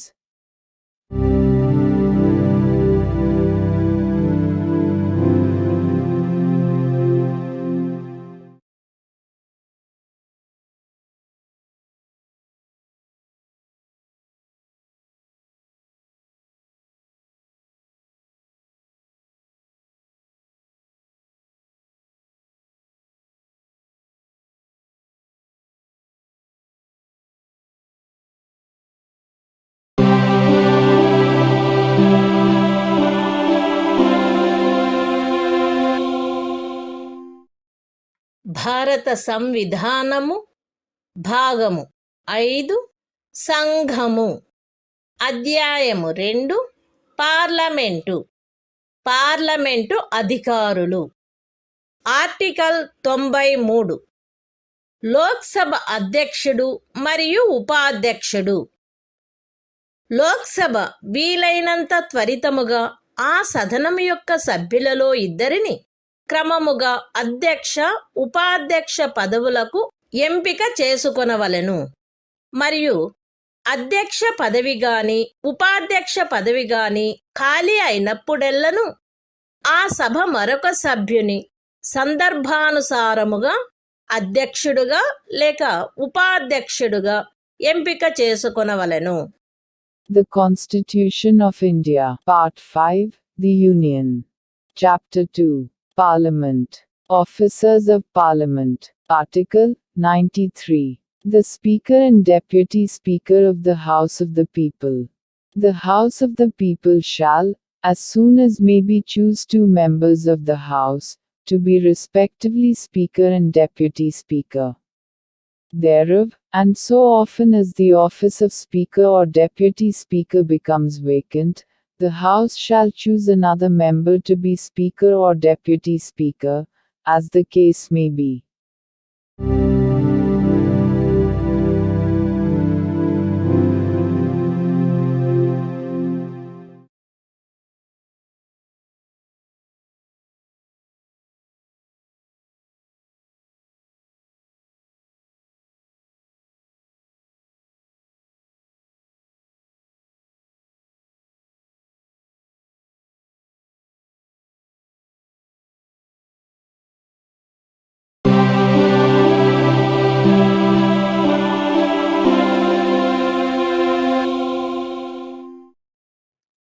భారత సంవిధానము భాగము 5 సంఘము.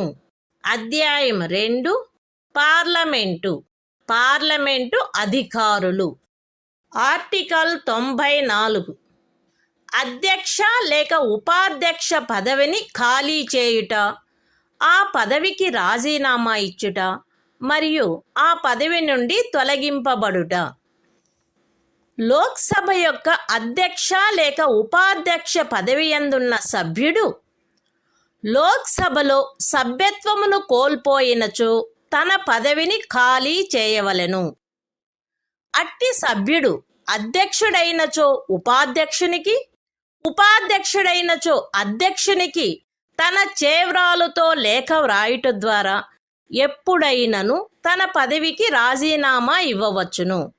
మరియు లోక్సభలో అప్పుడు సభ్యులుగానున్న వారందరిలో అధిక సంఖ్యాకులచే pass చేయబడిన ఆ సభ యొక్క తీర్మానము ద్వారా పదవి నుండి తొలగించబడవచ్చును. అయితే ఖండము సి నిమిత్తము తీర్మానమేదియు దానిని ప్రస్తావించవలెనను ఉద్దేశము కలదని నోటీసు ఇచ్చి కనీసం 14 దినములు గడిచిననే తప్ప ప్రస్తావించబడరాదు. అంతేగాక లోక్సభ విఘటన జరిగినప్పుడెల్లను అట్టి విఘటన అనంతరము జరుగు లోక్సభ మొదటి సమావేశమునకు అవ్యవహిత పూర్వము వరకు అధ్యక్షుడు తన పదవిని ఖాళీ చేయరాదు. The Constitution of India, Part 5, The Union. Chapter 2, Parliament. Officers of Parliament. Article 94. Vacation and resignation of, and removal from, the offices of Speaker and Deputy Speaker. A member holding office as Speaker, or Deputy Speaker of the House of the People, shall vacate his office if he ceases to be a member of the House of the People. B. May at any time, by writing under his hand addressed, if such member is the Speaker, to the Deputy Speaker, and, if such member is the Deputy Speaker, to the Speaker, resign his office, and, C. may be removed from his office by a resolution of the House of the People, passed by a majority of all the then members of the House, provided that no resolution for the purpose of Clause C shall be moved, unless at least 14 days' notice has been given of the intention to move the resolution. Provided further that, whenever the House of the People is dissolved, the Speaker shall not vacate his office, until immediately before the first meeting of the House of the People, after the dissolution.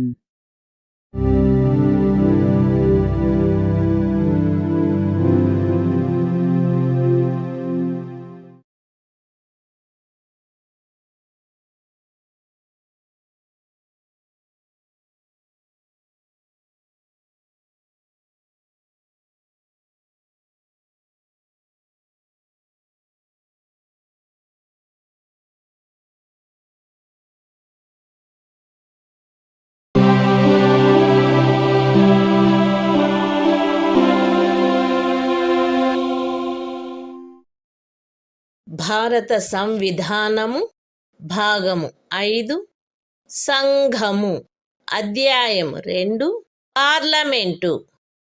Parliament అధికారులు. Article 95. అధ్యక్ష పదవికి చెందిన కర్తవ్యములను నిర్వహించుటకు గాని, అధ్యక్షుడుగా వ్యవహరించుటకు గాని ఉపాధ్యక్షునికి లేక ఇతర వ్యక్తికి గల అధికారము.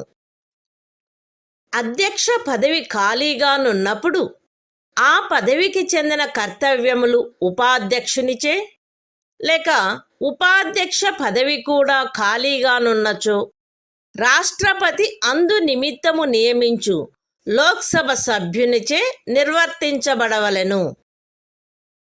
లోక్సభ యొక్క ఏదేని ఉపవేశమునందు అధ్యక్షుడు హాజరులో లేనప్పుడు ఉపాధ్యక్షుడు, లేక ఉపాధ్యక్షుడు కూడా హాజరులో లేనప్పుడు లోక్సభ యొక్క ప్రక్రియా నియమావళిచే నిర్ధారణ చేయబడు వ్యక్తి లేక అట్టి ఏ వ్యక్తియు హాజరులో లేనప్పుడు లోక్సభచే నిర్ధారణ చేయబడు ఎవరేని ఇతర వ్యక్తి అధ్యక్షుడుగా వ్యవహరించవలెను. The Constitution of India, Part 5, The Union. Chapter 2, Parliament. Officers of Parliament. Article 95. Power of the Deputy Speaker, or other person, to perform the duties of the office of, or to act as, Speaker. 1. While the office of Speaker is vacant, the duties of the office shall be performed by the Deputy Speaker.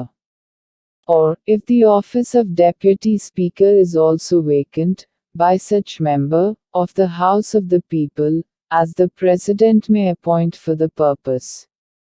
2. During the absence of the Speaker, from any sitting of the House of the People, the Deputy Speaker, or, if he is also absent, such person, as may be determined by the rules of procedure of the House, or, if no such person is present, such other person, as may be determined by the House, shall act as Speaker.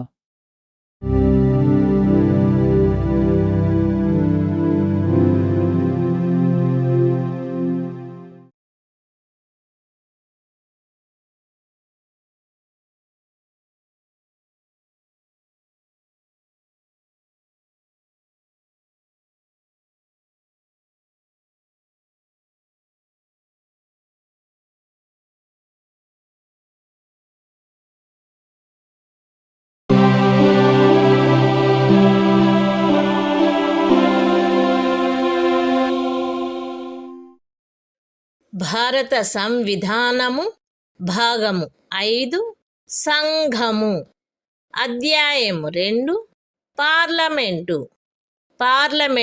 అధికారులు. Article 96 అధ్యక్షుని లేక ఉపాధ్యక్షుని పదవి నుండి తొలగించుటకు తీర్మానము పర్యాలోచించబడుచున్నప్పుడు ఆయన అధ్యక్షత వహించకుండుట. అధ్యక్షుని పదవి నుండి తొలగించుటకు తీర్మానమేదైనను పర్యాలోచనలోనున్నప్పుడు అధ్యక్షుడు, లేక ఉపాధ్యక్షుని పదవి నుండి తొలగించుటకు తీర్మానమేదైనను పర్యాలోచనలో ఉన్నప్పుడు ఉపాధ్యక్షుడు, లోక్సభ యొక్క ఏదేని ఉపవేశనమునందు ఆయన హాజరయ్యున్నప్పటికీ అధ్యక్షత వహించరాదు. అట్టి ప్రతి ఉపవేశనమునకు 95వ అనుచ్ఛేదములోని ఖండము 2 యొక్క నిబంధనలు సందర్భానుసారముగా అధ్యక్షుడు లేక ఉపాధ్యక్షుడు హాజరులో లేనట్టి ఉపవేశనమునకు వర్తించునటులనే వర్తించును. అధ్యక్షుని పదవి నుండి తొలగించుటకు తీర్మానమేదైనను లోక్సభలో పర్యాలోచనలోనున్నప్పుడు ఆ సభలో మాట్లాడుటకును అన్యథా దాని కార్యకలాపములో పాల్గొనుటకును అధ్యక్షుడు హక్కు కలిగియుండును. 100వ అనుచ్ఛేదములో ఏమి ఉన్నప్పటికీ అట్టి తీర్మానముపై గాని అట్టి ఆ కార్యకలాపములో ఏదేని ఇతర విషయంపై గాని మొదటిసారి మాత్రమే ఓటు చేయుటకు ఆయన హక్కు కలిగియుండును. కాని ఓట్లు సమానమై ఉండినెడల ఓటు చేయుటకు ఆయనకు హక్కు ఉండదు. The Constitution of India, Part 5, The Union. Chapter 2, Parliament. Officers of Parliament.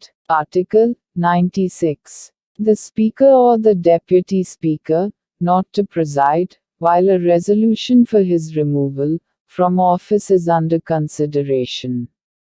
1.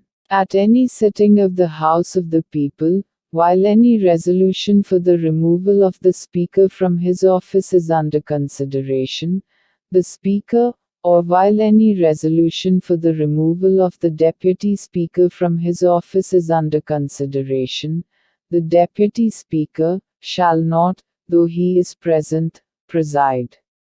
And the provisions of Clause 2 of Article 95 shall apply, in relation to every such sitting, as they apply in relation to a sitting from which the Speaker, or, as the case may be, the Deputy Speaker, is absent. 2. The Speaker shall have the right to speak in, and otherwise to take part in, the proceedings of the House of the People, while any resolution for his removal from office is under consideration in the House, and shall, notwithstanding anything in Article 100, be entitled to vote only in the first instance on such resolution or on any other matter during such proceedings, but not in the case of an equality of votes.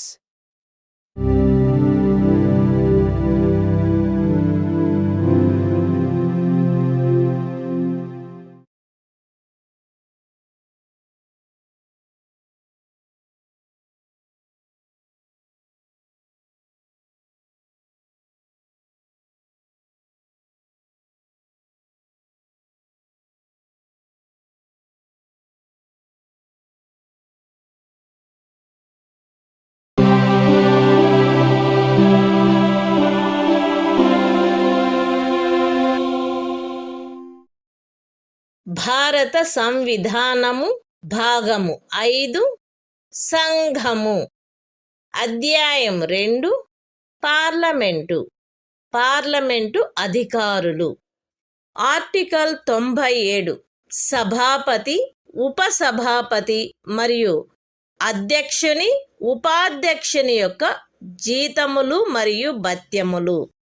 Rajya Sabha యొక్క సభాపతికిని, ఉపసభాపతికిని మరియు లోక్సభ యొక్క అధ్యక్షునకును, ఉపాధ్యక్షునకును క్రమముగా వారికి parliament శాసనము ద్వారా నియతము చేయు జీతములు భత్యములు చెల్లించబడవలెను మరియు తద్విషయమున నిబంధన చేయబడు వరకు 2వ అనుసూచిలో నిర్దిష్టపరచవలసిన జీతములు మరియు భత్యములు చెల్లించబడవలెను.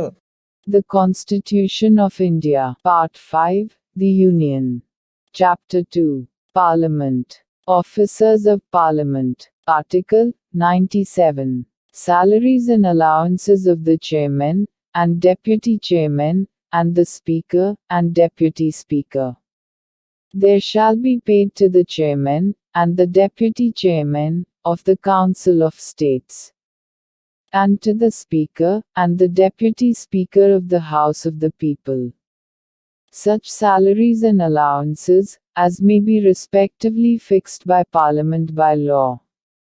And, until provision in that behalf is so made, such salaries and allowances as is specified in the second schedule.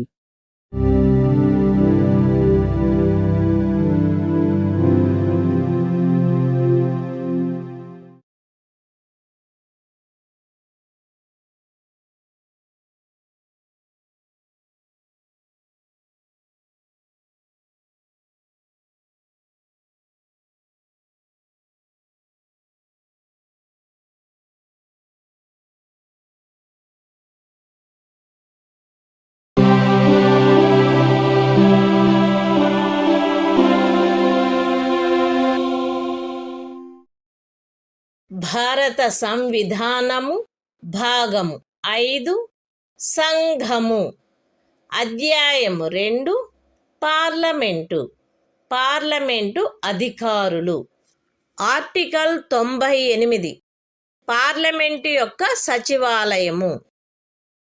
Parliament యొక్క ప్రతి సదనమునకు వేరువేరుగా సచివాలయ సిబ్బంది ఉండవలెను. అయితే ఈ ఖండములోనున్నదేదియు పార్లమెంటు యొక్క ఉభయ సదనములకు చెందు ఉమ్మడి పదవులు సృష్టించుటను నివారించునదిగా అన్వయించబడరాదు.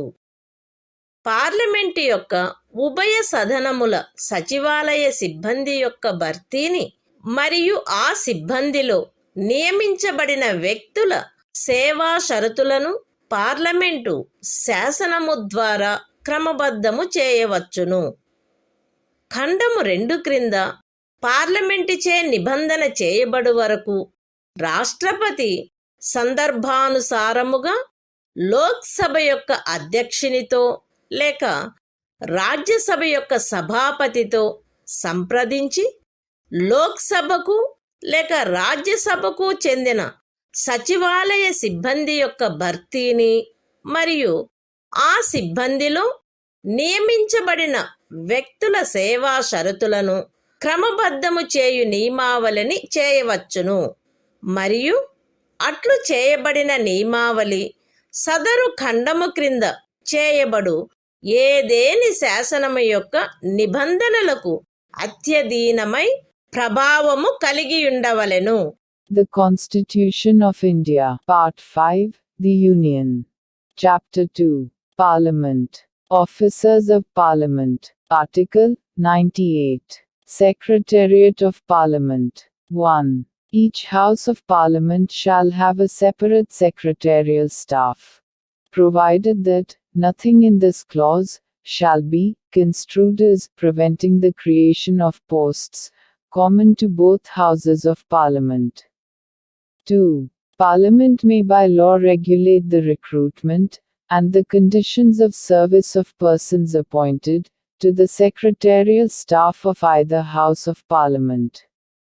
3. Until provision is made by Parliament under Clause 2, the President may, after consultation with the Speaker of the House of the People, or the Chairman of the Council of States, as the case may be, make rules regulating the recruitment and the conditions of service of persons appointed to the secretarial staff of the House of the People or the Council of States. And any rules so made shall have effect, subject to the provisions of any law made under the said clause.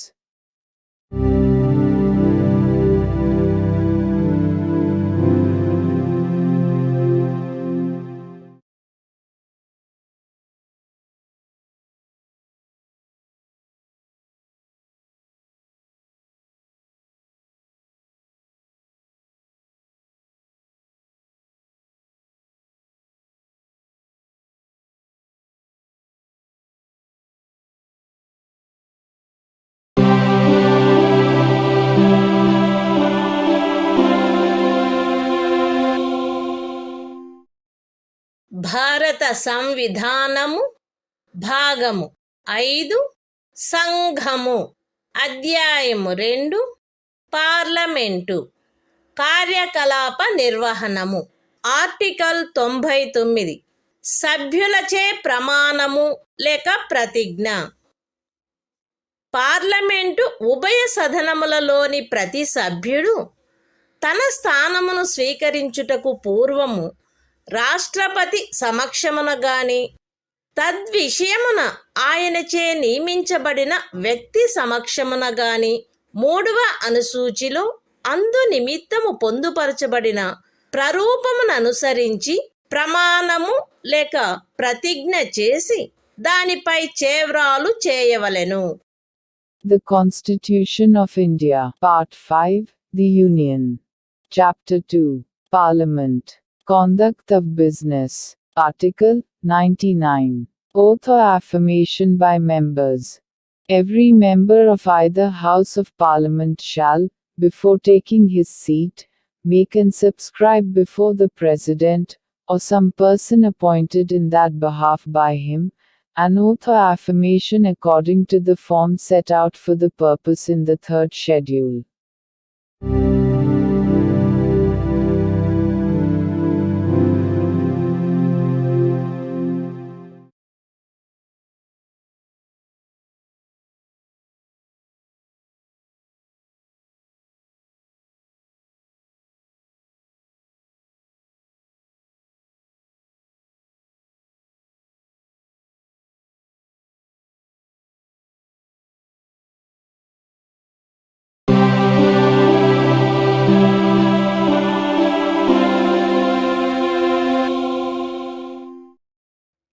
భారత సంవిధానము భాగము 5 సంఘము అధ్యాయము 2 parliament కార్యకలాప నిర్వహణము article 100 సదనములలో voting ఖాళీలున్నప్పటికీ వ్యవహరించుటకు సదనములకు గల అధికారము మరియు కోరము.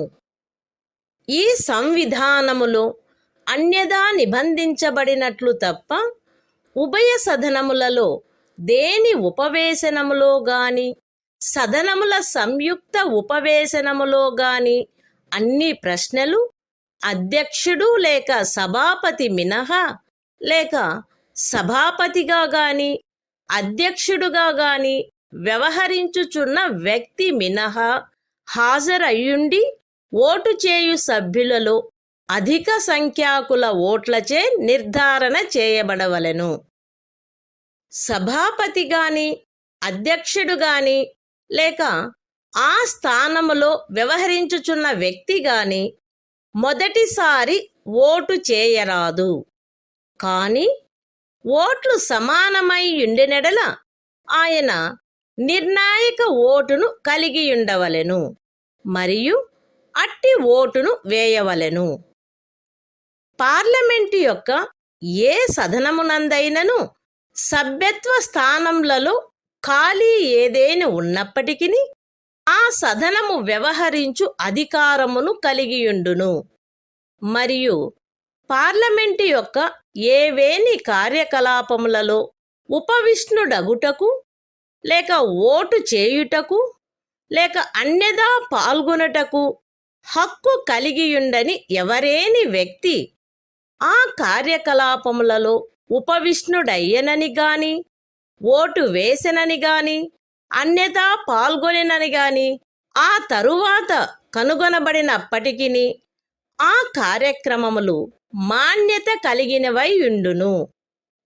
Parliament శాసనము ద్వారా అన్యదా నిబంధించునంత వరకు పార్లమెంటు ఉభయ సదనములలో దేని సమావేశమునకైనను కావలసిన కోరము ఆ సదనము యొక్క మొత్తము సభ్యుల సంఖ్యలో 10వ భాగమై ఉండవలెను. ఒక సదనము యొక్క సమావేశమునందెప్పుడైనను కోరము లేనిచో కోరము సమకూరు వరకు ఆ సమావేశమును స్థగితమునర్చుట లేక సమావేశమును సస్పెండు చేయుట సభాపతి అధ్యక్షుని లేక అట్లు ఆ స్థానమున వ్యవహరించు వ్యక్తి యొక్క కర్తవ్యమై ఉండవలెను. The Constitution of India, Part 5, The Union. Chapter 2, Parliament. Conduct of Business. Article 100. Voting, in Houses, power of Houses to act, notwithstanding vacancies and quorum. 1. Save as otherwise provided in this Constitution, all questions at any sitting of either House, or joint sitting of the Houses, shall be determined by a majority of votes, of the members present and voting, other than the Speaker or person acting as Chairman or Speaker. The Chairman or Speaker, or person acting as such, shall not vote in the first instance, but shall have an exercise a casting vote, in the case of an equality of votes. 2. Either House of Parliament shall have power to act, notwithstanding any vacancy in the membership thereof, and any proceedings in Parliament shall be valid, notwithstanding that it is discovered subsequently, that some person who was not entitled so to do, sat or voted, or otherwise took part in the proceedings. 3. Until Parliament by law otherwise provides, the quorum to constitute a meeting, of either House of Parliament shall be 1/10 of the total number of members of the House. 4. If at any time during a meeting of a House there is no quorum, it shall be the duty of the Chairman or Speaker, or person acting as such, either to adjourn the House or to suspend the meeting until there is a quorum.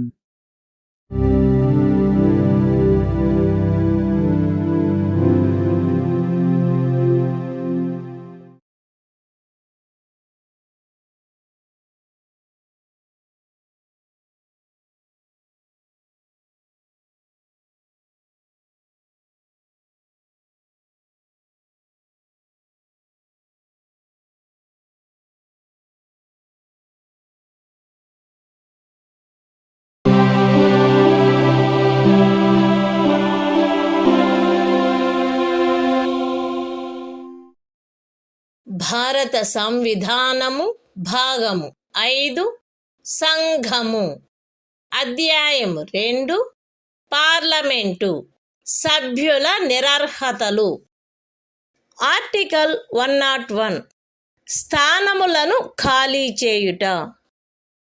ఒకే వ్యక్తి parliament యొక్క ఉభయ సదనములలోనూ సభ్యుడై ఉండరాదు. ఉభయ సదనములకు సభ్యుడుగా ఎంపిక చేయబడిన వ్యక్తి ఆ ఉభయ సదనములలో ఒకదాని అందలి స్థానమును ఖాళీ చేయుటకు పార్లమెంటు చే శాసనము ద్వారా నిబంధన చేయబడవలెను. ఒకే వ్యక్తి పార్లమెంటులోనూ ఏదేని రాజ్య శాసన మండలి యొక్క ఒక సదనములోనూ సభ్యుడై ఉండరాదు. మరియు ఏ వ్యక్తి అయినను పార్లమెంటుకును రాజ్య శాసన మండలి యొక్క ఒక సదనమునకును సభ్యుడిగా ఎంపిక చేయబడినచో ఆ రాజ్య శాసన మండలిలోని తన స్థానమునకు అంతకు ముందు రాజీనామా ఇచ్చి ఉండిననే తప్ప పార్లమెంటులో ఆ వ్యక్తి యొక్క స్థానము రాష్ట్రపతిచే చేయబడిన నియమావళి యందు నిర్దిష్టపరచబడు కాలావధి ముగియగనే ఖాళీ అగును.